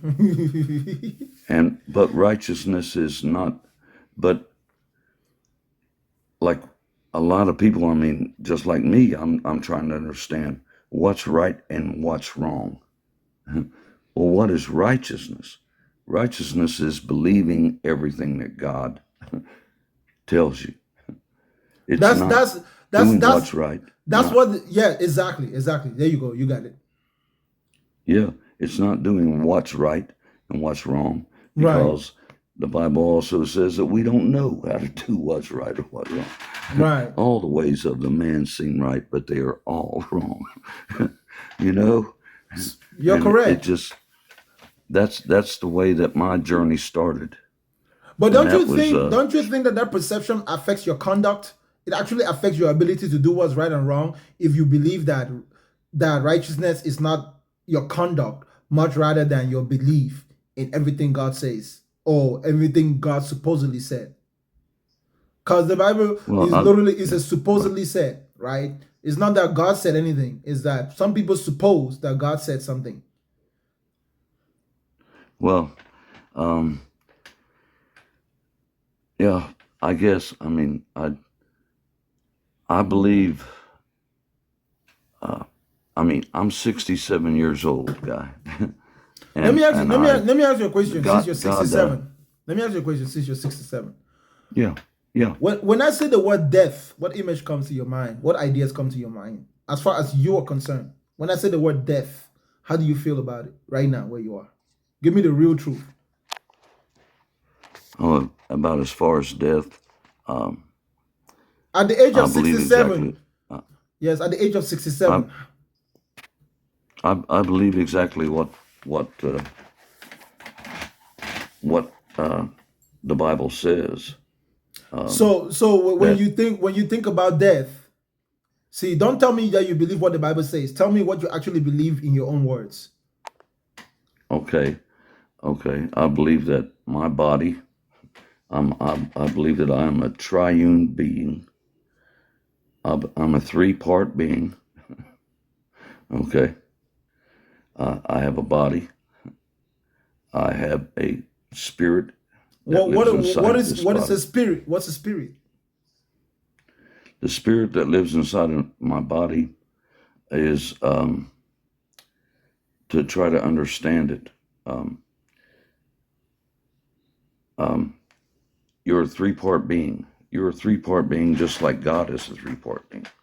Yeah, I get the claim, but I want to understand what you mean by spirit and why you think it's in your body when our behavior is not in our body. Is our behavior in our body? Oh no, no. You have a body. Okay.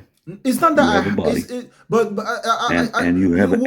Would you really say that we have a body rather than that we are the body? Because I think that's a failure in language. I am my body.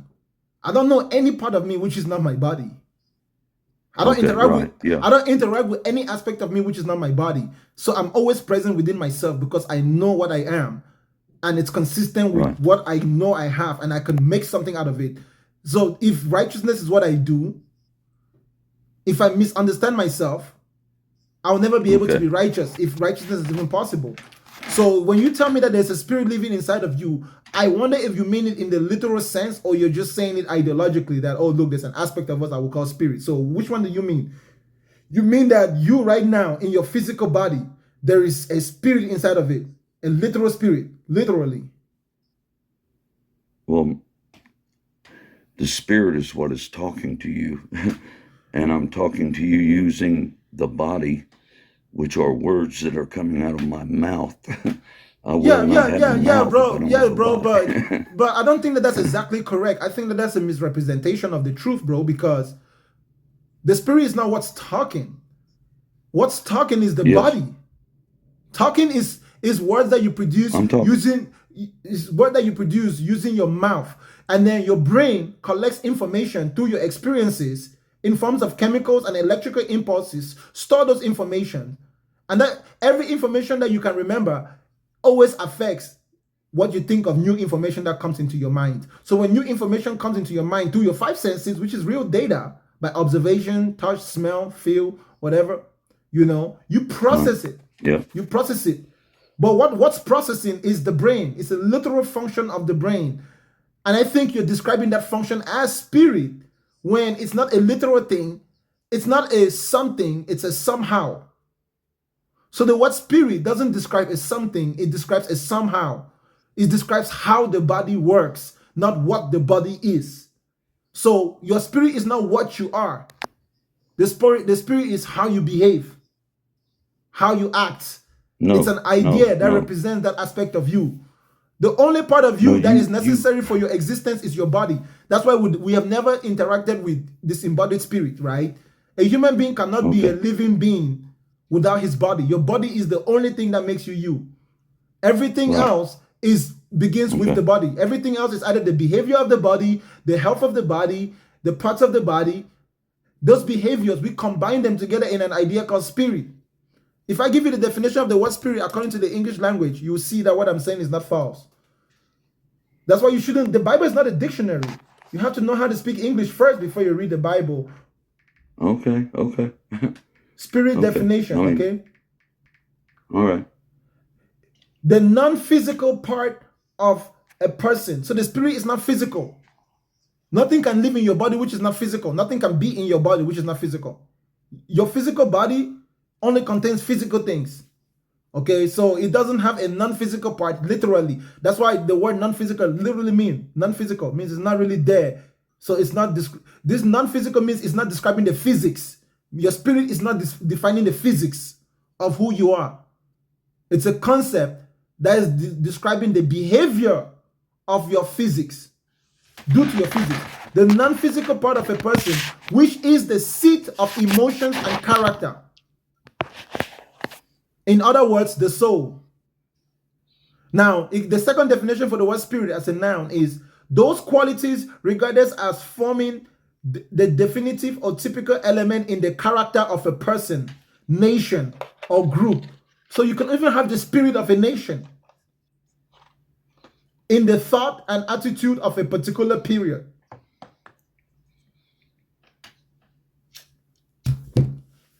I think, brother, if you understand the word spirit from that perspective, realistically and honestly, I get your personal story and your personal perspective. I'm not going to discount that, your idea that you think that human beings are triune. But my argument is against... I just understand it differently.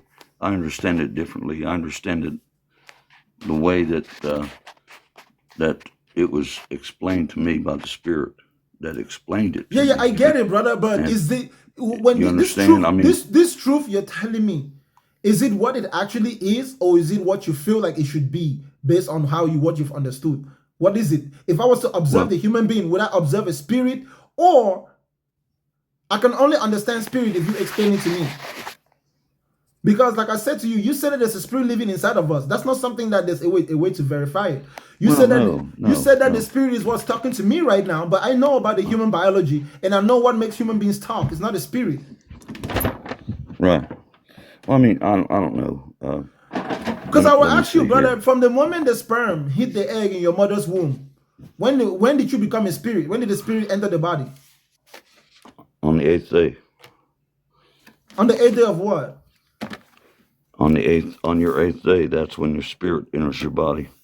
So the spirit already had a name, it had a personality, it had an identity before it entered the body?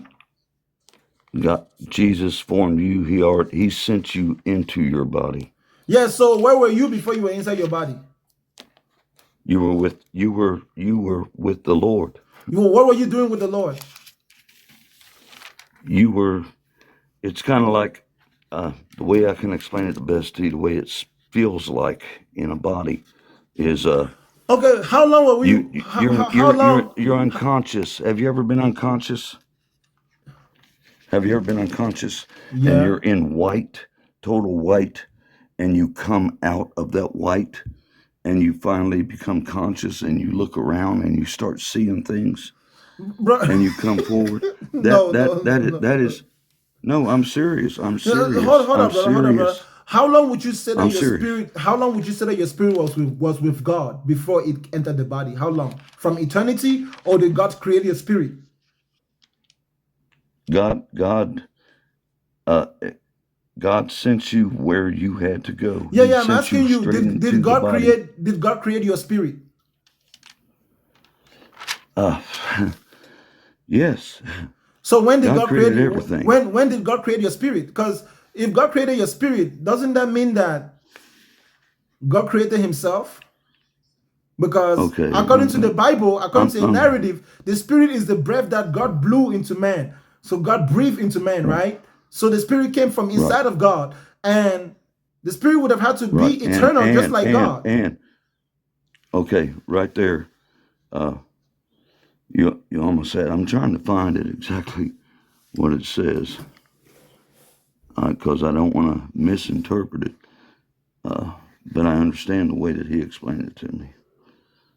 Okay. The way and who the Lord explained? God, okay. Who Here it explained it is. to Genesis 2. Who explained it to you? Verse 7. And the Lord God formed man of the dust of the ground, and breathed into his nostrils the breath of life. Okay. And man became a living soul. Hold up. So he formed man. Hold up. He formed man out of the dust of the ground, right? Right. So the dust that came out of the ground was man. No. Hold up. Say it again. Man, read it again. He did what to man? Okay, a soul. No. Read what you just read. Okay. Read what you just read. Read it again. Slowly. And the Lord God formed man of the dust of the ground. Okay, hold it right there. Hold it right there. What did He form out of the ground? And the Lord God formed man of the dust of the ground. So according to that, what did He form out of the dust of the ground? Man. Okay, so He has already formed man. Man is just not living. That's two different things. Okay. Now breathed into his nostrils breathed into his nostrils. What does breathe breath mean? Of life. Yes. What's breath? He gave him his breath? spirit. What is breath? He gave him the breath of life.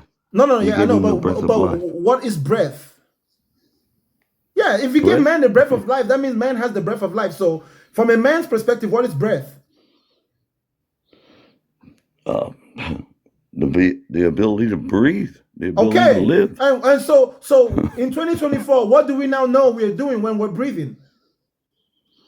We're pumping air.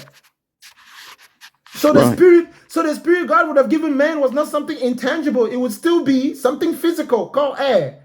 Air is the breath that we breathe. There is no life inside of us without the air. So if your Bible is saying to you that God breathed life into man, right? And the breath that man has is a physical breath, then why do you guys keep saying that the Spirit of God It's something that came from outside of God. That means God had air inside of him from eternity. That means God breathes. That means God breathes. Well, How could God give you a breath that he didn't have? That means God breathes. So God breathes oxygen too. That will make God a man. That will make God a man. God became a man. No. In the form of Jesus Christ. Think about it, bro. So that he could experience what we experienced, and he died for what he experienced. Brother, that is the generic narrative. Let's stick to Genesis for now. Okay. So continue reading the verse. You said God made man out of the clay of the dust of the ground. And then what did he do? He breathed life into him. No, read it. He breathed the breath of life into him. And then man became a living soul. Hold up. Who became a living soul? Hold up. That's where. Well, no, wait a minute. No. Hold up, bro. My question follows. Okay. All right. Who became a living soul? Man. Was man already man before he became a living soul, according to that verse? He was just the dust of the ground until God No. He was already man, because he did not become man after God breathed into him. He was already man before God breathed into him. What he became after God breathed into him was a living soul. So what makes a man a man? A living soul. What makes a man according to your Bible is, he became a living soul. Is a living soul the equivalent of being a man? And that's where a lot of people don't understand that verse and don't understand that. Is that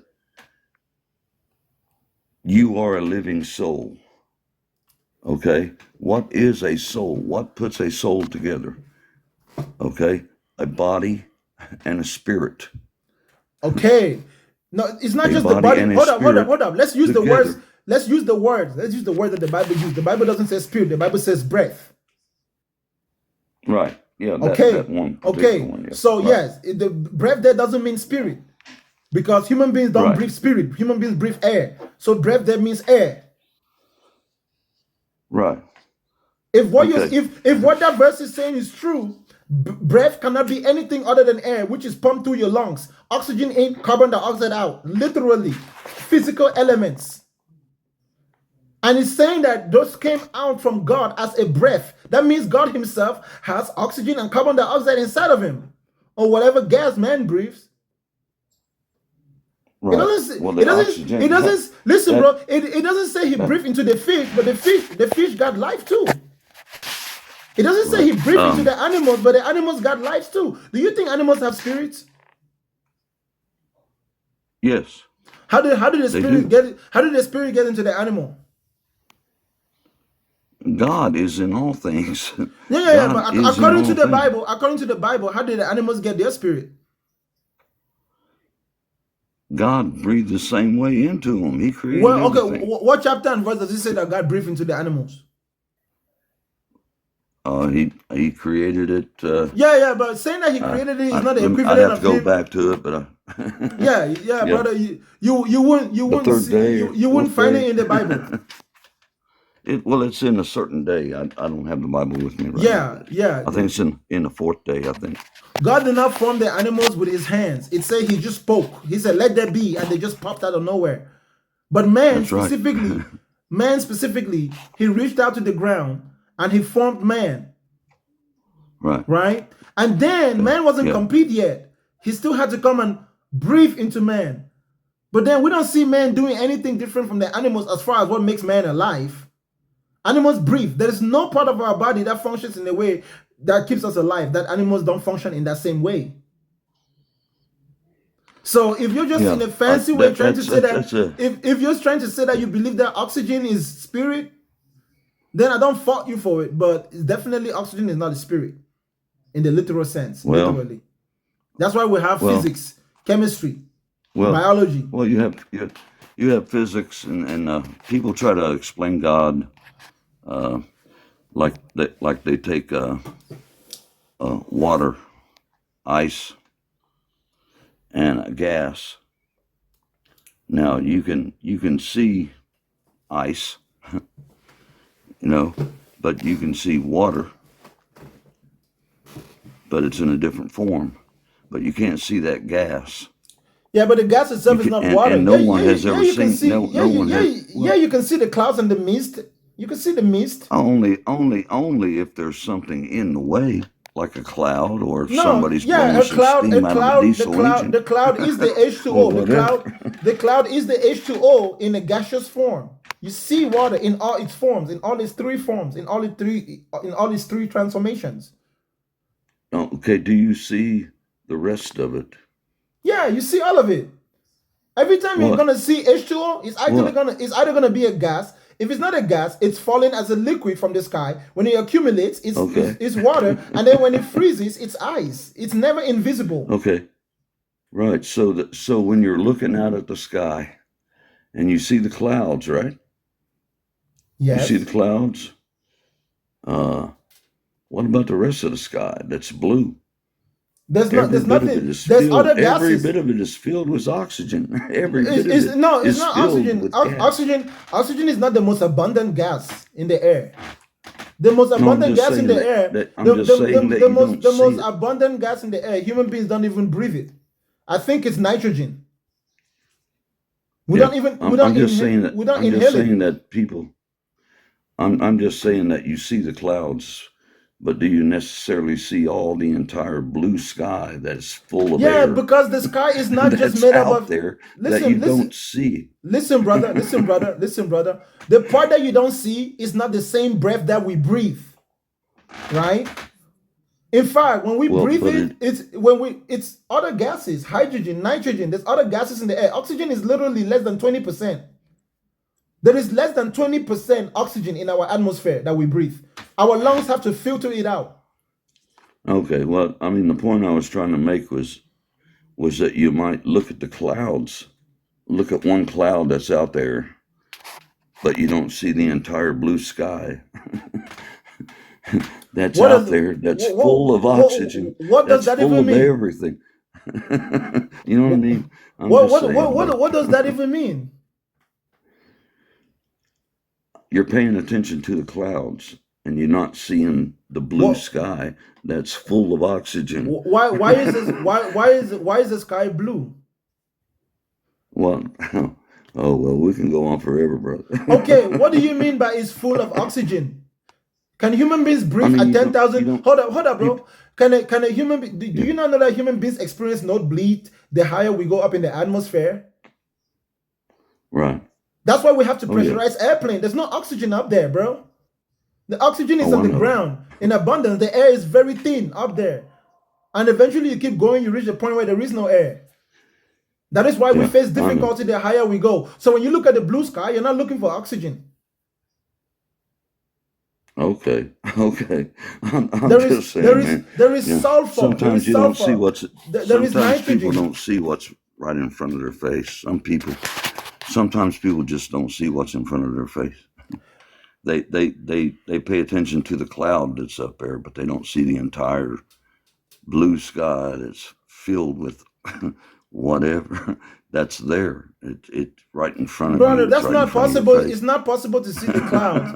It's not possible to see the clouds without seeing the blue background. Right, so that statement, I get what you mean poetically, but not in the literal sense, right? So if you look up the sky, you're gonna see the clouds, and if the sky is blue behind the clouds, you're gonna see it too.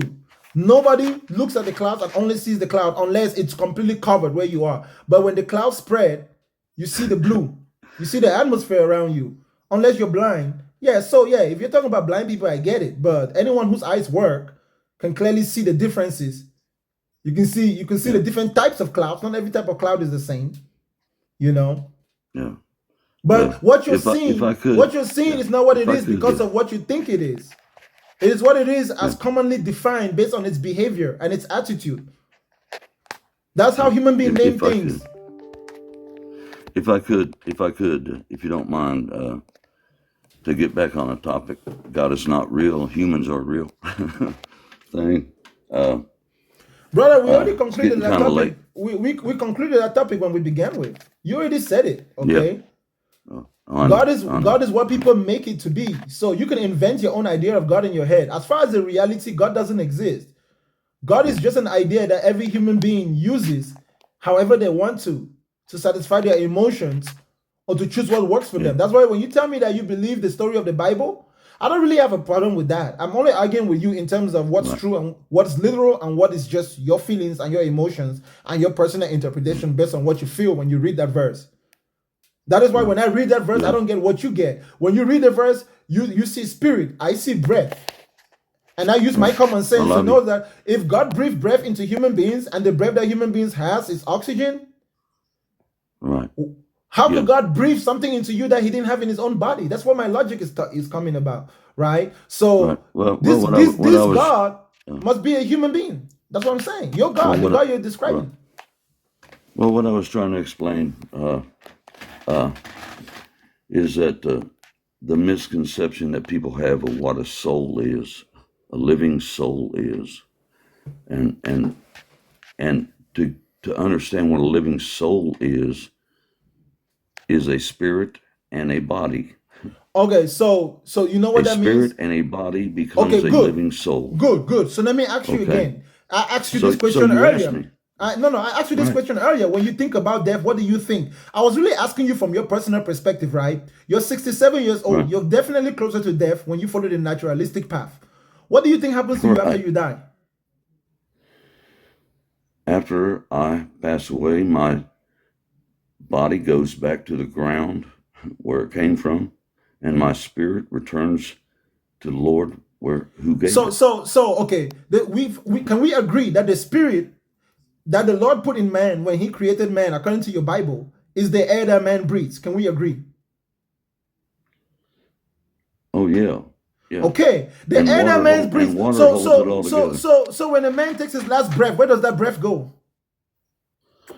That last breath is right where his entire spirit is going right out of with it. Yeah, but where does it go? Right out of his mouth. It goes into the atmosphere, right? It goes right back up into that place where into the atmosphere, bro. It goes literally around right us. The air, in fact, bro, the air that you're breathing right now, bro, the air that's going through your lungs right now used to be in somebody's lungs who's now dead. Right. Yeah. So the spirit is raw material. It's not a person. It's not an identity. It's not an independently existing being. A spirit is not an independently existing being. The spirit is just according to the Bible. No. Well, no, it is. It is. Not according to what we just read. According to what we just read, God breathed into man, right? So that breath merged with man's body makes that man a living soul. So a soul is a combination of a spirit and a body. You're correct.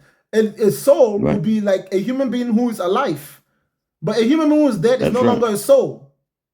Or dog, or cat, or an animal, whatever. So souls don't go anywhere after you die.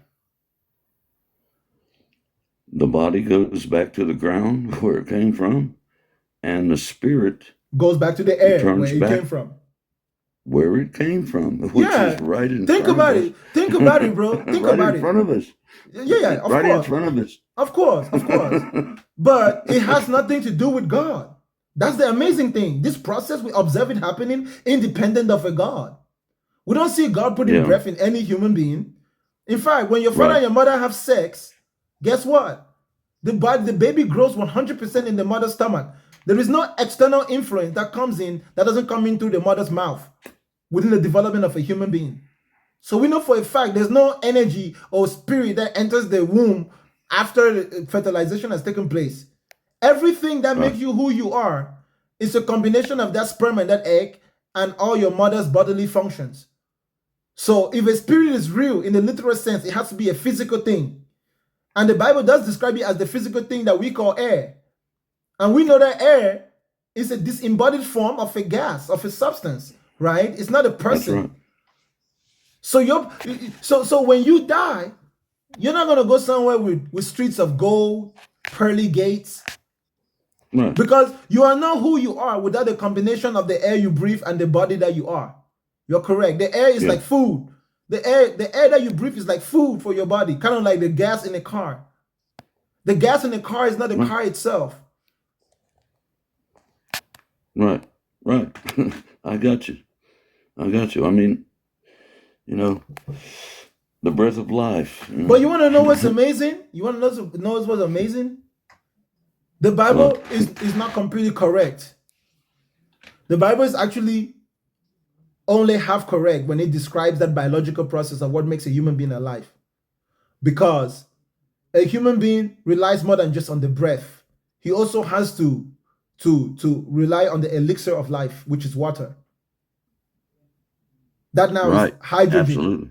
He also has to Absolutely. he also has to rely on the apple of life, which is food, solid food.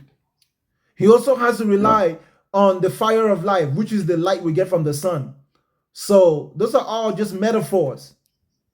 But this has nothing to do with a God. And these elements that man relies on, they're not stored within man's body. They flow through man's body. That's why we shit out waste. Our body burns it up like gas. When you fill up your tank, the car is gonna burn up that gas, and it's gonna come out through the exhaust, whatever it is waste, whatever was not used. So the Bible is only poetic at very best, but it is not literal. If you take it literally, then you're gonna start finding problems with what the Bible says. So nobody should take the Bible literally. If you're talking to me in terms of metaphor, bro, I have no argument with anything you've said. Everything you said is correct. If you're not talking in the literal sense. Yeah. Which is what I got from you from the beginning. Yeah. Okay. Yeah. Hey man, I'm searching for the Lord. That's what I'm doing. And, hold up. Why don't you search for something which is not the Lord? Why does it have to be a Lord? Why does it have to be someone that rules over you? Well, why can't you just be searching for whatever is out there and whatever shape or form it takes? It's nothing. Why does it have to be a Lord? Yeah. It's nothing that actually rules over me. But when you use the word Lord, it makes it almost seem like, unless you don't mean Lord literally, you just mean I'm just looking for something. I'm looking for someone. Lord implies someone, so you're looking for someone. Well, I believe that there's somebody smarter than me. Yeah, it's called me. It's called Bakanga. It's called Bakanga. I'm smarter than you. I'm smarter. Oh no, man! The arrogance of youth, huh? You're a whole ass 67-year-old man over here talking to this young rascal, this young 31-year-old rascal who claims that he's smarter than you. But shit, you say you're looking for someone smarter than you? I think I am. Now, is it true because I believe it? If I believe that I'm smarter than you and I really believe it from my heart, will it make it true? No. No, there is one thing though that I have studied quite a lot on. I mean, I have, like I said, I've been searching for God, for the Lord, all my life. I think that's the duty of man. That's what it says in the. Let me ask you a question. Yeah. How long does it take for you to find something that doesn't exist? I didn't hear you. What now? How long does it take to find something which doesn't exist? Forever. All my life. Forever. All my life. All my life. No, and you're not gonna find it. That's the crazy thing. You're not gonna find it. It's like infinity. Yeah. It's like you counting to infinity to find the biggest number. Imagine you start counting from the number 1. From the day you're born, you start counting 1, 2, 3, 4, 5, 6. And they're like, hey man, what you doing, man? I'm just counting till I reach the biggest number. I want to find the number above all numbers. Meanwhile, the number above all numbers is 0. Nothing. Yeah. All right, man. Thank you for your time, my brother. Thank you. Thank you very much. I'm going to go to bed tonight. Okay, I'm 67. I need my sleep. Okay. Hey, listen to me. Listen to me. Let me tell you something that we say out in Africa, man, about old men. Yeah. You can always learn something from an old man, regardless of his stature in life. Making it to old age is an accomplishment in of itself, regardless of stature, religiously, financially, or even economic, or even politically. You see, the fact that you made it to 67, you made every choice you made was the right choice to ensure that you didn't die. That's what it means to be an Yeah. old man or to be an old woman. Now, I could be the smartest person in the world, but if I'm not smart enough to make choices that make me avoid life, that makes me avoid death, then I might not make it to 67. So ultimately, the biggest wisdom is whatever wisdom makes you survive so you live long. Because life is good, Yeah. life is pleasurable. Let me ask you, can I ask you an Yeah. uncomfortable question? Go ahead. You say you're 67? Yes. First of all, my condolences for your partner in life that passed away. Thank you. Are you still fucking at 67? Does it still work? Oh no, no. I came down with prostate cancer in 2010, and I had my prostate removed in 2010. I went through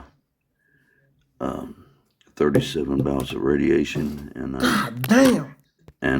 I've been taking chemotherapy for 11 years. God damn. since 2014. Bro, it looks Okay. like old age is suffering, man. Damn. I wish I would like to have done that. Do you But miss no, it didn't happen. do you miss your manpower working? Oh, that's just not something that No. even occurs to you anymore. Oh no. Yeah, that's not So what happens in your something I mind? think about. What happens in your mind when you see a beautiful woman and you desire her sexually? What happens? Does that still happen to you? No, you don't necessarily desire. I mean, at age 67, I see a lot of beautiful women, but they're all the same age as my daughters. Oh, you don't see any Okay. you don't see any beautiful women your age? Well, I mean, they're hard to God come damn! by. Are you saying people get ugly the older they get? Is that what you're trying to say? No, not just as attractive. That's all I'm saying. Yeah, are you They're saying not there's just no as are you attractive. saying there's no attractive 67-year-olds? Because you should try Oh, there are many. There are hey, many. I you just don't. should try Bruce I Jenner. see people. No, You should try no, Bruce I Jenner. loved one woman.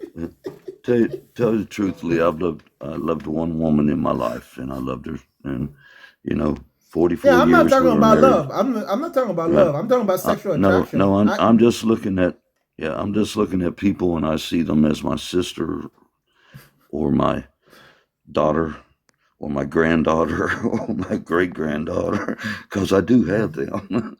Okay, I'm that old. Hold Okay, up. bub. You're So, 67, but you're not old, bro. well, You I say have great granddaughters. chemotherapy, So, bro. okay. No, I've been very blessed. I have 9 grandchildren. Let me ask you another and strange, funny 2. question. Okay, let me ask you another funny question.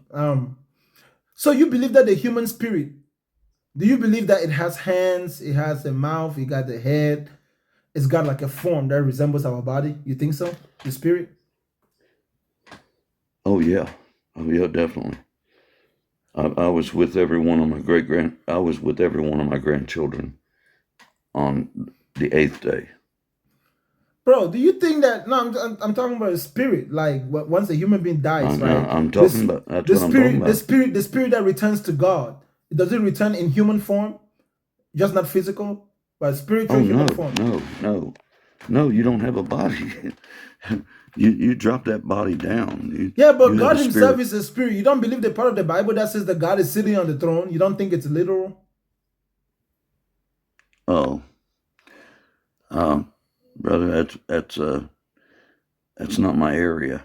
Word. There you It's go. not There my you go. pay grade. Look, It's not my pay grade. I don't know that. You're not just a wise. You're not just a wise 67-year-old because you lived long. You're a wise 67-year-old because you know which conversations not to step into. Yeah, I don't. Yeah, you're doing good, man. You almost got me converted. I'm telling you right. 67. Oh no. I don't want to get nobody converted. I don't think that this is about conversion. I think you should just listen to me, understand me, but don't try to believe or disbelieve me. I mean, you can do whatever you want to, but I don't really care if you believe me or you don't believe me. I only care that you understand me, because if what I claim to be true is really true and you're able to understand me, you would see and understand it for yourself. And it will no longer be me doing anything to you. It will be you doing for yourself whatever you need to do to see the world as it is. I'm a realist, so I don't need to go and look for converts. I understand that reality is not established by my belief. So what I belief is not the measure by which we determine truth. Let me put it that way. But belief is the way that human beings find comfort within the idea that they don't know certain things. So when a human being doesn't know certain things, there's a level of insecurity that forces him to make up an idea to substitute for what he doesn't know, so he can explain it away. If not, he will have to live his life while anxious about the very things he doesn't know. For example, if you live in a neighborhood where people steal a lot, it's just a matter of time before the thief break into your house.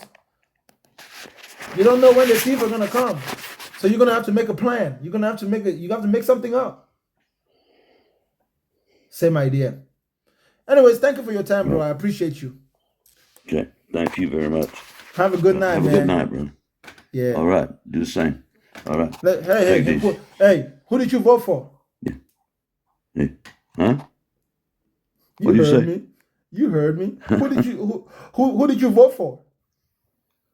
Oh, independent. I'll talk to you later. Why you lying? Old man, why you lying? I'm registered independent. I'm registered independent. No, you sound. Why you sound like you voted for Trump? Don't be ashamed of your man. No, I'm in between states right now. I didn't vote. Yeah? I didn't have the ability to. Yeah. I'm a resident of Kentucky, but I'm living in Ohio right now, and I wasn't there at the time. It's okay. I believe you, bro. I know there's a stereotype that every white guy believes in Trump, but it's not true. No, that ain't the truth. But I would still put down at least 40% that you might be an undercover Trump supporter. I don't think you should be ashamed of who you support. All right, yeah. I wish them both the best of luck, I'm telling you, because America needs everything. Oh, you don't need to wish Trump any luck. You should wish Kamala luck that she can do without loss. Yeah. Well, she's still the vice president. I hope she does something. She came this close to grasping, to being the most powerful woman in America. She came pretty close. Now, the most powerful woman in the world is the wife of the Pope. Oh, okay. The wife of the Pope. I thought the Pope wasn't married. Anyway, take it easy. Oh, you thought wrong. Have a good. You thought wrong. All right, bro. Thank you for your time. Take it easy. All right. Bye-bye.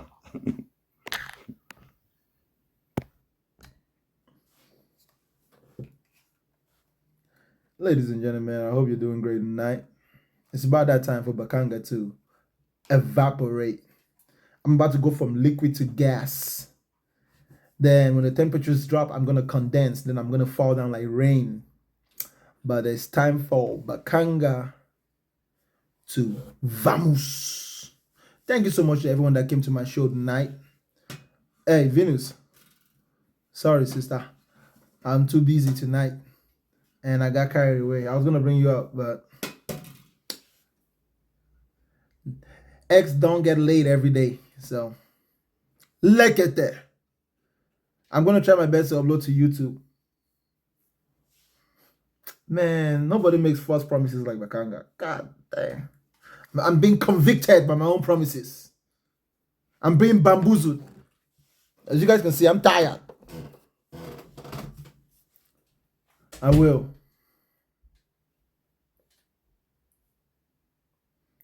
Nobody's scared of you. Why do you guys come in my comment section and say, why are you scared? Why the fuck would I be scared of you? Do you know what scared means? Just because I didn't pick you doesn't mean I'm scared of you. If that's your reasoning, it already tells me a lot about your IQ. If you type in the comment section, Bakanga, why are you scared? It already tells me a lot about your IQ. Your IQ is like -10. Why do you think I'm scared of you? Because I didn't bring you up. When there's like multiple people in your line.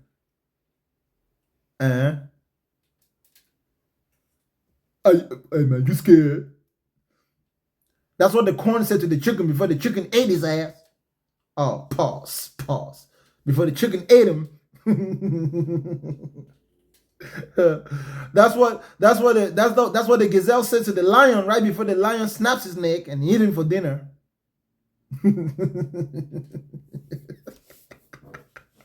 Hey man, this is 2024. You got to pause every time. To accommodate the brothers who joined the sisterhood. Yeah, man. We don't want to disrespect the brothers who joined the sisterhood. So if you say something that is, sisterhood stuff, you got to say pause. It's like pause it right there. You freeze time. You rectify that timeline. You delete the bullshit. Okono, I said it's time for me to go now. Oh man, I'm about to go and sleep. I'm about to go and get like 10 hours of sleep. Recharge my body. It's been a busy week. That's why you guys didn't see me Monday, Tuesday, Wednesday. Yeah.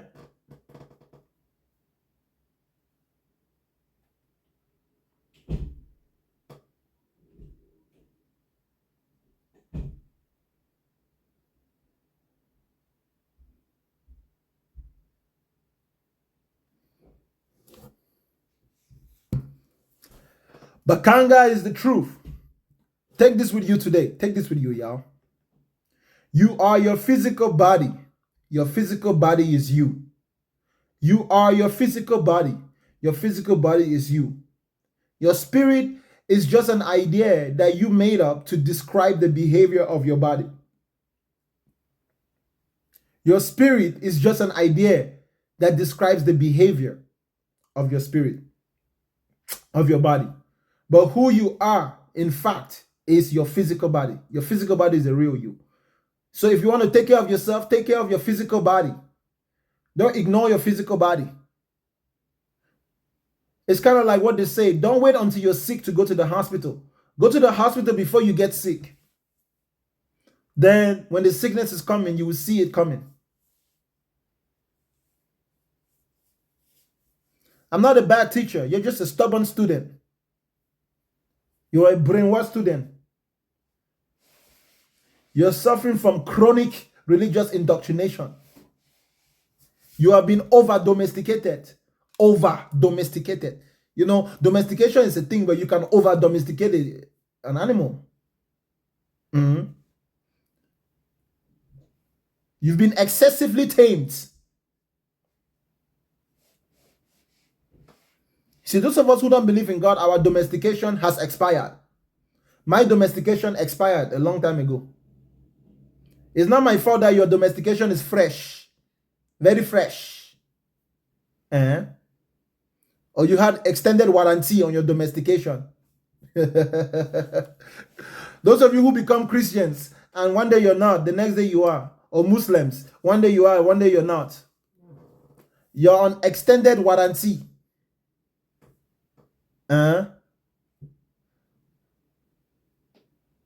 You need to do maintenance on your brain. Do maintenance on your brain.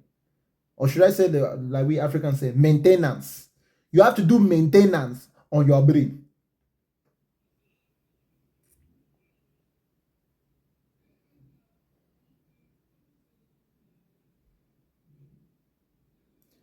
Visile Woloba. Of course, the Christian Trinity is sin, repent, repeat.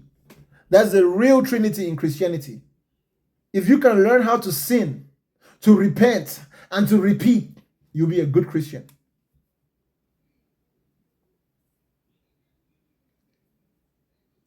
All right, ladies and gentlemen, do not forget, these are just conversations on the internet. You might not like some of the things I say, but it's nothing personal, Ultimately, we're all human beings. Everyone listening to me is a human being. You can take care of yourself. You work hard. You pay your bills, not me. So I'll never disrespect your humanity, okay? Despite your irrational beliefs.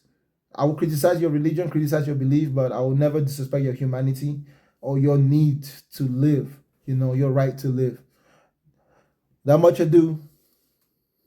If you feel disrespected, it's because your brain doesn't work. If you feel disrespected by what I've said, you are the issue. It's your fault. It has nothing to do with me. If you feel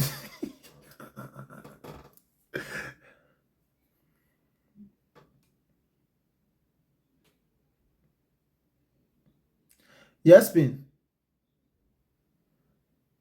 The way you're sounding in the comment section, it seems like if I don't talk to you, your spirit might depart your body tonight.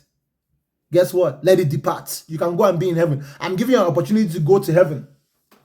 May your spirit depart from your body tonight so you can go and be with your God. I wish you the best. Safe travels. Safe journey, my brother. I hope you get to eat holy bread and holy water when you get to heaven with your spiritual body. Yeah, let me go. Thank you, ladies and gentlemen. I appreciate everyone. Have a blessed night, okay?